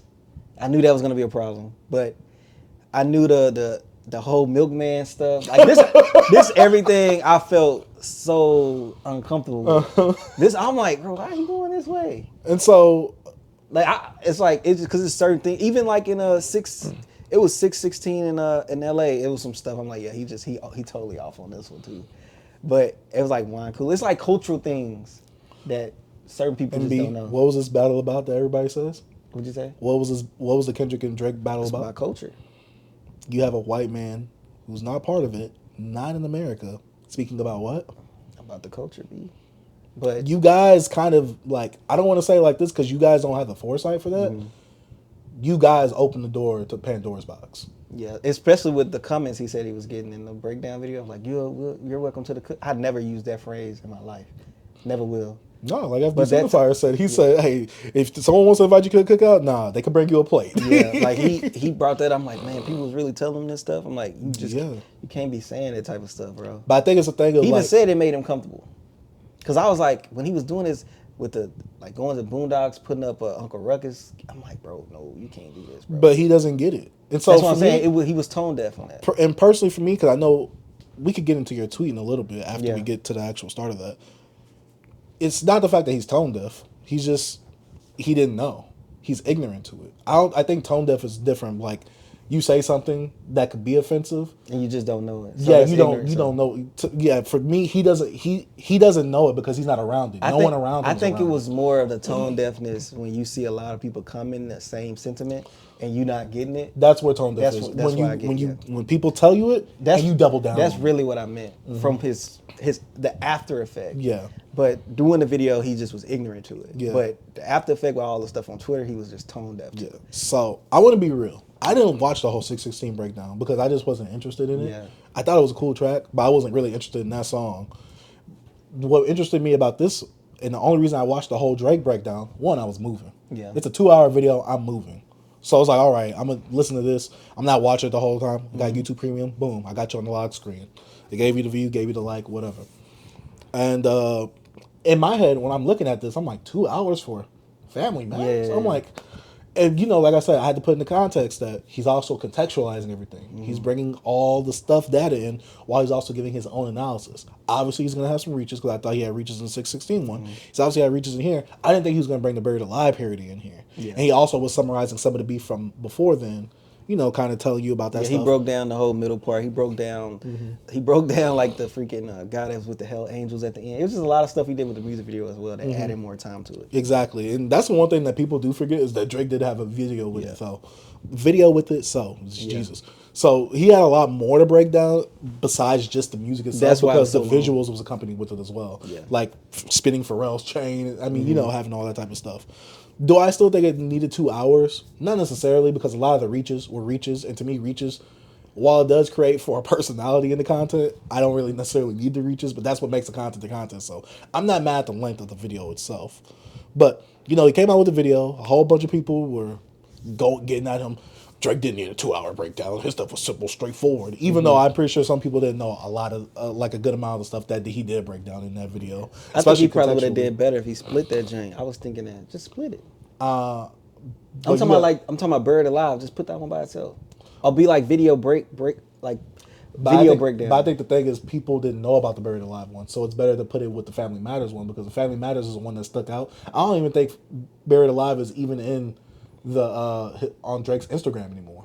He deleted it. So that's why he's saying he's still going to get that context because you never know what might happen. So it's like, okay, what are the big songs from the beef? Because people didn't really talk about Buried Alive. Buried Alive was like a teaser for Family Matters. Yeah. Like when we talk about the beef, we didn't even put that in our this song versus this song. We didn't do that. Nah, because it's a little snippet. Exactly. So it's like, I'd rather you just add it to that because it's just like, just add it to that. That's me personally. Yeah, I got you. So yeah. But, he had the reception. People was killing him. Drake fans was obviously blazing. Kendrick fans was always obviously hating. Just like how it was vice versa when 616 came out. Yeah. But one thing about this one, you want to get into the Go Twitter? Ahead, say what you got. But one thing about it, like, I didn't even look at it as a Kendrick fan glazing. I just think it was the culture parts that really had people uproar. And I think when we get into the Twitter, that made it even worse. So I saw those cultural tweets after the diss to the company man. Nah, I saw Before that, I saw the Drake doesn't need this. Drake is trash. Why are you doing it this long? That's what I saw. Yeah. I saw mostly complaints. I'm pretty sure those was there. I'm not. No. I know. That's what I'm saying. What I saw. Yeah, but the 37. When I saw that's what. Yeah, that clip went crazy. I was like, yo, this clip. No, I didn't see the clip. I watched it and see. I didn't see it. I saw the clip first. I'm like, yo, I got to see this video. I watched the video first and saw it, and I looked over to my girls like. I was like, man, I got family members that don't even say the N-word, and I was like, shoot, I do a podcast with one every freaking week that don't say the N-word. But then he say Negro. Yeah, but it's like, because he didn't add that context of like Drake saying that he used it with his other family. And see, I think I agree, and that's why I was telling you where you always need to have to try and add everything before. He said he thought he didn't need to add it, but exactly. I'm like, that's why I'm saying like, oh, you had the Kendrick Glazers in mind, so you was trying to get rebuttals and retorts to that. You didn't put that in there. You definitely needed that in there. Yeah. Which I get it because some people was like, oh, was he searching how many Negroes he was saying? Like, some people was like, oh, you assuming that Drake just says the N-word, even though the context of him and his dad or whatever with that Drake video. I'm like, see, that would have been good to put in the video. To me, I feel like. And we could get into the company man beef with him. If he would have put that in the video and he didn't come off so defensive in that video, because he came off defensive and angry, it would have came off a lot better because he could have just. I think the thing is he should have clarified instead of coming at him defensively. Yeah. And so, if you guys don't know Justin Hunt, the company man, I'm kind of more new to his content. Yeah. I was never really big into the analytical breakdown content on YouTube. I was more into it like on Genius. Like I would look it up on the lyrics on Genius back then. So I never really looked into YouTube. The only YouTubers I watched that did music back then, like in high school, middle school, was Dead End Hip Hop. Yeah. And they didn't really do analytical breakdowns. They did album reviews, conversations, kind of like how this show is right here, right? And so, you know, I was talking about, what's some good hip hop medias that are black on Twitter, and one of my homies on there, he's also a rapper as well. He said, Justin Hunt, so and so. He gave me a few names. I'm like, Justin Hunt. I went to search him up. I'm like, this dude that did the video with Dead End Hip Hop. Yeah. Subscribe to him instantly because I'm like, all right, he was a brother. I gotta support.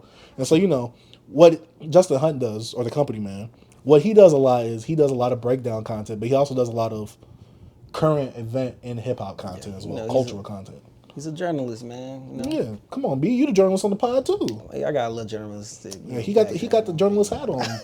But yeah, Justin Hunt, he obviously made a reactionary video of, you know, what's the third talking about how Drake said the N-word 37 times and the reach it is, which I don't want to say it like this because I know it's a business and all that. I don't think Justin Hunt need to make that video over that specific bar if that was the case. I think he didn't get. He said he didn't get to finish it at that point. Yeah, he did. He said he didn't watch it. Yeah, he said that threw him off, and I'm like, I get it. I guess for me, I'm like, you didn't need to make a video about that part. Like, I would have rather him made a video about the whole breakdown itself and countering everything. He said he removed some of those parts. Yeah, he did because What's the Dirt put a portion in his video at the end. He put a lot of people shouting him out and like, you know, basically giving him praise and compliments. And Justin Hunt was in that video. Mm-hmm. And Justin Hunt, the company man, in his video, his reaction video to the 37 N-words reach that What's the Dirt made, he made a video about that. And, you know, he also left some stuff on the editing table of like him giving What's the Dirt compliments and stuff like that, which I think it's a sandwich method because I think even though I don't blame Justin Hunt for doing it, I do think he plays a part in like, not the way he came off fully, but I'm like, why? I guess my thing is like, if you know this person, you maybe might have talked to him, why didn't you like, and that's where the industry stuff comes in. Like if you've known him, talked to him, I don't know if they have a relationship or not. I don't think they do. See, and I don't know because, you know, he did praise him, you know, obviously, What's the Dirt respects him a lot. I would assume like he might have tried to get in contact with him or something like that. I assume. I'm going off of assumptions. I assumed that he would have, but instead, you know, Justin Hunt did the reactionary thing and he made the video. He wasn't like disrespectful to him at all. No, I don't think he was, but I'm just like, this point didn't need a video. I get where Justin Hunt's coming from, like, he's getting too comfortable in the culture, and I get it. Someone has to speak out for it, right? But then What's the Dirt comes out because I will say, like, if you're looking at it from a non-mature lens, it couldn't come off like, you're dissing me. A non-mature lens. We're mature, so we can see that it's not this. It's more of a literal critique and like how the culture is and how he feels like and how he's kind of like viewed himself from a bird's eye view. Yeah, I guess he was saying he was getting so much criticism, he kind of took everything out on Justin. No. I'm talking about Justin right now. What do you mean? I can see how like What's the Dirt probably took that as offensive because if you see it, that's what I'm saying. I was saying What's the Dirt, all the other stuff he was getting, and then Justin did that video. He like, I thought this dude respected me. He took all that in the energy and put it on Justin. That's why he was angry. Yeah, and I agree. I said it when I first said it to you. I thought he's like, you didn't like his response. Yeah, I thought What's the Dirt was corny. That was a corny move. I don't think What's the Dirt himself is corny, which I don't think, depending on what type of corny you are, I don't think he's a bad corny. Yeah, I think that move was super corny. Yeah, before his apology video, bro, I was gonna come in here and smoke him. Mm-hmm. Yeah, because I was not in like a bad way, but yeah, because my thing is this, and I've already knew this before, and I don't know if I've told you this before. A lot of people let him feel like he was comfortable in the culture. Yeah. They was doing those white, he's invited to the cookout. Yeah, he gets the culture. Keep speaking on it. You're spitting facts. As soon as he talks about something that they don't like, execute because the once you get from family member on up, there's a lot of culture involved. Exactly. And my thing is like, I hate to say like this What's the Dirt, and I don't know if you're watching or not. I knew that you wasn't going to be able to tackle that stuff because one, you're from Canada, so you don't get Black American culture. Drake doesn't get it. And he lives here. Right. He's half Black American. Exactly. So I know that you wasn't going to get it. You're also white, so it's going to come off weird from a white person to speak about the culture who a lot of people don't know that's respected in the culture as well. A lot of things I knew was going to go wrong from this, from the get-go. I'm like, but y'all allowed this because y'all kept telling them, keep going. Yeah. And I'm just like, You're enabling this now. And I hate to say it like this, y'all are overextending an invitation to him for this now. Yeah. So yes, he's gonna feel comfortable doing this. Do I think that he's right for doing it? No. But also, it's positive reinforcement. Like, oh yeah, you're giving me a cookie for doing something good. Keep giving me more cookies. So yeah, that can happen. Y'all got to be careful with this. Like with this culture right here, we have to gatekeep it. He got his taste with the snippet he put out about the whole interview with Kendrick on Breakfast Club. Yes, because he was wrong on that. Yeah. He was completely wrong, which I don't know how. You could have just literally, especially for someone that researches, oh, the day of this Breakfast Club interview came out then. You're talking about the Pepper Butterfly. Dang came out when? Oh, okay. I'm like, that's a, like, what's the dirt? You was kind of slipping on that, so I'm glad you deleted that. Yeah. But even though one of the Kendrick fans was reaching about, his cheating comes from slavery or something like that, I'm just like, I think I put it in the. I remember that. Yeah. I remember that. People just be tripping, bro. I don't know why. And so, what's the dirt? Reach just to make somebody look good or something like. Yeah, and I get it. Please just know that you are reaching because we don't know what any of these artists think. Yeah. And so, what's the dirt? Replies to the company man. And I'm just like, this is so corny because the way he goes at it is corny. Because he heard all the criticism and he just probably felt like he was super under pressure. Yeah. I mean, hey, if people was killing me about my video, I feel like that too. Yeah. But I like to go back and forth though. That's different. And also when you get to this level in YouTube, bro, everybody gonna be watching your videos, dissecting them, like, doing reviews to them, what they gonna disagree and agree with you. Just a part of it. Like me, I'm new to this whole YouTube thing, but one thing I'm not new to is trolling. Bro, I was a freaking certified troll back in the day. I love going back and forth. Is. Yeah, I am. I can get with you, you know what I'm saying? But like the other people people could be on Twitter yapping at me, bro. I'm gonna be watching a movie. Like I don't care. Bro, my freaking we gonna get into my tweet. I tweeted you, but bro, they was wilding on me, B. Yeah, so what's the dirt? He released his response video on Twitter, getting at Justin Hunt. He was getting at him. Basically calling him a Carlton, saying he looked like he don't say the N-word. And see, I'm like, bro, you can't say that. And I get his intention behind it, just not the right move. That's not for you to say. It's not for him to say. It's never for you to say, especially as a white person. Yeah. We could say that to each other. Yeah. That's like, even though I wouldn't even say that, but I'm just saying we could say it. But like I wouldn't even say. But we know the certain black people like this, the Super Smash Bros. And all that type of stuff. Like we know what jokes that we could say to each other because it's a cultural. It's a cultural thing. Like we could say that to each other. It's like it's basically literally like how you can't say the N-word. Yeah. You can't even make any assumption about you like saying the N-word or other people saying the N-word. Yeah. Especially if you're not part of the culture. Yeah. You cannot do that. Yeah, and I was looking at especially in today's climate. And then after the video, you was getting a lot of pushback, and then you started replying. That's when I hopped in the thread with you. Yeah. Was texting, and I was just like, bro, he's digging himself a deeper hole. Yeah, because I'm like, I hate to say what's the dirt. A lot of this has to do with American culture versus Drake. Where I put my phone? Maybe in your pocket. I don't even know where my phone at. But nah, you keep going, B. But a lot of this conversation was just you was missing that cultural aspect. Even if you was missing the cultural aspect, you was missing the skin aspect too. Yes, bro. Hey, you didn't have the participate. Nah, he didn't have the complexion for the protection. Facts. You know what I'm saying? So I hate to say it like this, you was literally yelling with no bulletproof vest to a whole bunch of people with machine guns. Yes, you live in a very sensitive era of black people right now. Yeah. I'm not saying that the sensitivity ain't warranted, but god dang it, my people are sensitive. Yeah. You say anything that just sounds out of line. And like I said, for me, I'm older. I give a little bit more grace. Especially since I know you don't know the culture like that. You're ignorant to it. Yeah. And ignorance isn't a bad thing. It just means you don't know. And one thing about it's the crazy thing is you're not even in a sensitive point, bro. You're on Twitter. Twitter been like this for years. Mm-hmm. You was like, oh, I'm gonna go on Twitter, bro. Your best bet was to just go on YouTube. To respond to him was better to go on YouTube than Twitter. No, I think Twitter. No. Because he doesn't want to bring the drama to us. I know what you're saying, but I'm saying you're going to get in more crap with Twitter people. You can't. Twitter is insane. Yeah, but you talking about a business standpoint. Mm-hmm. I'm talking about the wrong people you want to go back and forth with is Twitter people. That's what I'm saying. Twitter is horrible for that. Bro, Twitter ran so many people. Bro, I'm like, yo, you not built for Twitter, bro. No. And so my thing is, especially getting toward with Black FBA, all them people. Oh yeah, bro, they ain't YouTube, but they on Twitter like that's their hub. It's full of white supremacists and super pro. Bro, nah. The extremists. Yeah, it's full of extremists. You do not want to be on. You played the wrong game.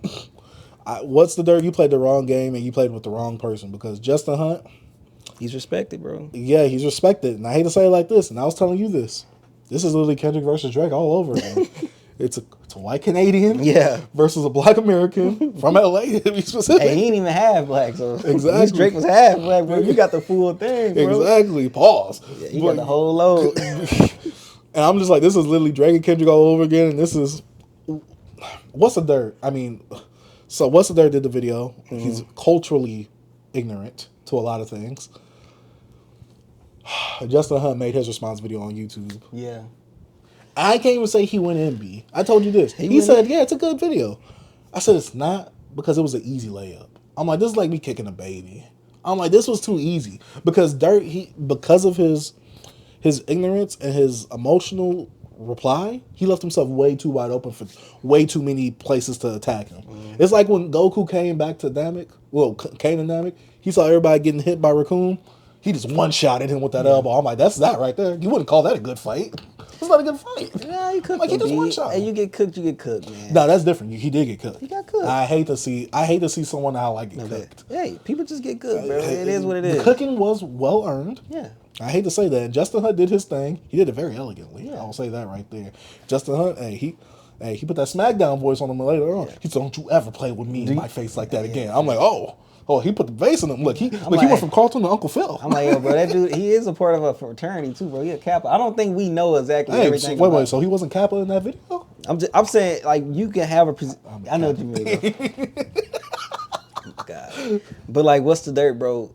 You think he would have put out the freaking YouTube response if Justin didn't say you apologized to him privately on Instagram? You don't think he would have, if he would have never exposed that at the end of the video, you think What's the Dirt would not put out that apology video on YouTube? So I'm speculating because I don't know. I didn't talk to What's the Dirt. Also, Potty Mouth actually talked to him. Yeah, he said he talked to him. Yeah, he talked to him and he brought that up in the video. Yeah. So shout out to Potty Mouth. Yeah. Shout out to Potty Mouth for being the one black person to give him grace besides you.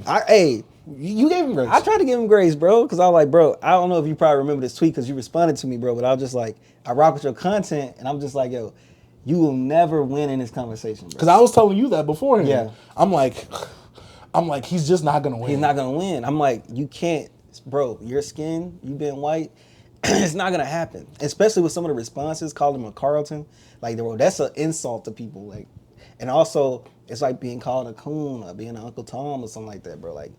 But he won't know those references. Like, you watch Fresh Prince, but you don't understand what that character represented for certain people in certain parts of, even though Carlton was like, yo, I'm not like the stereotypical black person, but I am pro-black, pretty much. Remember when that whole fraternity thing? When they was calling him a sellout. Yeah, that was during the fraternity, when they was trying to get into the fraternity. They was calling him a sellout. Yeah. And I love that episode. So I'm saying that, like, just because I speak this way, I dress this way. But I also think, that episode comes later in the seasons, which is also need to be contextualized.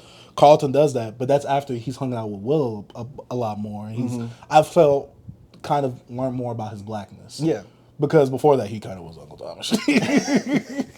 Like, I kind of saw Uncle Tom was the hero. But that's why I'm saying it represents much more as a character. Especially what people remember Carlton as. Yeah, that's what I'm saying. So, I don't know, bro. He tried to shoot you some bail. Yeah. And he did respond, correct? Yeah, he responded, but he deleted everything. He deleted all his stuff. So, it's like, bro, like, you can't tweet and delete now, bro. This is what you're going to be known for to some people, but I will say that this is a subsection of the people that watch this video versus the people that actually do watch this video. Because every time you watch a video on YouTube, you don't go to Twitter when you comment. But I'm saying everything made it to YouTube, B. Well, yeah, because he did that. He did that by going on Twitter. How did everything? I'm saying him going on Twitter and doing this on Twitter was the worst thing he ever would have done. Because now it's people that don't even care about this dude making content about him now. I'm seeing it. The What's the Dirt thing. Oh yeah, it's time to get these people out of here. So why would it have profited? I mean, why would it have benefited him to put it on YouTube instead of Twitter? Because it would have been response. No, it's some people that wouldn't even came here, bro. From this, I'm saying he wouldn't have got this attention from some of these people because they're not gonna be on YouTube. I think he would have because I think people would have clipped it just like how he did in this, and they would have brought it to Twitter. No, they clipped this part. He clipped the video and put it up there. I'm saying they clipped him saying that it looked like it. You didn't, you know. But I'm saying they would have clipped it either way if they would have watched this stuff. Enough people, if 1 or 2 people watched it and they were big enough, it would have still spread like wildfire. I'm not saying it wouldn't. I'm saying Twitter is not the place to start it. Oh, neither places are. I feel. I think Except I think YouTube, it would have been nastier on Twitter. I mean, on YouTube because he would have got paid for it, and he would have looked way crazier getting paid off of saying something like that. I probably be better off on YouTube. B. I think it would have been. Because I think just because you could talk in the ecosystem and comment like this, I don't think it really affects that much of a portion of the YouTube views. And like I said, you still got to look at it as a business. You got to look at it as curating the content. You got to look at it like that too, B. I don't know, man. But I do think it was a noble thing, even though he should have done it, that he did, that What's the Dirt did apologize after What's the Dirt ethered him. Ether who? He ethered What's the Dirt. You said What's the Dirt ether him? Oh, after The Company Man. Yeah, Oh, the yeah, Company like, Man. I was like, they got they both got three names, Yeah. 3 words in their names. The Company Man. And Look, bro, I'm just saying all these people talking about this, bro. Yeah, that. I still feel like If he would have never went on. on Twitter and going back and forth with I people, think like, that still would have people happened don't- because people would have clipped him off. Bro, people, I'm saying this, B. He put it on his. Nobody goes on YouTube comments and really be in depth like that. No. I'm not saying going into YouTube comments. I'm saying if he would have put it on YouTube, it would have got an even bigger reaction on Twitter because people would have done the 37 Negroes again. I'm saying, but you think he would have went over there also? Yeah, because everybody's gonna be tagging him and stuff like that. He was gonna be responding to defend his name. But you gotta think he's still just defending himself in general. I If he think wanted to just put it was something out even and not worse comment- because he had it on his stuff. I think it was worse that he got on Twitter. I think on YouTube he might would have got. it No, wouldn't have because been he as would have had his audience or the people that actually watch him and don't know the drama would have got brought in the drama.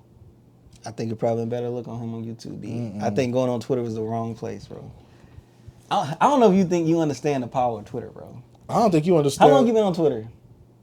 Well, remember, this is my second or third Twitter. But I'm saying like, have Because you, this is my more so business Twitter. yeah. But I'm like, bro, I don't know, B. Was you around like? I was on Twitter since technically I'm saying like, middle I'm like school. heavily on Twitter. Oh, heavily? Like, have you been heavily on Twitter since like 2009? From like 2016? Well, you know, I'm not a 2013? big social media person, so I was Yeah. always on and off. That's what I'm saying. I really don't think you understand the graphs of Twitter. Yeah, but I don't think you understand I know YouTube. how this affects the business, though. B, I do. I know YouTube. I don't work it, but I'm saying I watched YouTube since 06. Twitter is a different freaking animal, bro. I think he It got more. It got those people that's gonna. It's gonna. Yeah, you gonna have people. But in the also, he comments. was trying to sun the Company Man, too. I'm trying to say, like, oh, I'm not going to put you on my YouTube because this is going to bring you more buzz. And he went to the wrong place. That's what I'm just saying, bro. If you ain't gonna do it on YouTube, please don't do it on. My whole thing is don't do it on Twitter, bro. Twitter is. I think if any place, do it on Twitter. Especially if you want, because the thing is this, he wanted the Yeah, interaction you don't in a way. understand Twitter, B. He wanted the interaction. You don't understand. B, if he didn't want the interaction, he wouldn't have put it out and he wouldn't have been responding. So he wanted the interaction. And for a place like Twitter, he's able to go back and forth a little bit more. I'm just saying That he wasn't. grants him I'm that saying he access. wasn't built for that, B. Oh, I agree. He's not. I agree. I agree he wasn't built That's for why it. I'm saying he was the wrong person to go on Twitter, B. Oh, I How thought you said know- it was the wrong. I thought you said it was the wrong move to go on Twitter. Because he's not built for that, B. No, he's not. You know what he should have done? Just upload and left it. Yes, but I'm just saying he's not built. I'm But talking also- about him. He plays a part of it being on Twitter. He's not built for this. No, yes, you're correct. He is not built for Twitter. He himself is not built for Twitter. That's why. But That's I the also whole. think, That's my whole context of like that's the wrong place to go. but I also think it would have been worse because he would have lost a lot more subscribers doing it on YouTube. I don't think I'm so. looking at it from a YouTube standpoint because I've been in a beef before. Yeah, I know what it's like to beef with someone on the internet, especially. but I'm talking about at this magnitude. Cause Well, you gotta think at my magnitude, I was. Yeah, but I'm saying like you gotta understand. It's people that don't give a f about this dude making stream. That's what I'm saying. They was doing that to me, B. They was sending me death threats. Was it black people? They was of the fair complexion. Yeah. No, look, bro. Look, I'm just gonna tell you, bro. It's people that don't really care about this type of like. If you attacking the culture, you said something about black people. Here they come. They're gonna talk about your stuff. I'm saying you don't want them people involved in things. And I'm saying him going on Twitter is where a lot of them live. But see, I'm thinking about it from a business standpoint, B, Yeah. because he doesn't want to mess his business up. Oh, When people are looking at it for sponsorship, you gotta think about it. When people are looking at it for sponsorships and stuff like that, hip hop places like that, you gotta think about how the channel looks. They look at that stuff. I totally understand. That's why I agree. He is not. He was not built for it. I agree. You're just saying. I'm just saying. I'm saying from a business standpoint, no, don't bring that to the YouTube. You want to kind of. I'm saying, but it made its way to YouTube regardless, B. No. On your YouTube. Don't do it on your YouTube. I mean, yes, it made it to YouTube, but if he would have done that on YouTube, it would have been on YouTube regardless. He already apologizing on YouTube. Yeah, no, that's what I'm saying.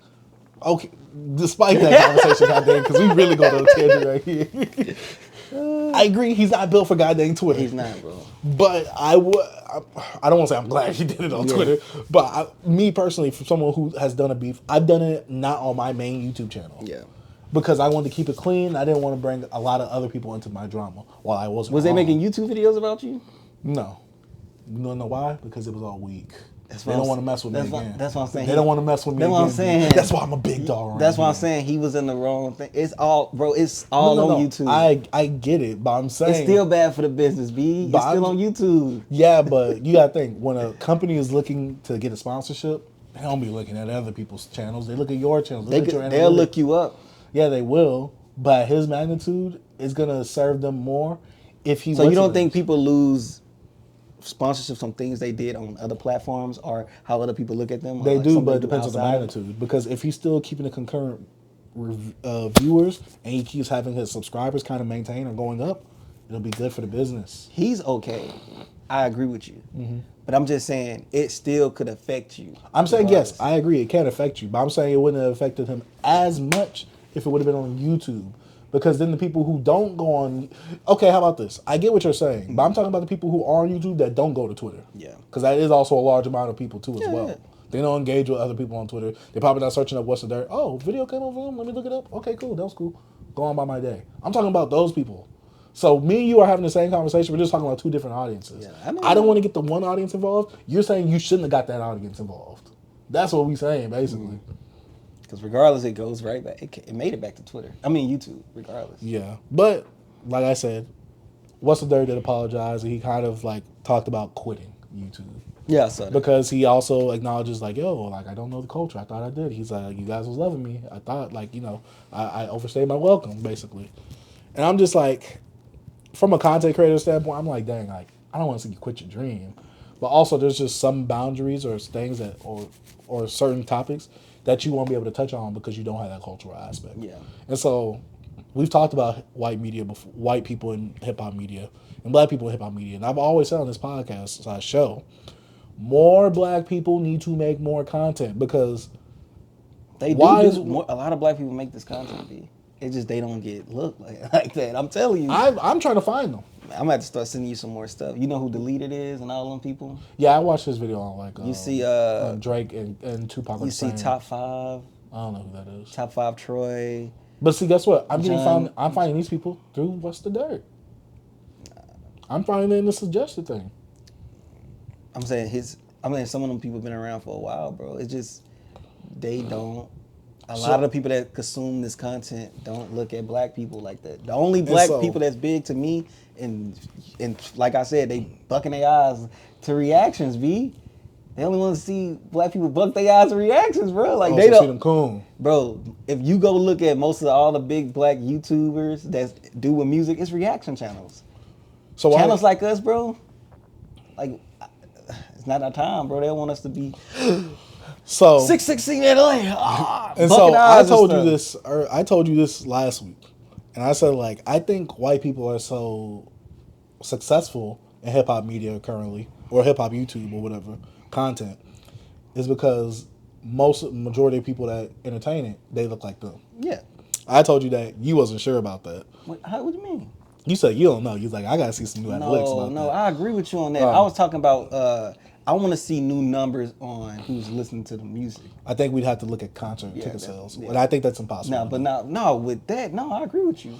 And then also I was watching the FD Signify video. He said the same thing, like, oh, but because I think we mentioned that before this conversation brought up before. Yeah. About how we're not who they want to look at. We've been talking about that. Because I don't know, they want to relate to someone that they can relate with, and obviously majority of them can't relate to us. Yeah.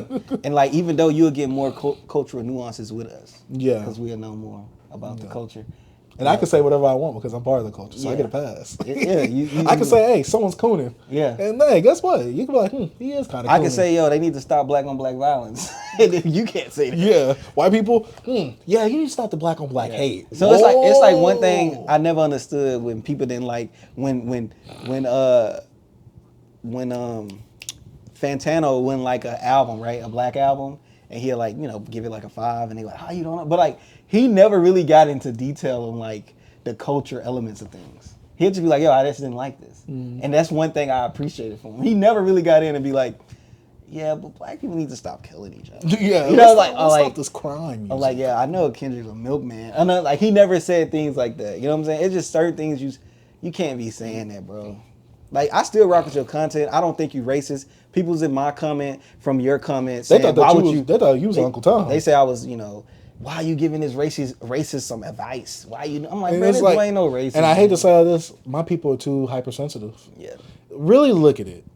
He's not racist. It's like the things that he's saying, he just feels he's too comfortable in the culture. Yeah. Because they don't come off racist like, oh, I think I'm better than you. It just comes off like like I'm more blacker than you. It came off more kind of like that, like, oh, I'm part of the culture. Is this Carlton dude? Get out of here. Like, I can tell you didn't say that word. Yeah, you can't say that, that. I'm like, God, bro. So, because that goes into a deeper level, like, so you think you can be black just because you listen to hip-hop? You think a certain black person has to say this, or like you can't be a well-dressed, well-spoken black person? Yeah, we can say that. Yeah, you can't though. It's just so. It's crazy. a double standard though. It is, bro. It's so crazy. It's a double standard, but hey, that's what the world we live in. And I was just watching his replies, and I go back to the thread like, B, what is he doing? Hey, I know you got that. Hey, I know you got that blue check. You was getting a little coin off that or what? I'm talking about on the interaction, you was getting a little coin? Me? Yeah. Nah. Oh, I thought with the blue check you always get the coin. Nah, I think you got to be like a huge like user or something like that. It's levels to it. I thought you was getting some coin off that. Nah, it's levels. That's like, all I was asking you. Nah, you got to hit a certain level to get that. And you can make your own YouTube like membership and all that. Nah, you got to have a good amount of followers, Twitter like a lot of interactions to get it. Yeah, you got to hit a limit. Well, you said YouTube membership. I said YouTube. I meant Twitter. Yeah, that's what I said. Twitter membership. I mean Twitter membership. Yeah. But yeah, what's the third? I don't think you were a bad person. I just think that you was very ignorant to it, and you didn't know, and you kind of like jumped out the gate without consulting someone first. Shout out to Don from the Potty Mouth podcast for pulling him to the side, being kind of like you and what I was saying behind the scenes, like, hey, yo. I was telling you, I was like one of the first people probably telling you. I'm like, he just don't know better. Like he don't get it. I'm like, that's it. No, that's how I felt. He don't have no bad racist. I assume you don't have no bad racism on anybody based off what you presented to us. But I'm like, he's not a bad dude. It's just that he got caught up. He got too comfortable. I'm like, that's it. Yeah. No, I felt that too. Like I wasn't like, oh man. I just knew he was digging himself in. I just want to say shout out to UB for that, for giving him some grace. Hey, I tried. And shout out to Don from the Potty Mouth podcast, man. Some of these people, bro, like, hey, they look at us, Uncle Tom's. Why you giving this man advice? Blase, blase. But the crazy thing is, bro, if you want to say they sensitive, but they just, I think, like, the ones on Twitter, bro, they think everybody's after black people. Like, they to a point where, like, sensitive. They to a point where, like, if you say anything wrong, we ain't letting nothing pass. I wouldn't even say it's sensitive. They just not letting nothing go through. Well, sensitive doesn't mean like, oh, your feelings get hurt easily. Sensitive could still mean like if like something breezes by you, ooh, I'm cold. That's sensitive. Yeah, sensitive has multiple meanings, not just feelings. Oh yeah, I understand that. But they are it's hypersensitive because as soon as they get like a little inkling of it, they tense up. Nah, it's a total different thing, bro. With them guys on Twitter, bro, they ain't playing. That's why I'm trying to tell you, it was different. Them FBA niggas on Twitter are a cult. Them niggas are annoying, B. You not FBA, B? I'm FBA by blood, but I'm not. I don't subscribe to the whole FBA movement. You subscribe to the movement, yeah. I don't subscribe to their little movement. It's not a movement. It's a lineage. You sound like me with the red pill, B. What? I don't like the people that preach it, but I get where they're going. I get the point of it, and I get the message, but I don't agree with the people that preach it. Yeah, I don't know. It's like religion. None of them red pill, like super red pill people appeal to me. Mediocre tutorials? Nah, I don't watch them like that. Wait, appeal to you isn't like you don't understand them? No, they appeal to me as like I watch them. Oh, like I see his stuff pop up, but I never. But he always says that he's not. Yeah, but like none of them, bro. They just seem all losers. They just seem like the guy. I'm like, yeah, bro. Like, yeah. You know, I don't know. They did. My favorite was NTR. Kevin Samuels and Alpha Male Strategies. Yeah. That was the first one that got me into it before it blew up. Yeah. So yeah. Like Kevin Samuels, I like the stuff, but like they didn't appeal to me. Like, you know, that's nobody I want to be. You didn't like him, B. He was just faking the funk. Nah, you were cool. But, R.I.P. R.I.P. the Godfather. The little sound effect he had. But yeah. Hey, what's the dirt? Don't quit, man. I just when you talk about the cultural elements, get someone else, advise with them, and get them to present it. You might. I don't know if did he talk about the Eminem Insane Clown Posse beef. I think he talked about him and MGK or whatever. Hey, man, you might have to start off with that one, bro. It's on white violence. You know what I'm saying? But yeah, it's no violence with white people because it's it's not no economic struggle between them. Yeah, a lot of economic troubles. All right. Next topic we have: do rappers need to grow up with their audience / music? B, can you please explain why Future is the GOAT? Oh no, Future is not the GOAT. I don't think. I think if you have a fan base that you appeal to that's not just young, because I feel like Future have older guys, that listen to him as well. Most of the ones that don't want to leave the club, those guys that still, man, when I was in high school, man, I was a cold running back, right? Hey, I was a man, bro. I was rocking the, you talking about, where he was, be like, man, hey, man, I scored like 3 touchdowns that night, bro. You still living off them high school dreams? But like, I don't think it's a problem.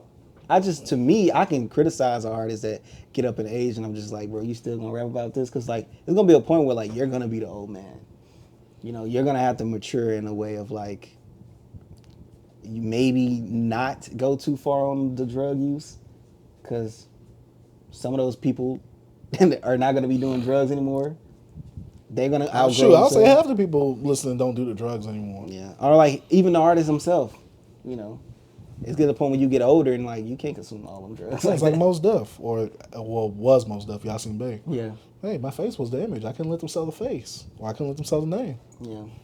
I think the thing is with this, because there's a lot of rappers that we still listen to that are getting older that still talk about the same thing. Excuse me. Pusha T. Yeah. It gets like that. Freddie Gibbs. He's older. I ain't listened to him in a while either. Yeah. I ain't listened to and his guess what? last The people album. that do mature, I ain't listened to Pusha T last album. do you feel like they need to grow as well? Do we feel like I think you could do what you do, but like I think me personally, I just don't. That's how you fall off. Yeah, that's how I fall off. When it's mostly like bro, I haven't listened to Freddie Gibbs' newest album. I didn't listen to Pusha T newest album. I listened to Features because we reviewed it, but it's just some artists. If you keep doing the same thing, I understand. It's just some stuff I'm just not gonna go back to. I'll be like, I don't know. It's just no urge for me.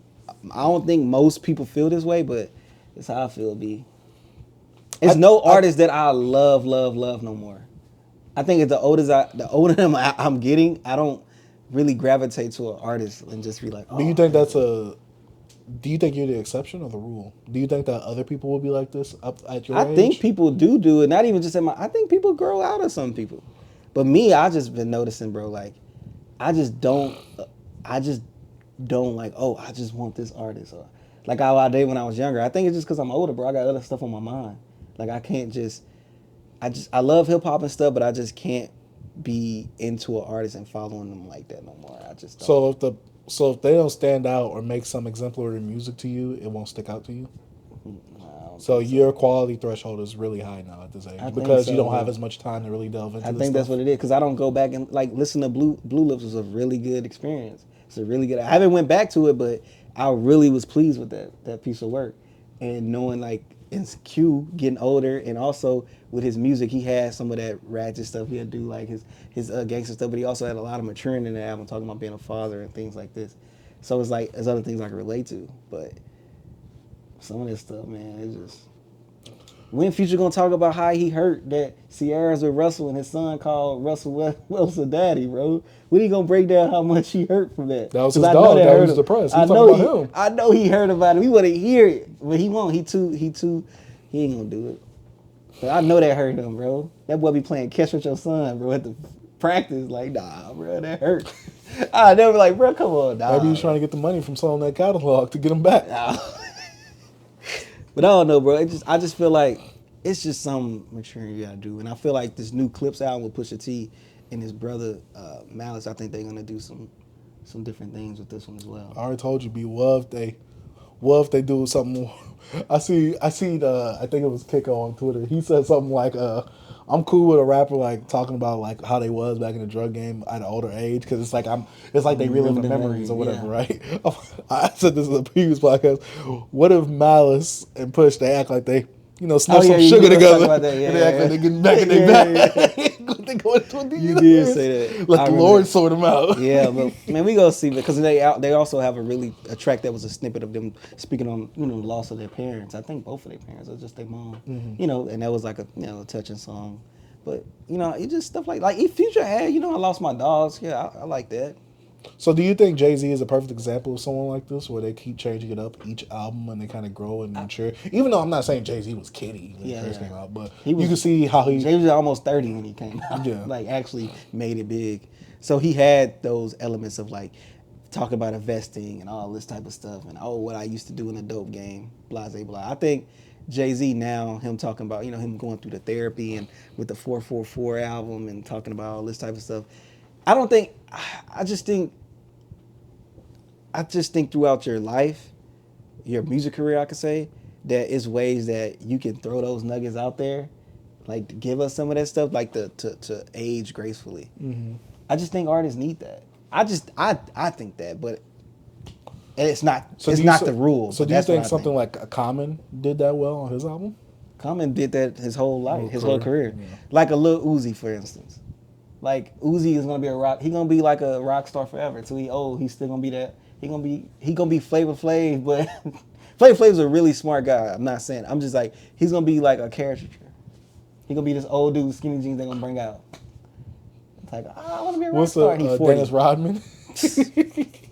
I just think that throughout your music career, I think it's good to have some maturing in there, because I feel like you can age gracefully. I want to agree with you, B, but nah. Some artists I just don't want to hear mature music from. I got my mature artists that I want to go to, and some artists I'm like, I don't want to hear you do a mature album, because it's just I don't really care for that music, especially from you. Yeah. It's that comes more so do I care about the person, or do I care about the music more? I care about the music and what it embodies more than the actual people. I already told you this. As I gotten older, started watching less interviews. I started not tuning into people like that as much. I'm like, yo, just give me the music. Yeah, I don't just make some good songs. I don't really watch if somebody a new artist put out an interview or did a section with XXL or whoever, I'll read it. But new artists, old artists, I don't really care, bro. I spend most of my time consuming politics and stuff. Oh man. And history stuff. I listen to music, yes, but I'm gonna be honest with you, I don't be caring what these artists doing, bro. We have to talk about it for the pod on Instagram, on Twitter and all that, but other than that, I don't be caring, bro. I be having to put my music stuff at the back burner sometimes, because I consume so much other things that I'm trying to help myself with, just to understand things in life, that my music be the last thing I get to. Just how it is. I love music, don't get me wrong, but it just sucks that on my list it's 3B, because I don't know, the older you get, just sometimes you feel a disconnect, bro, because a lot of new artists feel to come, and all the stuff I gravitate more to is the older stuff. I had the most fun listening to blog era music. I did too. That's why we got to start that blog era It was the section, most, bro. It was the most fun I had, because I think that's what we relate to more. And I'm scared. I'm noticing this. I'm like, dang, bro, the older I get, bro, some of this stuff just don't affect me. I don't know, B.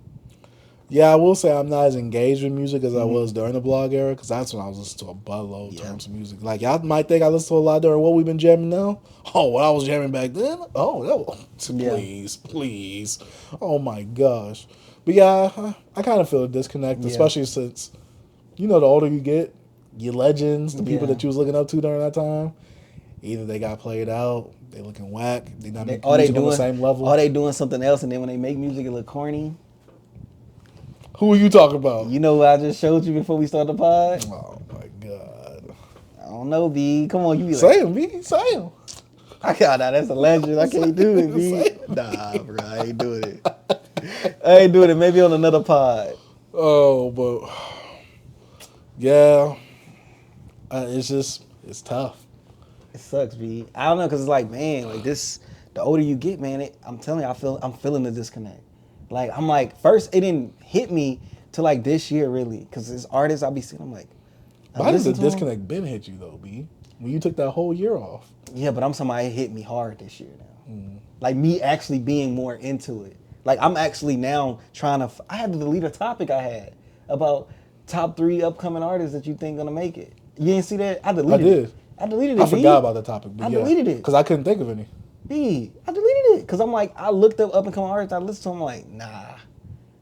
I see people trying to push that one chick, Sierra Marcin, Sierra Sin, Samara Sin, something like that. Light skinned chick rapping. They're like, we got Doechii in here now.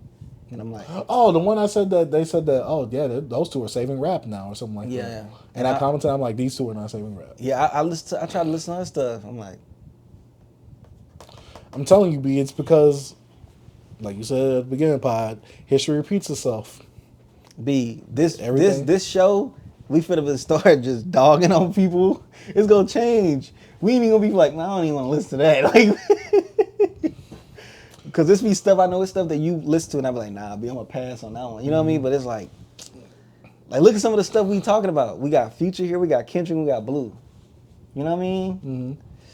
I mean, technically, this is all aspects of hip hop. I know, but I'm just saying, these are people that been in the game for a while. I don't know. It's new people that's coming out, but they not getting that. Whatever. I don't know where they at. I think the it factor is just gone because it's like not many people stand out because, like I told you, not told you, but like I said before, that ease of access of making music and accessing the music is way like easier to get into. It's way easier for a no-name person to get way bigger on their songs like that. And like what's gonna be the new thing that, because to become like this big 3 type of figure, you're gonna have to bring something newer to the game, I believe. And I don't think no one has replaced the places of X, Juice WRLD, and Pop Smoke. Yeah.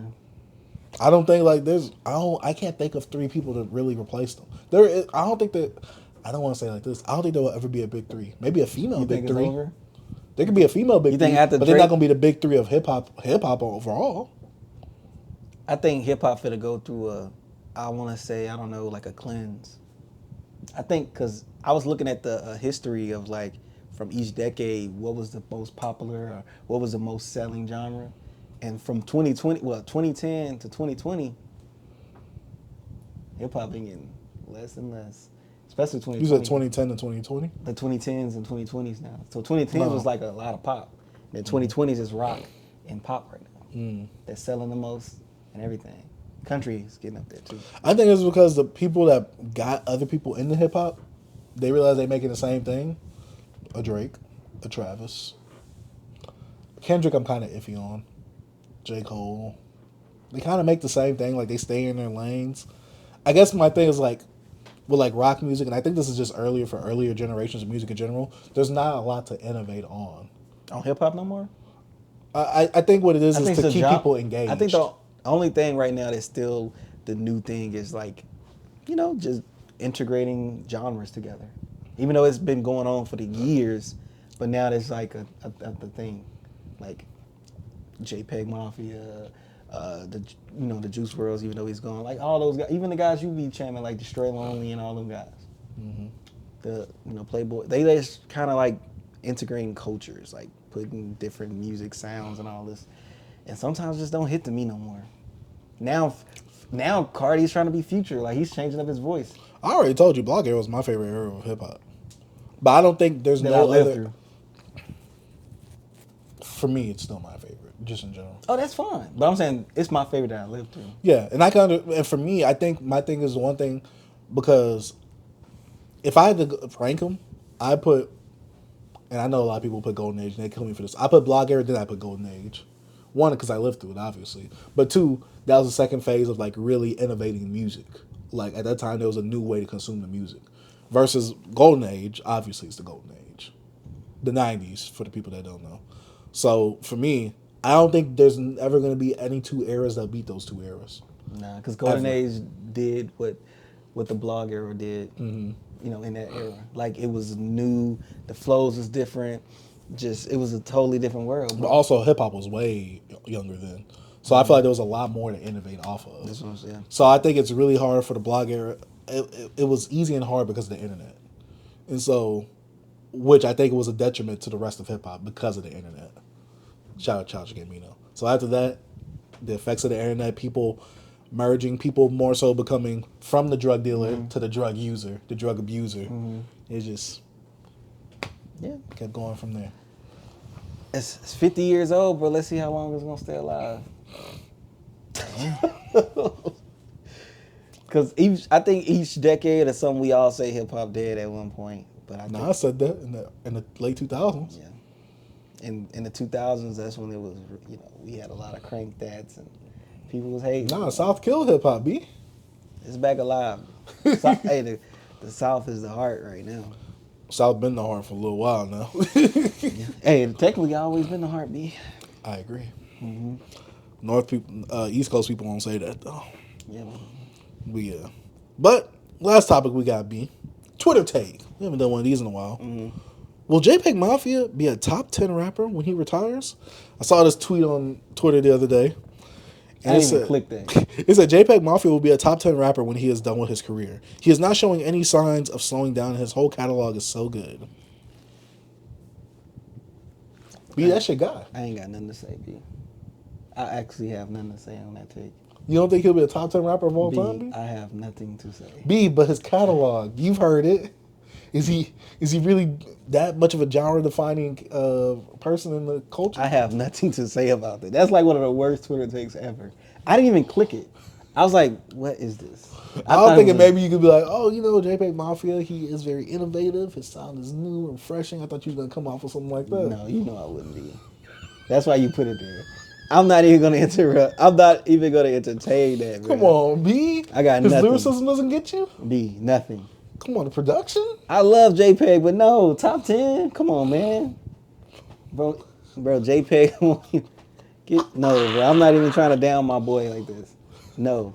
Do you think he'll be a top 10 rapper of all time? B, no. You don't think he thinks that? No, he don't even think that. Because I don't even think that's what he's trying to do. He looked at his phone and he like, oh. Bro, he tagged him? No. Oh. Good thing he didn't. He probably would have told him to delete it. That's like when King Cricket said, hey, why don't y'all include my boy, what was it? The one that's in Slaughterhouse 2, Joey Ortiz? Joey Ortiz. Why don't y'all include him in top 10 rappers from New York? Joel a beast though, but nah, bro. I put that gif of Piccolo go on, show that bro. Like, do not cook again. Do not cook again, bro. Nah, bro. Nah, Cricket King. Cricket Eye? Yeah, Cricket Eye. He tripping. Cricket Eye, King Cricket, whatever his goddamn name is now. He changed his name I don't know how many goddamn times. Oh my Probably God. changed it only once. Still. It feels like he changed it so King many Cricket, times. ain't it? Cricket King? What is it? King Cricket, I think. Cricket Eye. I think that's what his name It used to be Cricket Eye, yeah. Yeah, and I always used to confuse him with I-20 from Atlanta. Oh, yeah, man. Oh, Destroy Lonely's dad. Oh, my God. Oh, man. But B, I think that's about it for topics on the pod docket, man. Hey, man. We put in, what, about almost 4 hours, boy? 4? Boy. Oh, dang, we almost did. I told you, B. Ooh, this is a long pod today. You had a lot to say. You had a lot to say. Oh, my God. Oh, man, this was a long pod. But hey, we haven't pod in like 2 weeks. It's been 2 weeks, so this 2 hours. 2 pods. Two pods to Yeah. split it. Part Uh-huh. 2. But yeah, bro, hey, he had a lot to say. We can be like, what's the dirt reaction? Part 1. What's the dirt reaction? Part 2. You know what I'm saying? No, I'm gonna start hyping it. Hey. Did What's the Dirt really know what was happening right here? The cultural references that Mr. Dirt made. So what? That's actually from the 616 breakdown LA video. I'm like, bro, shut up. Shut up. Oh, man. But yeah, I think that's about it for the closing notes, man. Man, I'm out, man. Oh, man. But don't forget to hit us up on Twitter, Instagram, YouTube. Check us out on all streaming platforms, Spotify, Apple Podcasts, Amazon Music if you're nasty. Yes, sir. Like the video, interact with the content. Don't forget there will be clips and timestamps in the description down below so you can skip to any part that you want. Should have said that at the beginning, but I don't care. You guys know that if you've been to this podcast long enough. But my name is Chase Dark Sage. I'm T. Peace. Peace. Man, shout out to Beyond Beats and Culture.